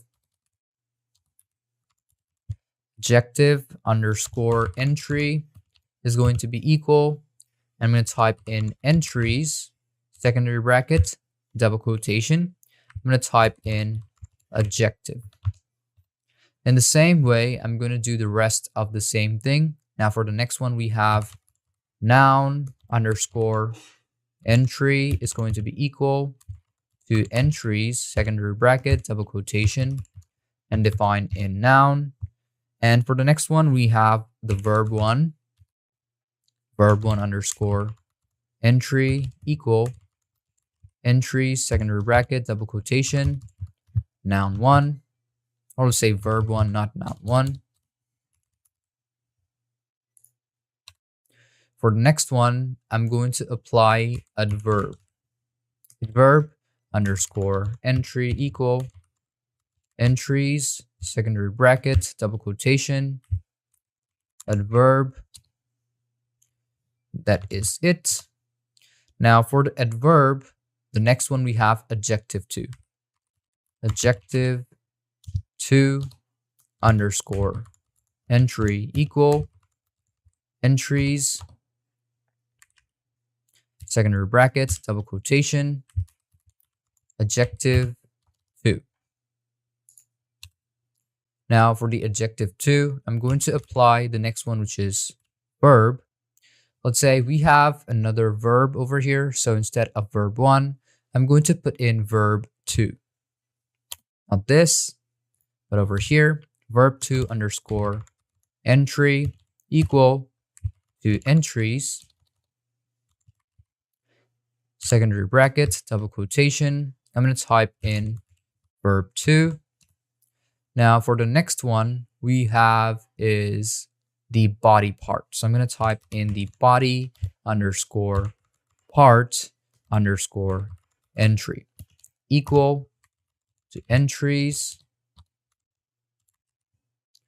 secondary bracket, double quotation, type in body underscore part. And basically that is it for assigning the entries to my variables. Now I'm going to create another section for our submit button, which is basically going to define the return value. So I'm going to put in submit button. Here I'm going to define my submit button underscore button equal to tk dot button, open parentheses for the root value, comma, define the text is going to be equal, double quotation, create story. Now, after the create story, I'm going to put in comma. I'm going to define in the font is equal to open parentheses, double quotation. I'm going to type in Arial, put in a comma, and here I'm going to define my section. Let's say I'm going to put in 15 in this case. Now, after this, you want to put in another comma, and it should have a specific command. Is equal create underscore story. Now, in the same way, I'm going to have a patty value on the submit button. So I'm going to type in submit button dot pack, open parentheses, patty value, patty equal to 15. Or maybe in this case, I'm going to use 25 so that it is quite big. Now, the last part or the last section that I'm going to create is for debugging or running the application. So I'm going to put in run the application, move on to the next line, root dot main loop. Okay, open and close off the parentheses, and basically you are good to go. Now, if I run this application, you can see some of them are kind of like this. We have this body part at line 23. So I'm going to move on to line 23. There we go. I'm going to close this one off over here and then put in the exclamation sign at the end. Let's run the application again and key in fields. Okay, I'm going to check out this line, line 53, key in fields.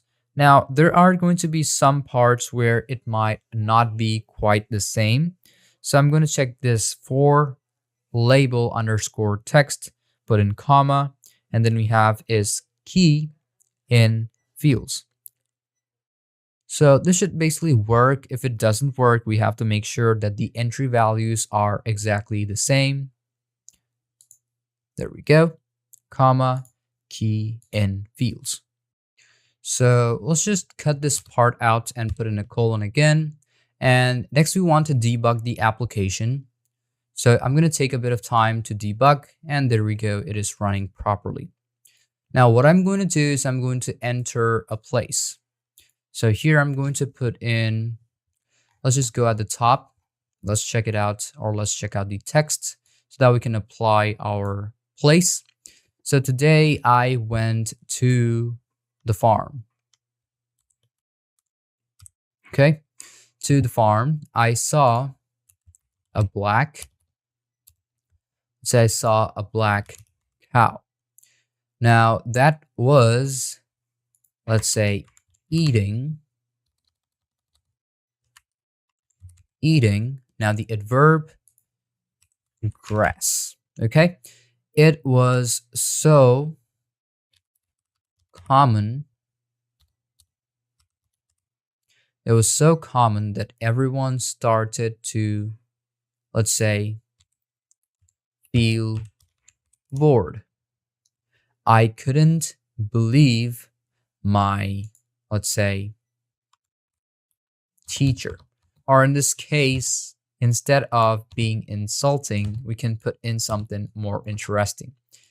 Today I went to the museum.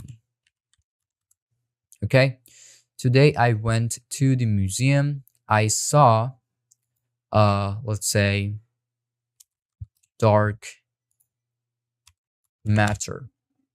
that was moving on air.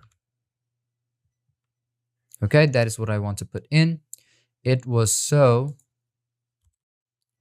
fascinating that everyone started to take photos. I couldn't believe my eyes. If I click on create a story, you can see we have our text over here. Today I went to the museum. I saw a dark matter that was moving on air. It was so fascinating that everyone started to take photos. I couldn't believe my eyes. So this is basically how you can create your Madlibs game. You can also increase the size, and this is how it will look like. You can minimize it again, and you can run it back again whenever you want to. So thank you for watching this video up till the very end, and hope you understood about everything in this class. If you still have any confusion or any question about any part of this lesson, feel free to ask me anytime. I'm always there to help you out. So without any further ado, let's move on to our next class of creating application using Python.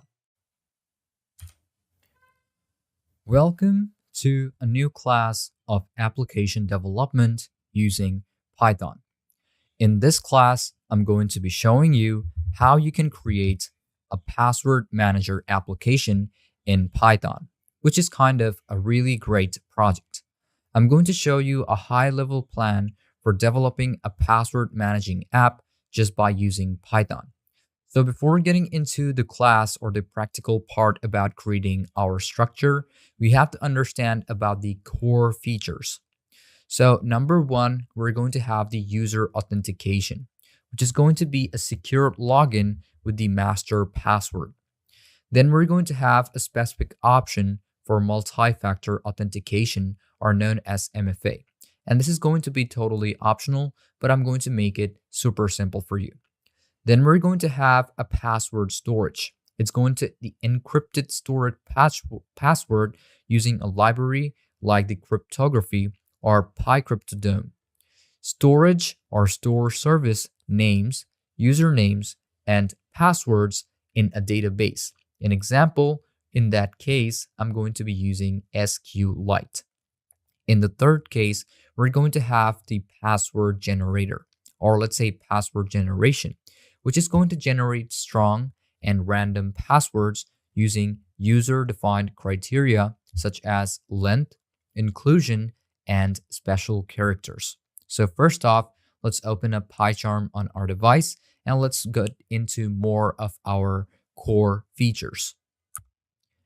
In number 4, we're going to have the password retrieval, which is going to allow users to search and retrieve passwords securely.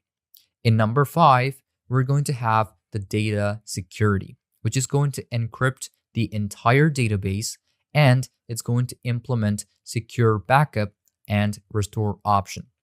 In 6, we're going to have the cross-platform compatibility.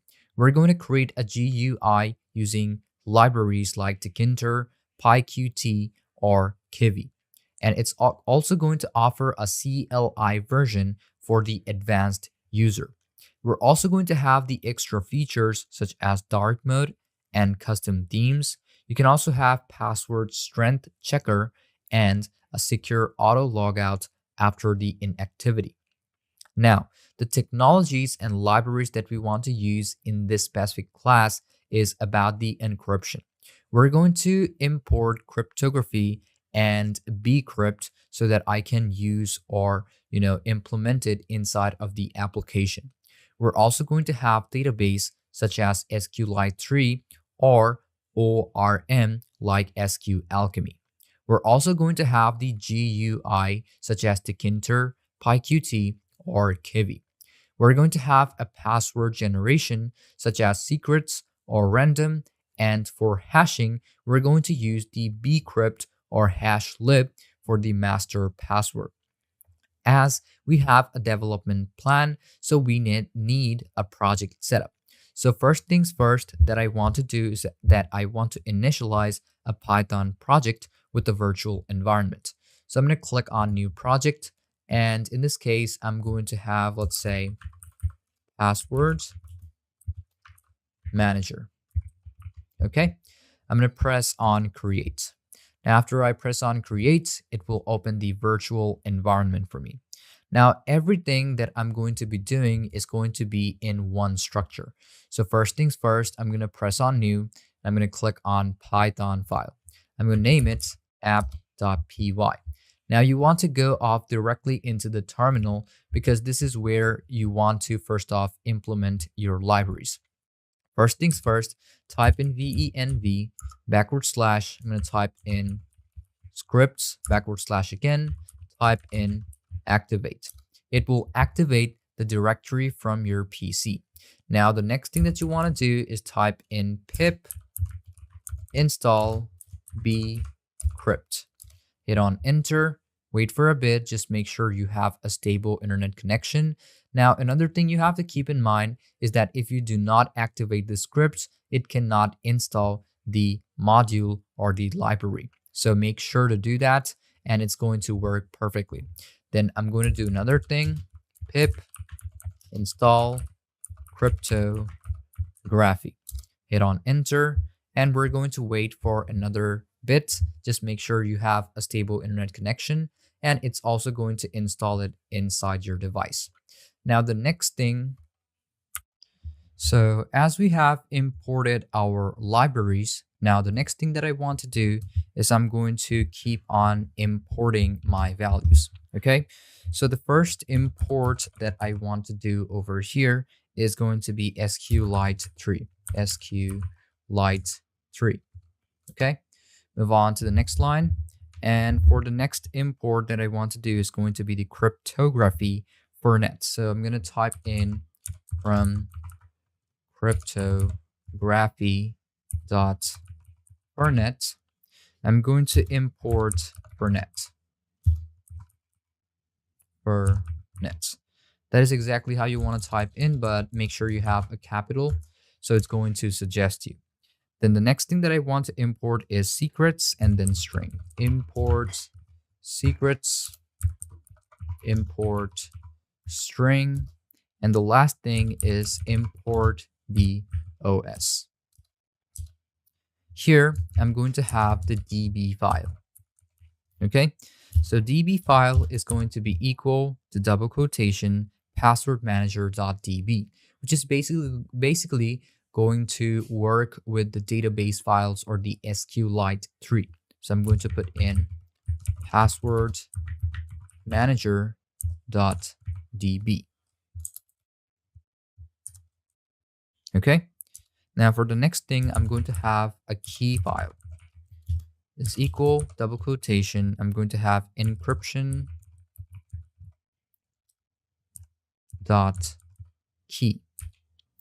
Now, in the same way, I'm going to create a section.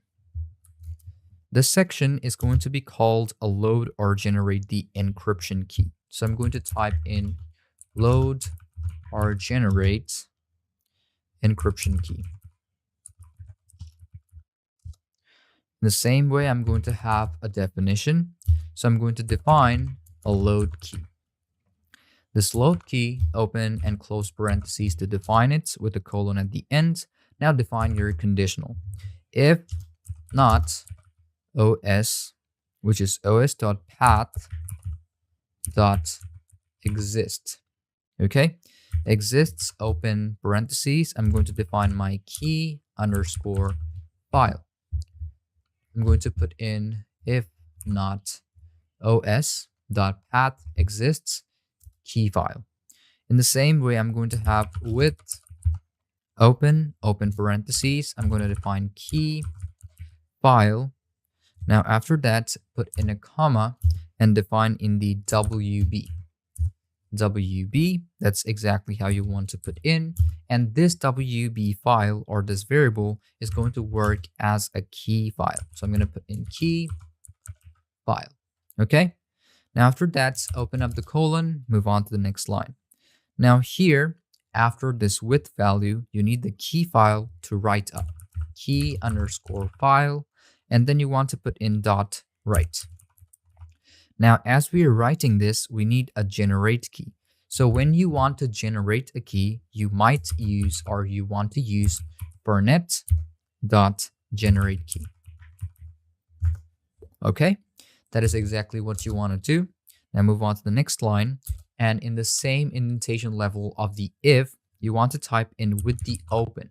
So I'm going to put in with open parentheses, key underscore file, comma, double quotation, RB.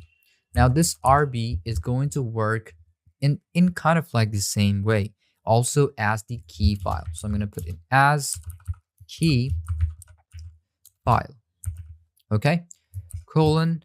Now move on to the next line. I'm going to have a return value for the key file, which is going to be read only. So I'm going to type in return key file dot read. Okay, so after read, what you want to do is just open and close off the parentheses. That's it. I'm going to create a section for the encryption and decryption function. Now, in the encryption and decryption function, you have to define both of these manually. One is going to be the encryption and one is going to be the decryption. Okay, so I'm going to create a section. I'm going to type in encrypt and decrypt function. So first things first, let's define the encrypt. Encrypt, open parentheses. So the encryption is also going to be text and it's going to be ciphered. Okay, so type in cipher. Close off the parentheses with the colon at the end. Now you want a return value. Return value should be cipher.encrypt. Open parentheses. Now make sure to open it 2 times if you want to, because one is going to be the encode and also the decode. So on the first one of encrypt, you just want to type in text.encode, open and close parentheses. Now after that, you're going to put in dot, and then you have to put in decode, open and close parentheses, and that's it. In the same way, I'm going to define decrypt. Open parentheses, type in text, comma, type in cipher. In the same way, put in colon. Now you want a return value. In the return value, we're going to have the same thing, but instead of encrypt, we're just going to put in decrypt. Decrypt, open parentheses, text, dot, encode, open close parentheses, dot, decode, open and close parentheses. Okay, so that is exactly it. Now let's create another section for generating a random password. So I'm going to create hash, and I'm going to put in generate random password.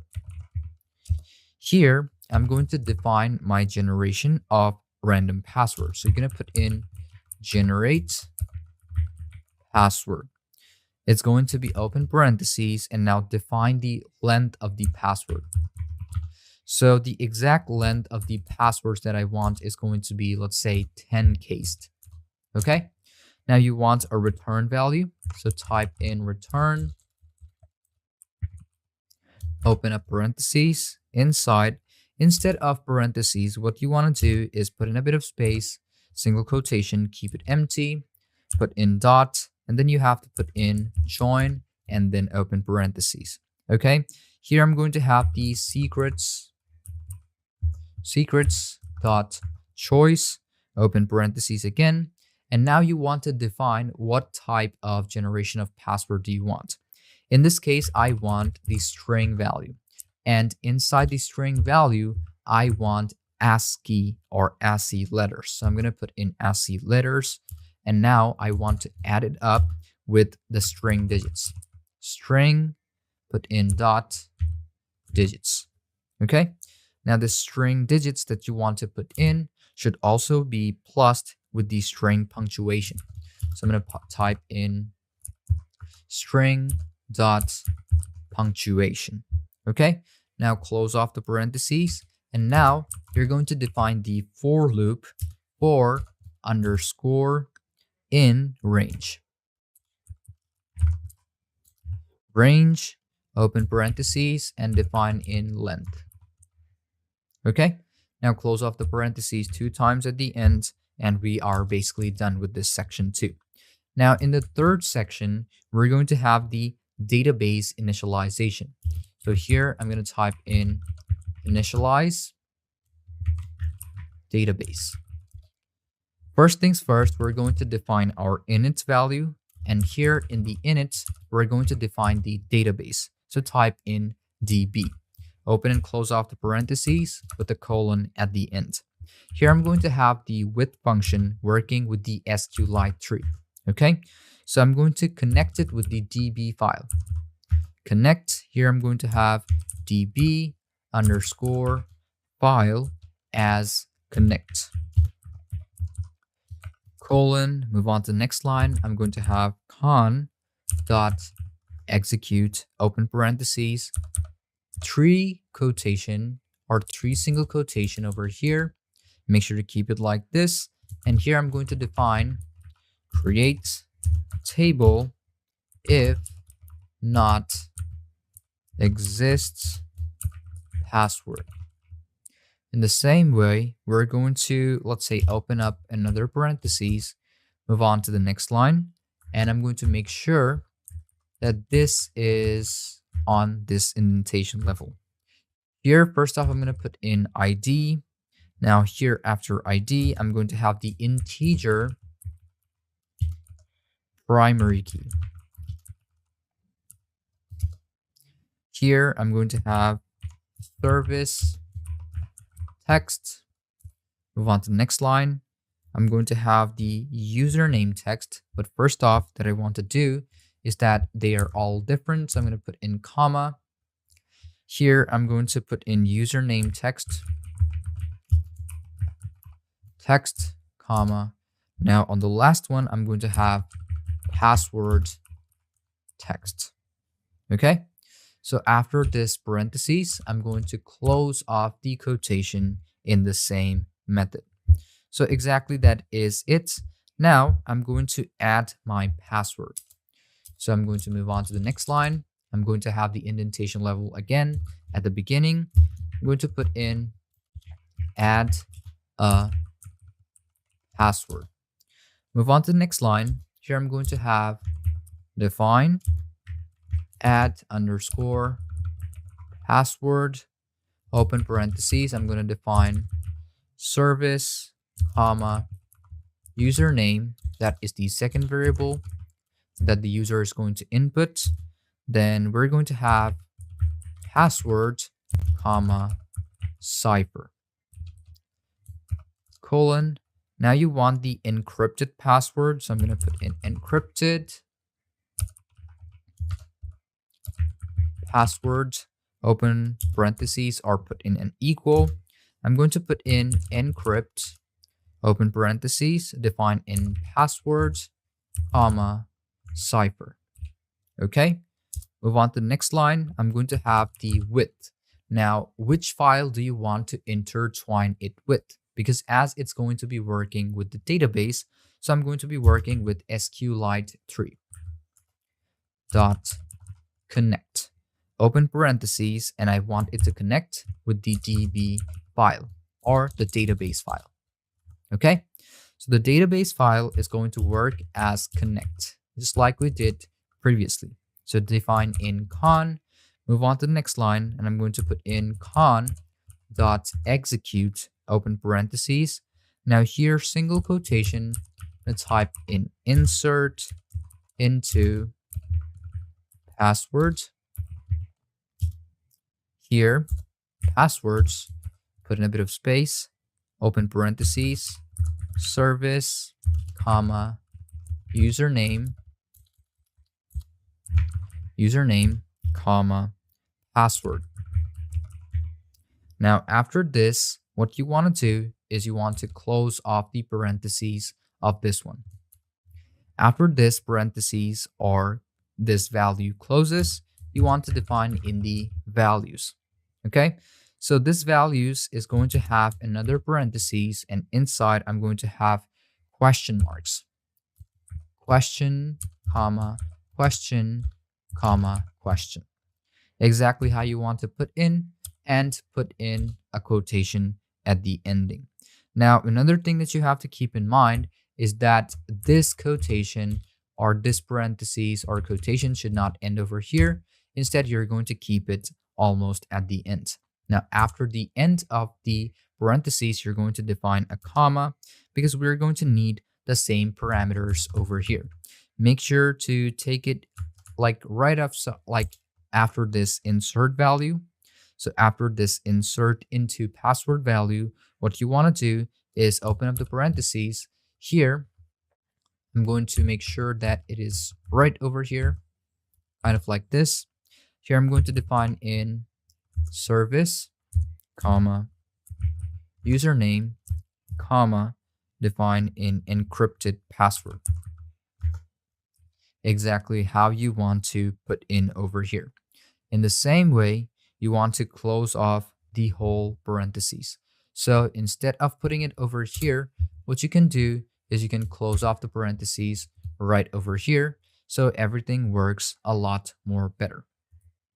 Okay, now move on to the next lines, and we're going to create another section for retrieving the password. Retrieve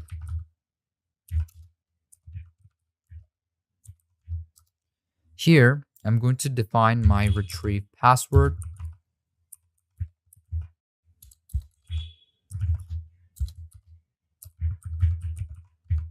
Retrieve password, open parentheses. It's going to work as a service. But even though it is working as a service, it is also ciphering the data. Comma.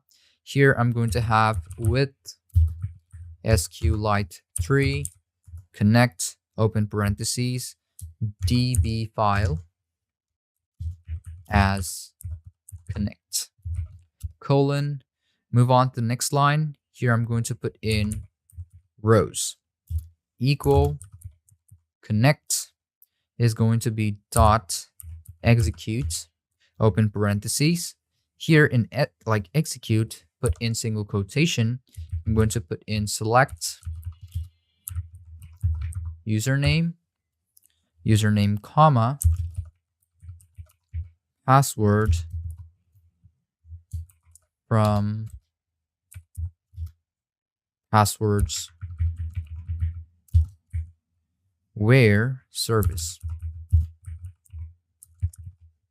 Okay, now the service is going to be equal to a question mark, and then that is where you exactly want to close off the parentheses. Okay, now in the same way, you can define in the service values right after the execute or right after this question. Here, what you can do is you can define the service and then fetch all. It is basically going to help you to fetch the data inside of this exact values. So as we have put in that value like that, we want a return value. In the return value, open up the secondary brackets, open up the parentheses, and define in row. Secondary brackets and define in 0. Now, after the 0 value, you want to put in a comma, put in a bit of space, and then you have the decrypt value. Decrypt, open parentheses, I'm going to put in row. Now, do not put in rows, just put in row, and we have 1 as the value. Now, after the secondary brackets, put in a comma, and here I'm going to have the cipher value. So I'm going to put in cipher. Now, after that, make sure both of these parentheses is closed, and I'm going to have the for loop working in row, in rows. Okay? Now, after this secondary brackets, I'm going to have if rows else. Secondary brackets, open and close. Just make sure to put in a bit of space. Now I'm going to have the main program. Move on to the next line, define. I'm going to have main. Now in this main value, open and close parentheses with a colon at the end. Move on to the next line. I'm going to have cipher value equal to Burnett, open parentheses, and define in load underscore key, open and close parentheses, and that's all. And here I'm going to have the init value as db, open and close parentheses. And here I'm going to have the while value or while true. These are also going to work as kind of like conditionals. So I'm going to put in while true, I'm going to print out a value. So I'm going to put in print, open parentheses, double quotation, forward slash or backward slash, n1. N1 over here. And the next thing that I want to do is I'm going to put in a dot. Here I'm going to have add password. Here I'm going to put in backward slash n2, put in dot, and put in retrieve password, which is going to be n3, full stop, generate password, backward slash n4. So in the same way, I'm going to have the exit value at the end. I'm going to have a specific choice is equal to the input, open parentheses, double quotation, select an option. Okay, put in a colon, and then you are going to define the conditionals of if, elif, and else. Move on to the next lines. I'm going to have the conditional. If choice double equal, double quotation is 1, colon, and then I want a return value of service, username, and password. So if I put in 1, service is equal to input, open parentheses, double quotation, define service, put in a comma if you want to. If you don't want to, it's totally fine. Just move on to the next line. I'm going to have the username is equal to input, open parentheses, double quotation. Instead of service, here I want a username. Okay, so username, colon, a bit of space. In the same way, I'm going to have the password equal input, double quotation. I'm going to put in password, colon, a bit of space. I'm going to have add password, open parentheses, service, comma, username, comma, password, comma, cipher. In the next line, I'm going to print out a specific value, open parentheses, double quotation. I'm going to put in password added, full stop, and that's it. Now, after the if, I'm going to define my elif function. Elif, now instead of putting in colon over here, I'm going to have a specific choice. It's going to be double equal, double quotation, if it is true, like 2. In the next line, I'm going to define my service. Service is going to be equal to input, open parentheses. Here I'm going to have service to retrieve. Service to retrieve. In the next line, I'm going to have my results is equal to retrieve password. Open parentheses, service, comma, cipher. In the next time, or in the next section, I'm going to have the if function working again. If results. If the results, colon, move into the next line, I'm going to have a loop. I'm going to put in username, comma, password in results. Okay? If it is like working for results, put in a colon at the end, move on to the next line. I want to print out the username. Print. Now I'm going to put in F, double quotation. I'm going to put in username, colon, put in a bit of space, third brackets. I'm going to define username, put in comma, password, now colon. I'm going to define in password. Okay, that is exactly it.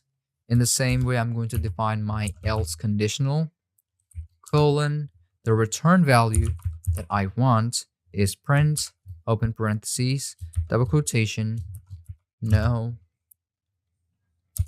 passwords found. Put in a full stop, and that is exactly it. Okay, so no passwords found. That is it for this one.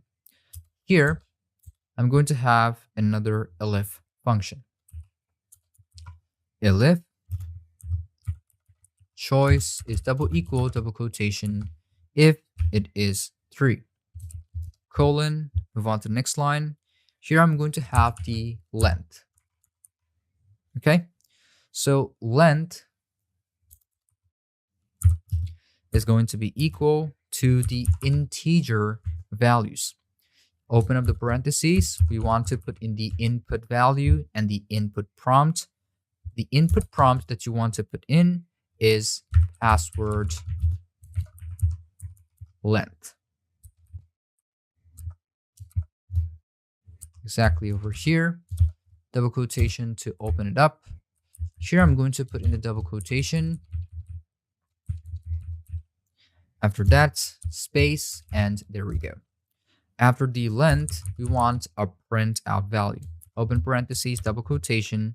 I'm going to put in generated password, colon, and a bit of space. If you don't want a bit of space, you can apply another conditional over here. But here I'm going to have the generate password,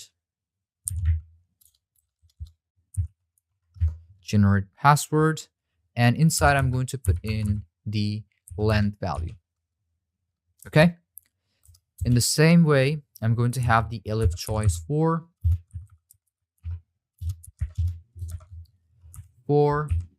colon, move on to the next line, and I want to print out print value, double quotation. I want to print out goodbye. Okay, here I want a break. Now the last thing that you want to put in is the else function. In the else function, I want to print out specifical values. Print, open parentheses, double quotation. I'm going to put in invalid choice. I'm going to make sure I'm just going to put in lower cases, dot try again, full stop. So as we're done defining or working with the firmware, the last thing that we need to do is basically just debug it. So I'm going to put in if name is double equal, double quotation, main, colon at the end. I'm going to put in main, open and close parentheses, and that's it for this application. Okay. Now, what you want to do is if you want to make sure that it runs in the first one or the first try, make sure you debug the application. Now, if this prompt opens up, you can see this one, then what you want to do is you want to just run this whole thing back again. Just rerun, and there we go. Just play it, and you can see it is working in the terminal. Now, if you want to add a password, just click on one, hit on enter. The service that I want is also, let's say, retrieve password. The username that I can put in is going to be, in this case, let's say USA. Enter. The password for this is going to be 1234. There we go. The password has been added. Now, if you want to retrieve a password, I'm going to put in 2. Service to retrieve, I'm going to put in 2. I'm going to put in 2 again. Service to retrieve is going to be a username. There we go. Now we can also generate a password. If I put in 3, password length is going to be 6, hit on enter, and there we go. We have a password generated too. In the same way, you can add more password, you can run more password, you can also check the DB file whenever you want to, and you can restore them anytime you want to. So you can see how I have created a password generator or password manager application just by using Python. It's also very simple, but if you want to apply more GUI, you can also do that. But as I wanted this class to be very simple and beginner friendly at the same time, so this is the application that I have created. If you still have any confusion or any question about any part of these lessons, feel free to ask me anytime. I'm always there to help you out. Just make sure not to skip any part, because if you do, you might miss out on something important. So, without any further ado, let's move on to our next class of application development using Python. Welcome to a new class of application development using Python. In this class, I'm going to be showing you how you can create a maze solver application in Python, which is going to be a fascinating project. Here is an outline of the development process. First thing that we want to know about is the project overview. We're going to have the specific goal, the input, and the output. For the goal, we're going to develop an application that solves a maze using algorithms like depth effect, search DFS, breadth, which is the first search VFS, or A star. In the input, we're going to have a maze represented as a 2D grid from the user input, an image, or if it is predefined. And in the output, the maze with the solved path will be displayed visually. So first thing that we want to do is we have to open up any IDE that we have on our device, in this case, PyCharm. So as you can see from my screen, I have opened up PyCharm on my device. Now the next thing that I'm going to do is that I'm going to create a new project. I'm going to make sure that the name that I put in is going to be Maze Solver App. I'm going to press on create, and I'm going to wait for a bit until it shows up on my screen. Now the next thing that I'm going to do is that I'm going to make sure that I have an application for Python. I'm going to make sure that the skeletons have been uploaded and the indexes have been uploaded too. You can see it is indexing the file, so make sure you wait until all of these are done. Okay? And also make sure that you have the latest version of Python available whenever you are working to develop any application using Python. Now, as this updating skeleton will be done, what I'm going to do next is going to be right-clicking on it. I'm going to press on New, and then Python file. I'm going to press on App, and then hit on Enter. And then we are going to have the application.python. Now, the next thing that we want to do is importing my tools and libraries. First thing that I want is a Python library, such as Pygame, Matplotlib, NumPy, or OpenCV. Now, Pygame is basically for graphical visualization of the maze. For Matplotlib, it is going to be used for plotting it visually, which isn't going to be interactive. NumPy is going to be used for grid and maze representation. And OpenCV is totally optional if you want to apply or not, but it is going to be based on image or the maze input. Now we're going to have core features of this application. We're going to have 3 different sections. The first one is the maze representation. We're going to use a 2D list or NumPy array where 0 represents open paths, 1 represents the walls, and start and ends are marked distinctly. In the second section, we're going to understand and fix the maze solving algorithm, which is going to be depth first search, which is going to be known as DFS, which is a simple backtracking application, or let's say a program which helps you to understand the backtracking of the solving algorithm. Then we are going to have the breadth first search, or known as BFS, which finds the shortest path to reach to the outcome. And then we're going to have a search algorithm which uses the heuristic for the efficiency of the application to solve that problem. In the third section, we're going to have visualization. We're going to draw the maze grid and animate the solving process. And then we're going to highlight the solved paths in different color.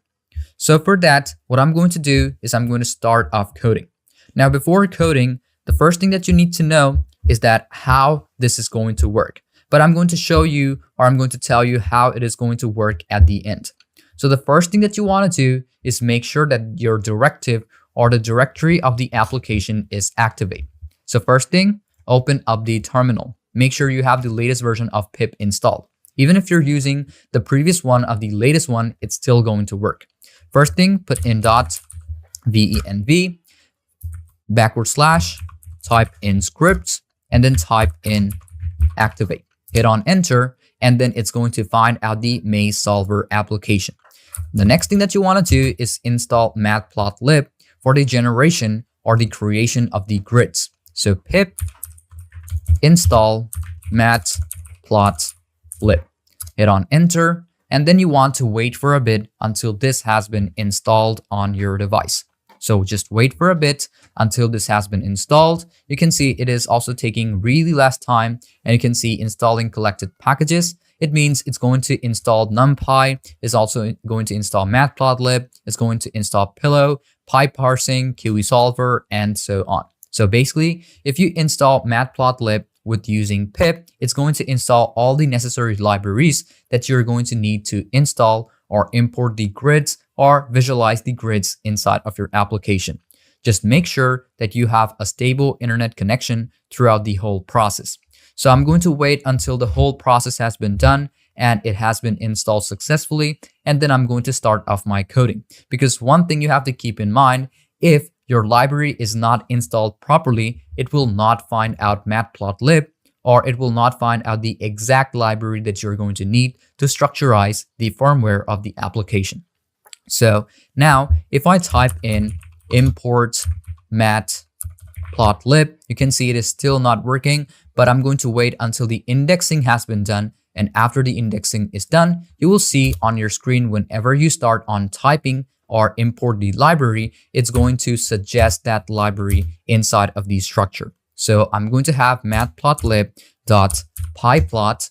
I'm going to cut this off, pyplot, and I'm going to import it as plt, which is going to be a short term for the variable.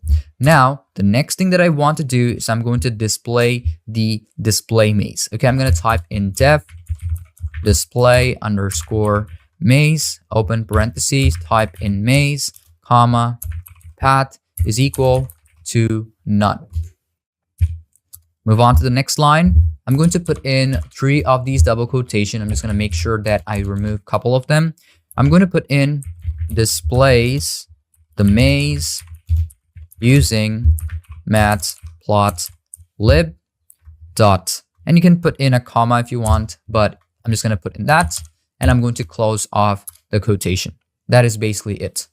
I'm just going to make sure that it is exactly how I want.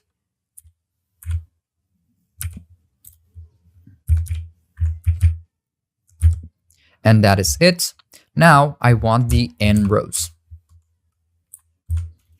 N rows, comma, n column. Calls is equal, and calls equal to the len function of Python, and you're going to define it as maze because that is the exact thing that we want to create. And here I'm going to define len and open up create maze, secondary brackets, and define in 0. In the same way, I'm going to define the figure, comma, ax equal to plt dot subplot. Okay, so as we have created subplots, now the next thing that I'm going to do is I'm going to put in ax dot imshow show, and I'm going to put in the maze, and you have to put in the cmap, which is going to basically derive that specific grids inside of the application. So type in cmap equal, and this should be in a binary formation. So type in binary inside. Now I'm going to create a specific conditional, which is going to work a lot better. If, okay? So if path colon, move on to the next line. Now here I'm going to have the for function, open the parentheses. Here I'm going to put in row. I'm going to put in col in path. So after path, I'm going to put in a colon at the end.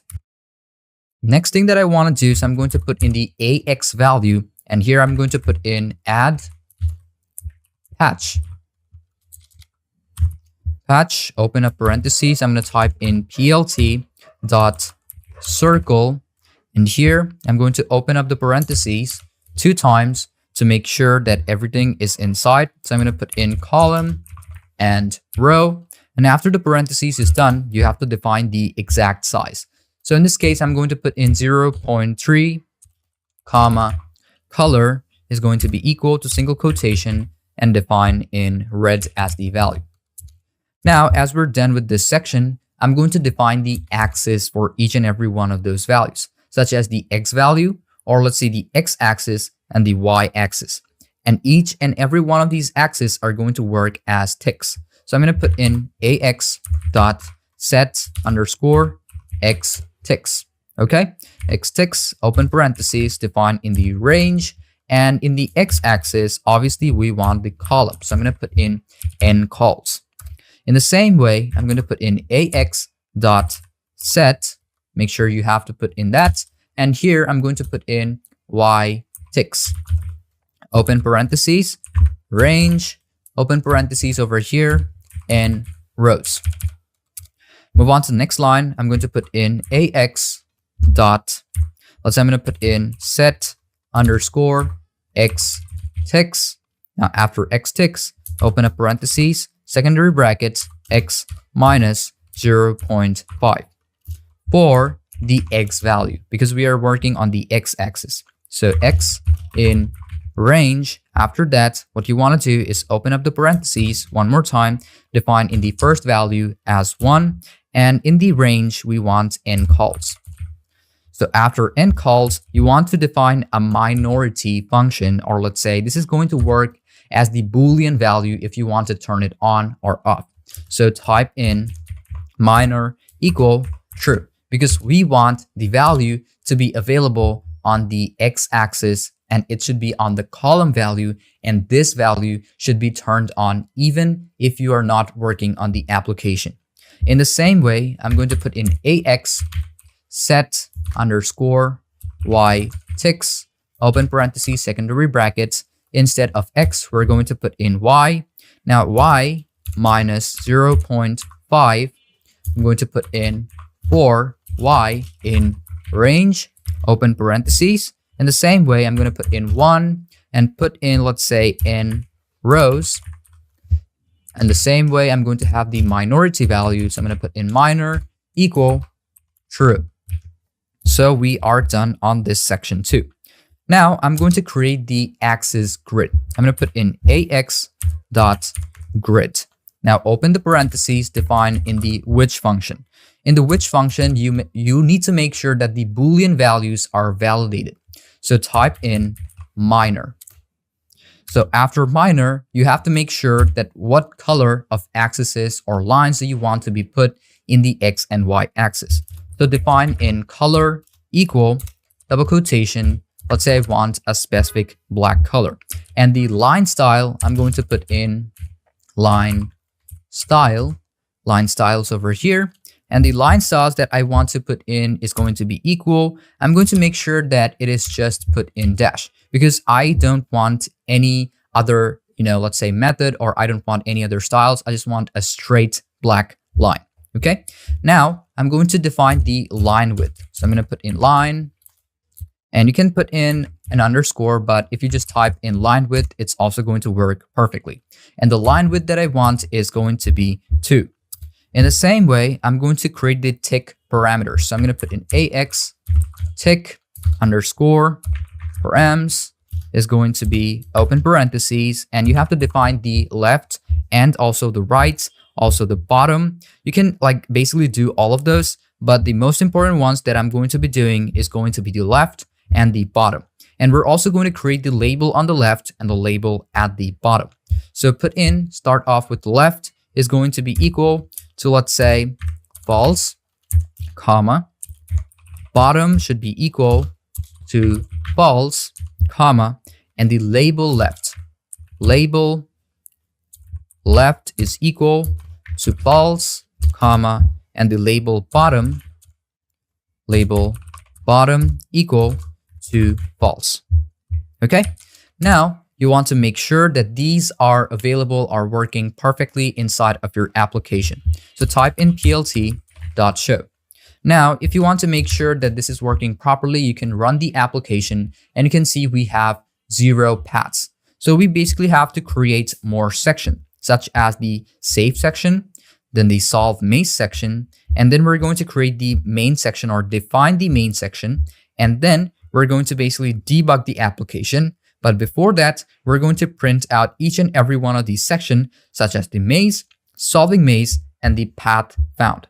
Okay, so the next thing that I want to define over here, I'm just going to make sure that it is in the first section. I'm going to put in define is underscore save, open parentheses, maze, comma, row, comma, and call. After that, you want to make sure to put in a colon. Here, I'm going to create these same 3 parentheses over here. I'm going to make sure that this is closed, or you can put in the same way. I'm going to put in something like this. Inside, I'm going to define in checks if the position is within bounds and not a wall. Bounds and not a wall.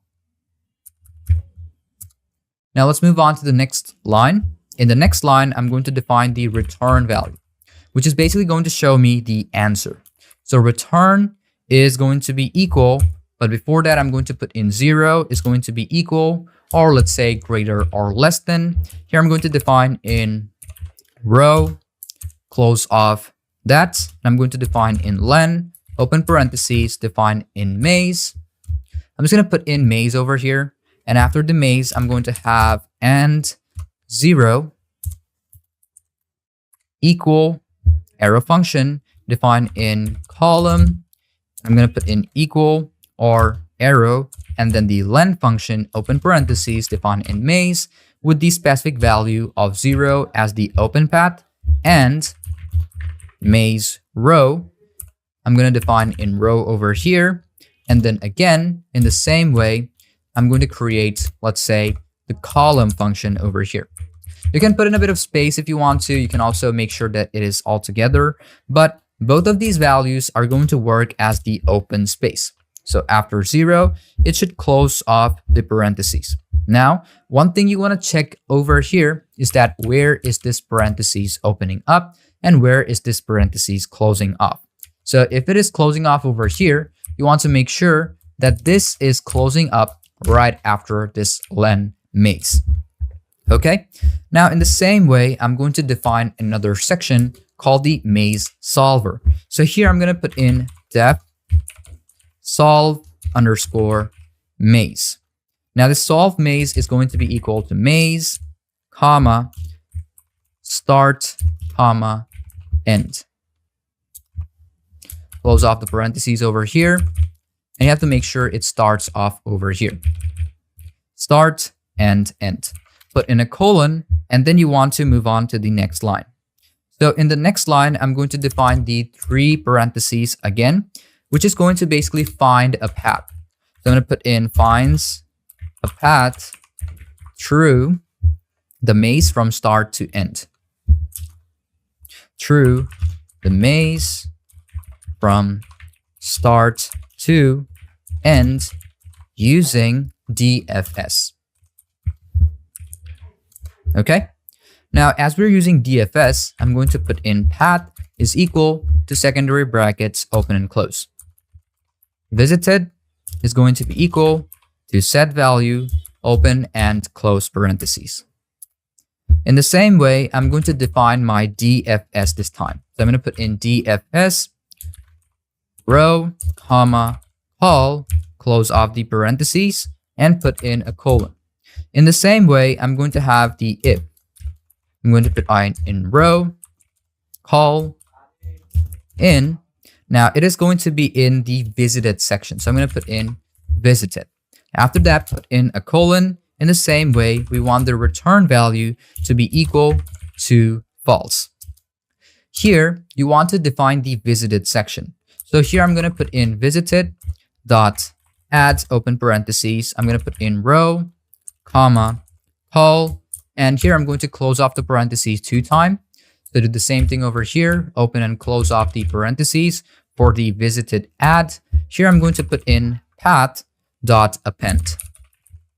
Okay, now for append, I'm going to apply the same thing. I'm going to put in row, comma, call. Exactly it. Now you want to define a conditional. So if open parentheses, I'm going to put in row, comma, call is going to be double equal to the end value, colon, return true. In another section, I'm going to explore the neighbors down, right, up, and left. So here I'm going to create a section, explore neighbors, open parentheses. I'm going to define in down, comma, right, comma, up, comma, and then left. Close off the parentheses. Now move on to the next line. Here I'm going to have the dr and dc. For dr, comma, dc in, then open up the secondary brackets and define in the parentheses values, or each and every one of these range values. Open parentheses, I'm going to put in 1, comma, 0. After that, comma, open parentheses, I'm going to define in -1, comma, 0. Comma, I'm going to have, let's say, 0, comma, 1 in the same way. Instead over here, I'm going to open up the parentheses, close off the parentheses. I'm going to put in 0, comma, 1, comma, space, -1, comma, 0. In the same way, I'm going to have, let's say, open and close parentheses with, let's say, 0, comma, -1. That is exactly how you want to put it, and put in a colon at the end. Now we're going to create new rows and new column. So I'm going to put in new underscore row column, new underscore call. Okay, it's going to be equal to row, then plus, then dr, comma, call is going to be for the dc. Move on to the next line. And here I'm going to define a conditional is safe. So I'm going to put in is safe, and then open parentheses, define in the maze exactly where you want it to run, and define new row, comma, new column. In the same way, I'm going to define this again with a colon, and then I'm going to put in if the DFS is perfect. So if DFS, open and close parentheses, I'm going to define in new row, comma, new call. Okay, exactly how you want to put it. And then you want a return value. So the return value that you want to make sure that it is in true. Now you want to add a backtrack in the no path found.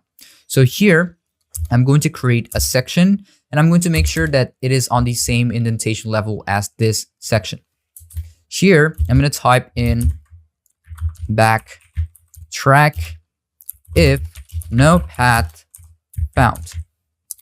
Move on to the next line. Here I'm going to put in path.pop, open and close off the parentheses, and we want a return value. Return false.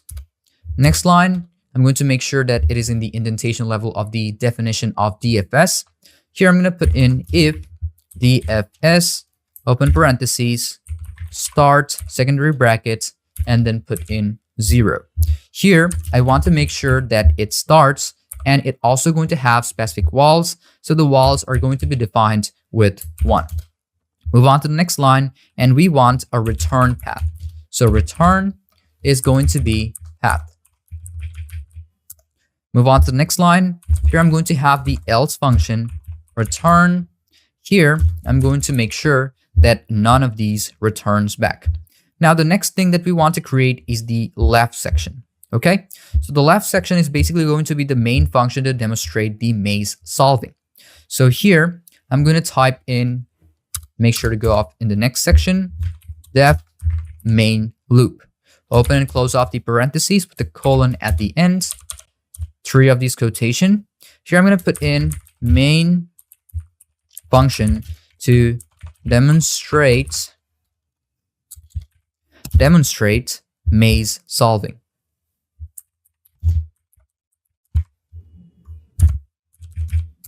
On to the next line, I'm going to create a section. I'm going to put in define a sample maze, open parentheses. Here, I'm going to put in 0 is going to be equal to the open value, and 1 should be a wall. 1 is going to be equal to wall. Close off the parentheses as it's going to be just working as a section. Okay? Now, what you want to do over here is you want to define the maze. So maze is going to be equal secondary brackets and then secondary bracket over here. Let's say I'm going to put in 0, 1, 0, 0, 0. I'm going to make sure that there's a lot of these section. Control C. We have created 1, 2, 3, 4, 5. Okay, I'm not going to make sure that all of these are basically the same. So I'm going to make sure that there are also a couple of other walls. Let's say I'm going to put a wall over here. Instead of putting a wall in the same section, what I want to create is going to be a wall on this section. 1. I'm going to close this off. I'm going to make sure that there are 3 walls over here. 1. And on the last one, I want a wall over here. Or maybe somewhere over here. But if you want to make sure that it works properly, so I'm going to make sure that all of these are 0 at the end. Another thing that I'm going to make sure to create over here is that I'm going to apply another wall over here so that I can start off from this section. Okay, or if it is working like this, let's say I'm going to check it out. Let's just check this. It's going to go from here to here to here to here and then here. Okay, if you make sure that it is also 0, you can also keep it 0 if you want to. So basically we have defined the maze. Now I'm going to make sure that I start off the maze. So start is going to be equal, open parentheses, 0, 0. Close off the parentheses. And I'm going to have the end section. End is going to be equal to open parentheses. I'm going to put in 4, 4. In the same way, I'm going to print out each and every one of these values right now. Open up the parentheses, double quotation, I'm going to define in maze. Okay. In the same way, I'm going to display the maze. In the display maze, I want to make sure that the maze is working properly. Here, I'm going to print out the values. So here, print, open parentheses, double quotation, I'm going to put in solving maze, triple dots. Here, I'm going to define the path over here. So the path is going to be equal to the solve underscore maze. In this section, I'm going to put in maze, comma, start, comma, end. Here, I'm going to define another conditional for the path. So the path is going to basically have the print value. So in the print, what I'm going to do is I'm going to put in open parentheses. Here, let's say I'm going to double quotation. I'm going to put in path. Let's say I'm going to put in found. Okay. Here, I'm going to define it using the path. In the same way, to display the maze, I'm going to make sure to display maze. Inside of this parentheses, I'm just going to put in maze, comma, path, because it needs to find the path inside of the maze. Now, as we're done with this section, I'm going to make sure to put in the else function. In the else function, I want to make sure that if there is no path, it should show me there is basically no path. So open up parentheses, double quotation, just type in no path found. Okay, I'm going to put in a colon over here. Let's move on to the next line. And the last thing that we want to do inside of this application is define the application. So here, I'm going to put in name is going to be double equal, double quotation. Here, I'm going to put in underscore main, double underscore over here, colon, move on to the next line and define in main. Okay. Now, the next thing that you want to do is either you want to run the application or you want to debug the application first. If you run it, you can see sometimes there is going to be set like none. So here I'm going to check out on line 5. You can see none over here. So as you can see, we have none over here in line 5. You want to make sure that it should be defined in some way. Okay, so I'm going to cut this off. I'm going to cut this line off. I'm going to go off to line 4. And here I'm going to put in a colon. And you want to run the application first. And you can see we have another colon at line 83. So I'm going to move on to line 83 over here, which is basically this one. And I'm going to make sure that this is working properly. If it is not working properly, you want to make sure it is debugged, but it should like work properly. Okay, so first thing first, I'm going to debug the application. Make sure you allow this over here as the Windows security if you do not have Python turned on as administrator. Okay, so as now we have selected or make sure that it is working as administrator, you want to cut this off. I'm going to cut this off and then, or you want to cut it off and then paste it back again. So if I paste it back again, if I run this application, you can see now it will show me the maze. There we go. And you can see it is basically how it is working. Now you can zoom in the rectangles, you can configure the subplots, and you can see this is basically how it is working. There we go. We have the 2 walls, 3 walls over here, and then 1 over here. If you check out the section, you can see 1 over here, 1, and then we have 1 over here, and then at the top. So how it should start is something like this over here, or maybe something like this, and then over here, right? So if we select like this, this is how it's going to work. Now you will be able to move the grids over here too. And if I select it, this is how it will look like. You can zoom in. There we go. And you can configure these subplots. There we go. If you want to reset it, you can also reset it. If you want to go back or undo the process, you can also do that at the same time. In this case, I'm going to make sure that this is like this. There we go. There we go.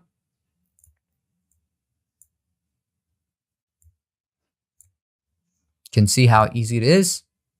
And this is how you want to make sure it is working properly. Now, the first thing that we want to do is here I'm going to put in, let's say, 0. Enter. If I open this up, you can see nothing happens. If I put in 1 over here, hit on enter. If I check this out, you can see still nothing happens. But you can save the figure anytime you want. And if I close this off, you can see it is showing me solving the math or solving the path, and the path has been found. It has started from here and then right over here.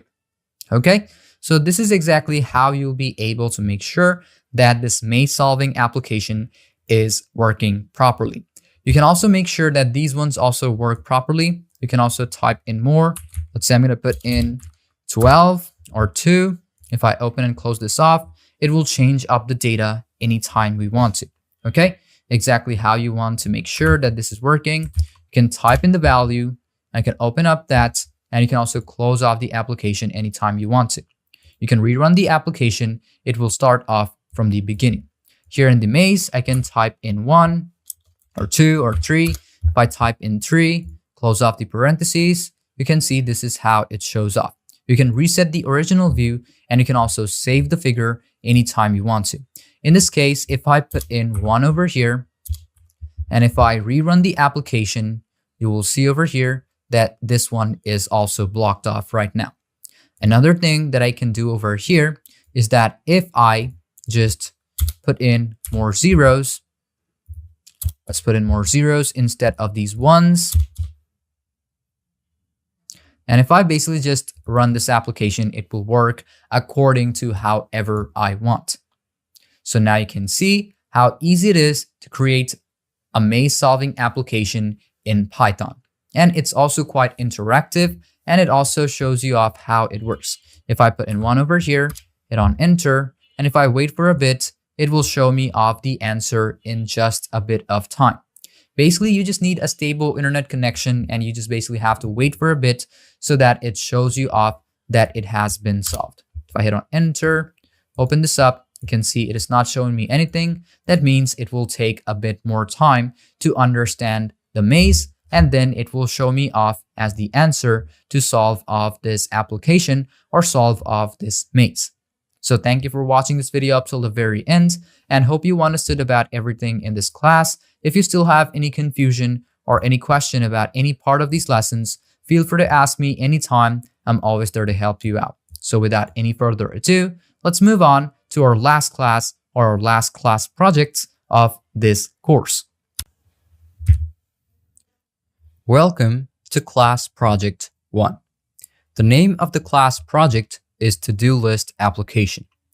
I have attached in description, specific steps, and also an outcome of this project. Let's get into the description first.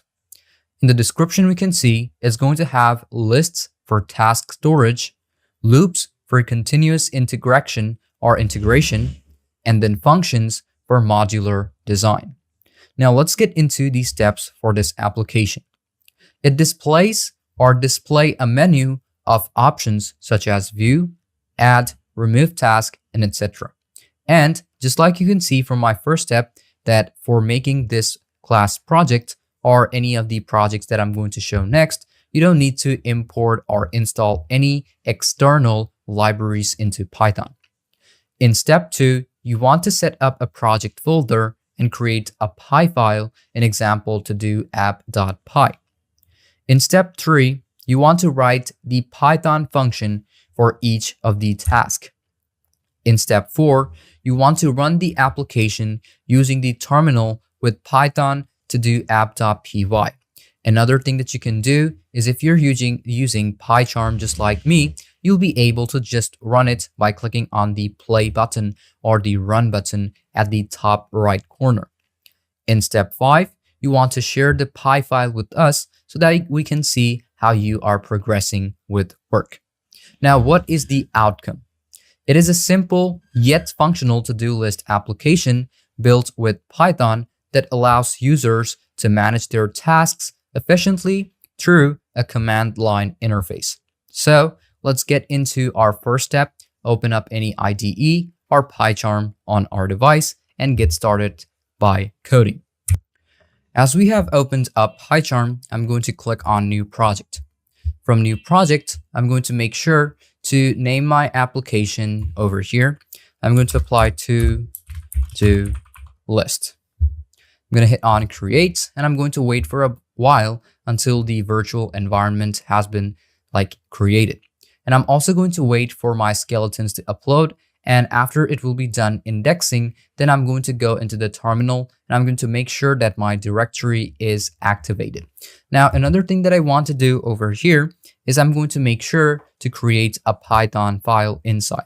I'm going to make sure to apply app.py.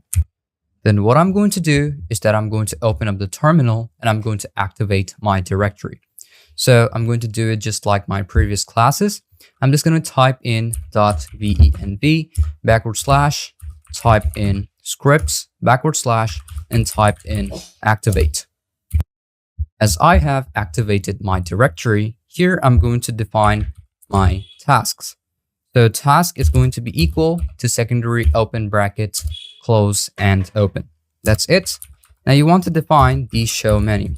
So I'm going to type in show menu, open and close the parentheses, and you have to define it with a colon. Now what I want to do is I'm going to print out specific values such as my to-do list. So print open parentheses, here I'm going to define my double quotation, and after double quotation /n, and then after that I'm going to put in 3 of these dashes. I'm going to type in to-do list app. Okay, that is going to be the exact name. Put in a bit of space and then put in 3 dashes at the end. In the same way, I'm going to make sure to print out other values. Inside, I'm going to put in the first function. The first function is going to view the task. View tasks. After that, I'm going to print out the second one, double quotation, to full stop, The second function is going to be add tasks. Print, open parentheses, double quotation, 3 dot. Now the next function is going to be remove tasks. Print, double quotation, open parenthesis, double quotation, 4 dot, and then exit. Here, I'm going to define view tasks. So I'm going to type in view underscore. I'm going to type in tasks, open and close off the parentheses, put in a colon at the end, move on to the next line and define in your functional. If not tasks, then colon, I want to print out no tasks added yet. So I'm going to put in print,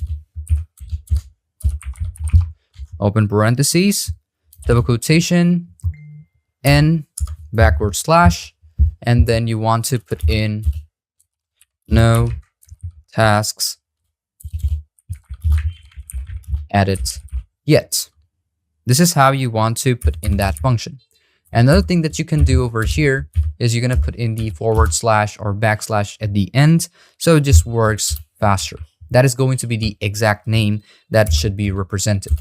Here I'm going to have the else function. Here I'm going to print out open parentheses, backward slash n. Make sure all of these are in a double quotation.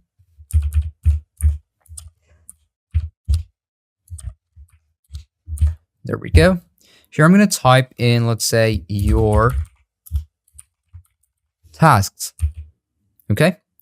Now at the end, I'm going to make sure to put in a colon, so it should define my tasks. So I'm going to put in for I, comma, task in enumerates. You can see enumerate over here. I'm going to put in enumerate. It's going to be task 1. Okay, you're going to put in tasks over here. It's going to be easier for Python to understand according to your variable. So I'm also going to define it with the print value. So print, open parentheses, put in the f or the function first, double quotation, third bracket, and define the I over here. And after that, you want to put in a full stop. Open up the third bracket again and define in your task. Okay, that is exactly what you want to put in. Here, for the next one, I'm going to have another definition for adding in the tasks. So I'm going to put in def add task. Open and close off the parentheses with the colon at the end and move on to the next line. I'm going to apply, let's say, task, but I'm going to put in not tasks, but task. I'm going to put in an input value. So I'm going to put in input, then I'm going to put in double quotation and type in enter your new task, colon, and put in a bit of space if you want to. In the same way, I'm going to have tasks.append. Here, I'm going to apply the variable as task, and I'm going to print out my value, and I'm going to put in a parentheses. Here, define the f, double quotation is going to be task, single quotation. Here, I'm going to put in, let's say, third bracket, task over here, close off this, like the single parentheses over here, like that. And then you want to define in added. Okay, exactly how you want it to be put. In the same way, I'm going to apply another definition. I'm going to remove a task. Remove task. Okay, make sure to open and close parentheses with the colon at the end. Now to remove task, I want to view the task first. So I'm going to put in, let's say, view tasks. Okay, open and close off the parentheses. Now I'm going to apply the try function. It's going to try out a couple of other conditionals. So I'm going to put in task underscore index. Now, after the index value, you want to put in integer value to work first. The integer value, I'm going to close it off. int, open parentheses. And after that, I'm going to put in the input value. After that, open up the parentheses again, then double quotation, backward slash, n. I'm going to put in enter the task number to remove. enter task number to remove. Okay, after that, put in a colon, and basically you are done with this section. Now after that, you want to put in a minus and 1. Now let's move on to the next line. Here I'm going to define my conditionals. I'm going to start off with the 0 value. I'm going to make sure to put in an arrow function. Here I'm going to put in the task index, and then I'm going to have another arrow function to apply the len open task. Okay, you're going to make sure to put in tasks if you want to. Here, the next thing that I want to do is I'm going to apply the removed task. I'm going to put in removed underscore task. And after that, it's going to be equal to task dot pop function, open parentheses, task underscore index. In the same way, I'm going to print out the value. Inside the value, F double quotation, I'm going to put in task, then space, single quotation. Here I'm going to define in my third brackets, I'm going to put in removed task inside. And I'm going to make sure to define my removed text at the end. There we go. We have defined the if function. In the same way, I'm going to have my else function. In the else function, I'm going to print the invalid number. Inside double quotation, I'm going to put in invalid task number to appear if it doesn't meet up to my criteria. Okay. Now, in the next thing that I want to do is I'm going to have my exception, which is going to be for value error. I'm going to make sure it is in the same indentation level as the try. So I'm going to put in except. I'm going to have value, make sure it is capital, value error, open colon. I'm going to define in the print, open parentheses, double quotation, please enter a valid number. Okay, full stop, and you are good to go. Now, the next thing that I want to do is I'm going to create the main program loop. Okay, I'm going to create a section over here, main program loop. Here I'm going to define my while loop, while true, colon, move on to the next line. I'm going to have the show menu. Inside, I'm going to have my choices. So choice is going to be equal to the input value. In the input value, I'm going to choose an option from 1 to 10 or 1 to 4. Choose an option from 1 to 4. Exactly how you want to put it.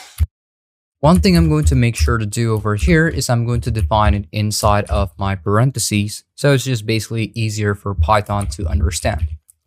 In the same way, for choice, I'm going to have my conditional. It's going to be for the choice equal to single quotation and the first function. I'm going to have, let's say, view tasks. Okay, so view task is done. I'm going to apply my elif function. Elif is going to be choice equal single quotation 2, colon, move on to the next line. Here I'm going to have an add task. In the same way, I'm going to apply another elif function. Elif choice is equal to single quotation 3. After that, put in a colon, move on to the next line, and make sure to put in 2 equals on each and every one of them. That is what I'm going to make sure. There we go. Move on to the next line and the add task, and the next one is remove task. And the last one that I want to do is type in elif choice double equal single quotation, put in 4 with a colon at the end, and the last function is going to be print goodbye. Print goodbye. I'm going to make sure to put all of these inside of the quotation. And the last thing that I want to do is I'm going to apply a break. Now I'm going to apply my else if none of the conditions meet. Print open parentheses. I'm going to type in invalid choice. I'm going to put in comma, please try again. As you're done, now you want to run the application and you can see that the application has been created. Now, if you put in 1 as view task, you can see these are the tasks. You can add in task, put in that, choose an option. You can apply your new task, let's say GHG, hit on enter, and there we go. If I click on view task 1, and you'll be able to remove the task from these states too. So thank you for watching this video up till the very end, and hope you understood about everything in this class. If you still have any confusion, feel free to ask me anytime. I'm always there to help you out. So let's move on to class project 2. Welcome to class project 2. The name of the class project is number guessing game. Let's get into the description. The number guessing game is a Python game where the computer picks a random number between 1 to 100. In this case, I'm going to be using 1 to 10, and the user guesses it. The game gives feedback on whether the guess is too high, too low, or correct. In step 1, I'm going to import the random module.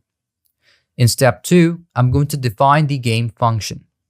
In step 3, I'm going to generate a random number.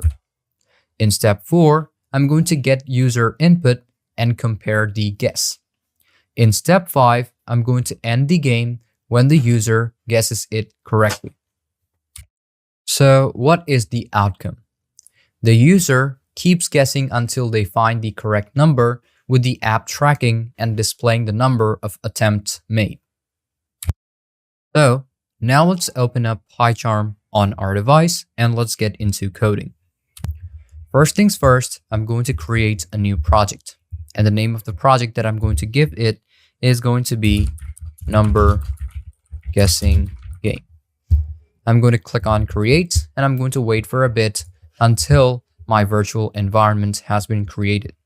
Now from here, I'm going to create an app file, which is going to be a py file. Okay.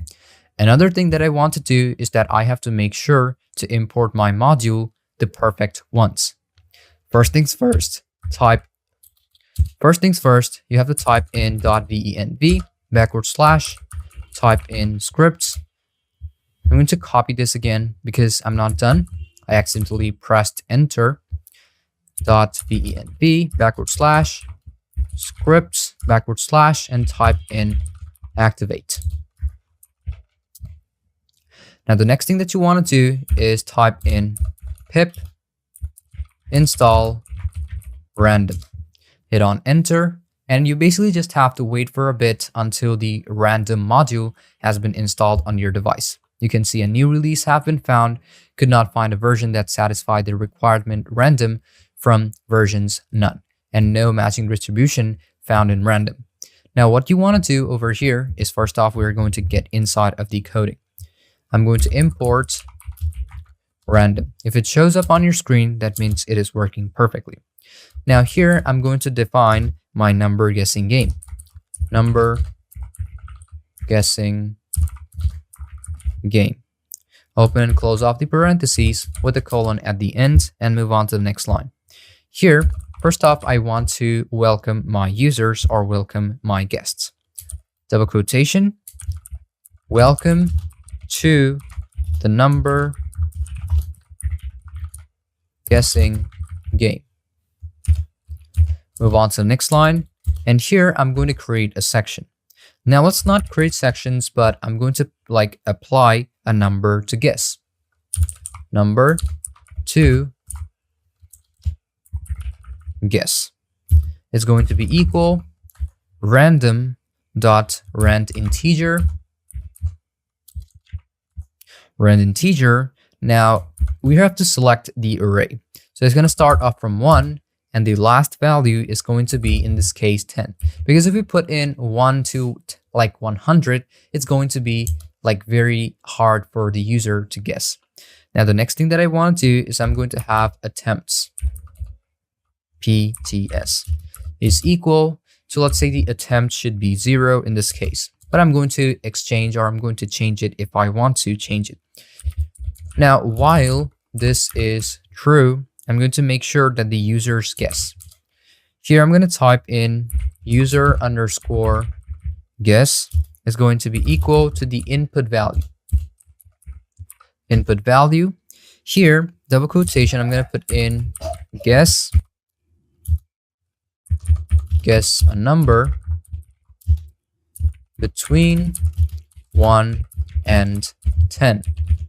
Okay? I'm going to put in a colon at the end so it just looks a bit better. In the same way, I'm going to create my conditionals, which is going to validate the input. So here I'm going to put in if not user input dot user input or user guess. User guess dot, then you're going to put in, let's say, is digit. Is digit, keep it open, move on to the next line, and here I want to print out my values. In the print values, I'm going to put in, please enter a valid number. After the print value, I want the function or I want the game to run. Okay? Here, I'm going to define my user attempts or the user guesses. User guess is going to be equal to the integer value. Open up the parentheses. I'm going to type in user underscore guess. In the same way, I'm going to apply attempts. Now, the attempts that I want to apply is going to be plus or equal to 1. So even if you want to apply more attempts, it's totally fine. Now, I'm going to create another section of, let's say, conditionals, which is going to check the guess. In this case, let's say you guessed something, but it's somewhat like close to the number or somewhat like really far from the number. So it's going to give you the exact data if you're close or if you are very far from the number or if it's like too close to it. Okay. So here I'm going to type in if user guess is, let's say, greater or equal to number to question or number to guess. Number to guess, colon, I'm going to print out specific values. Double quotation, I'm going to type in too low, try again. That's it. I'm going to have the elif function, elif user guess, it's going to be greater number to guess. Colon, I want it to print out double quotation too high. Try again. In the same way, I'm going to have the else function to work at the end. I want to print out the values, f double quotation. I'm going to put in congratulations, because if it meets up to the guessed number or the number to guess, congratulations, you've guessed the number, third brackets, number to guess. After the third brackets, in third bracket attempts, then here I'm going to put in the last value, which is going to be, let's say, just attempts.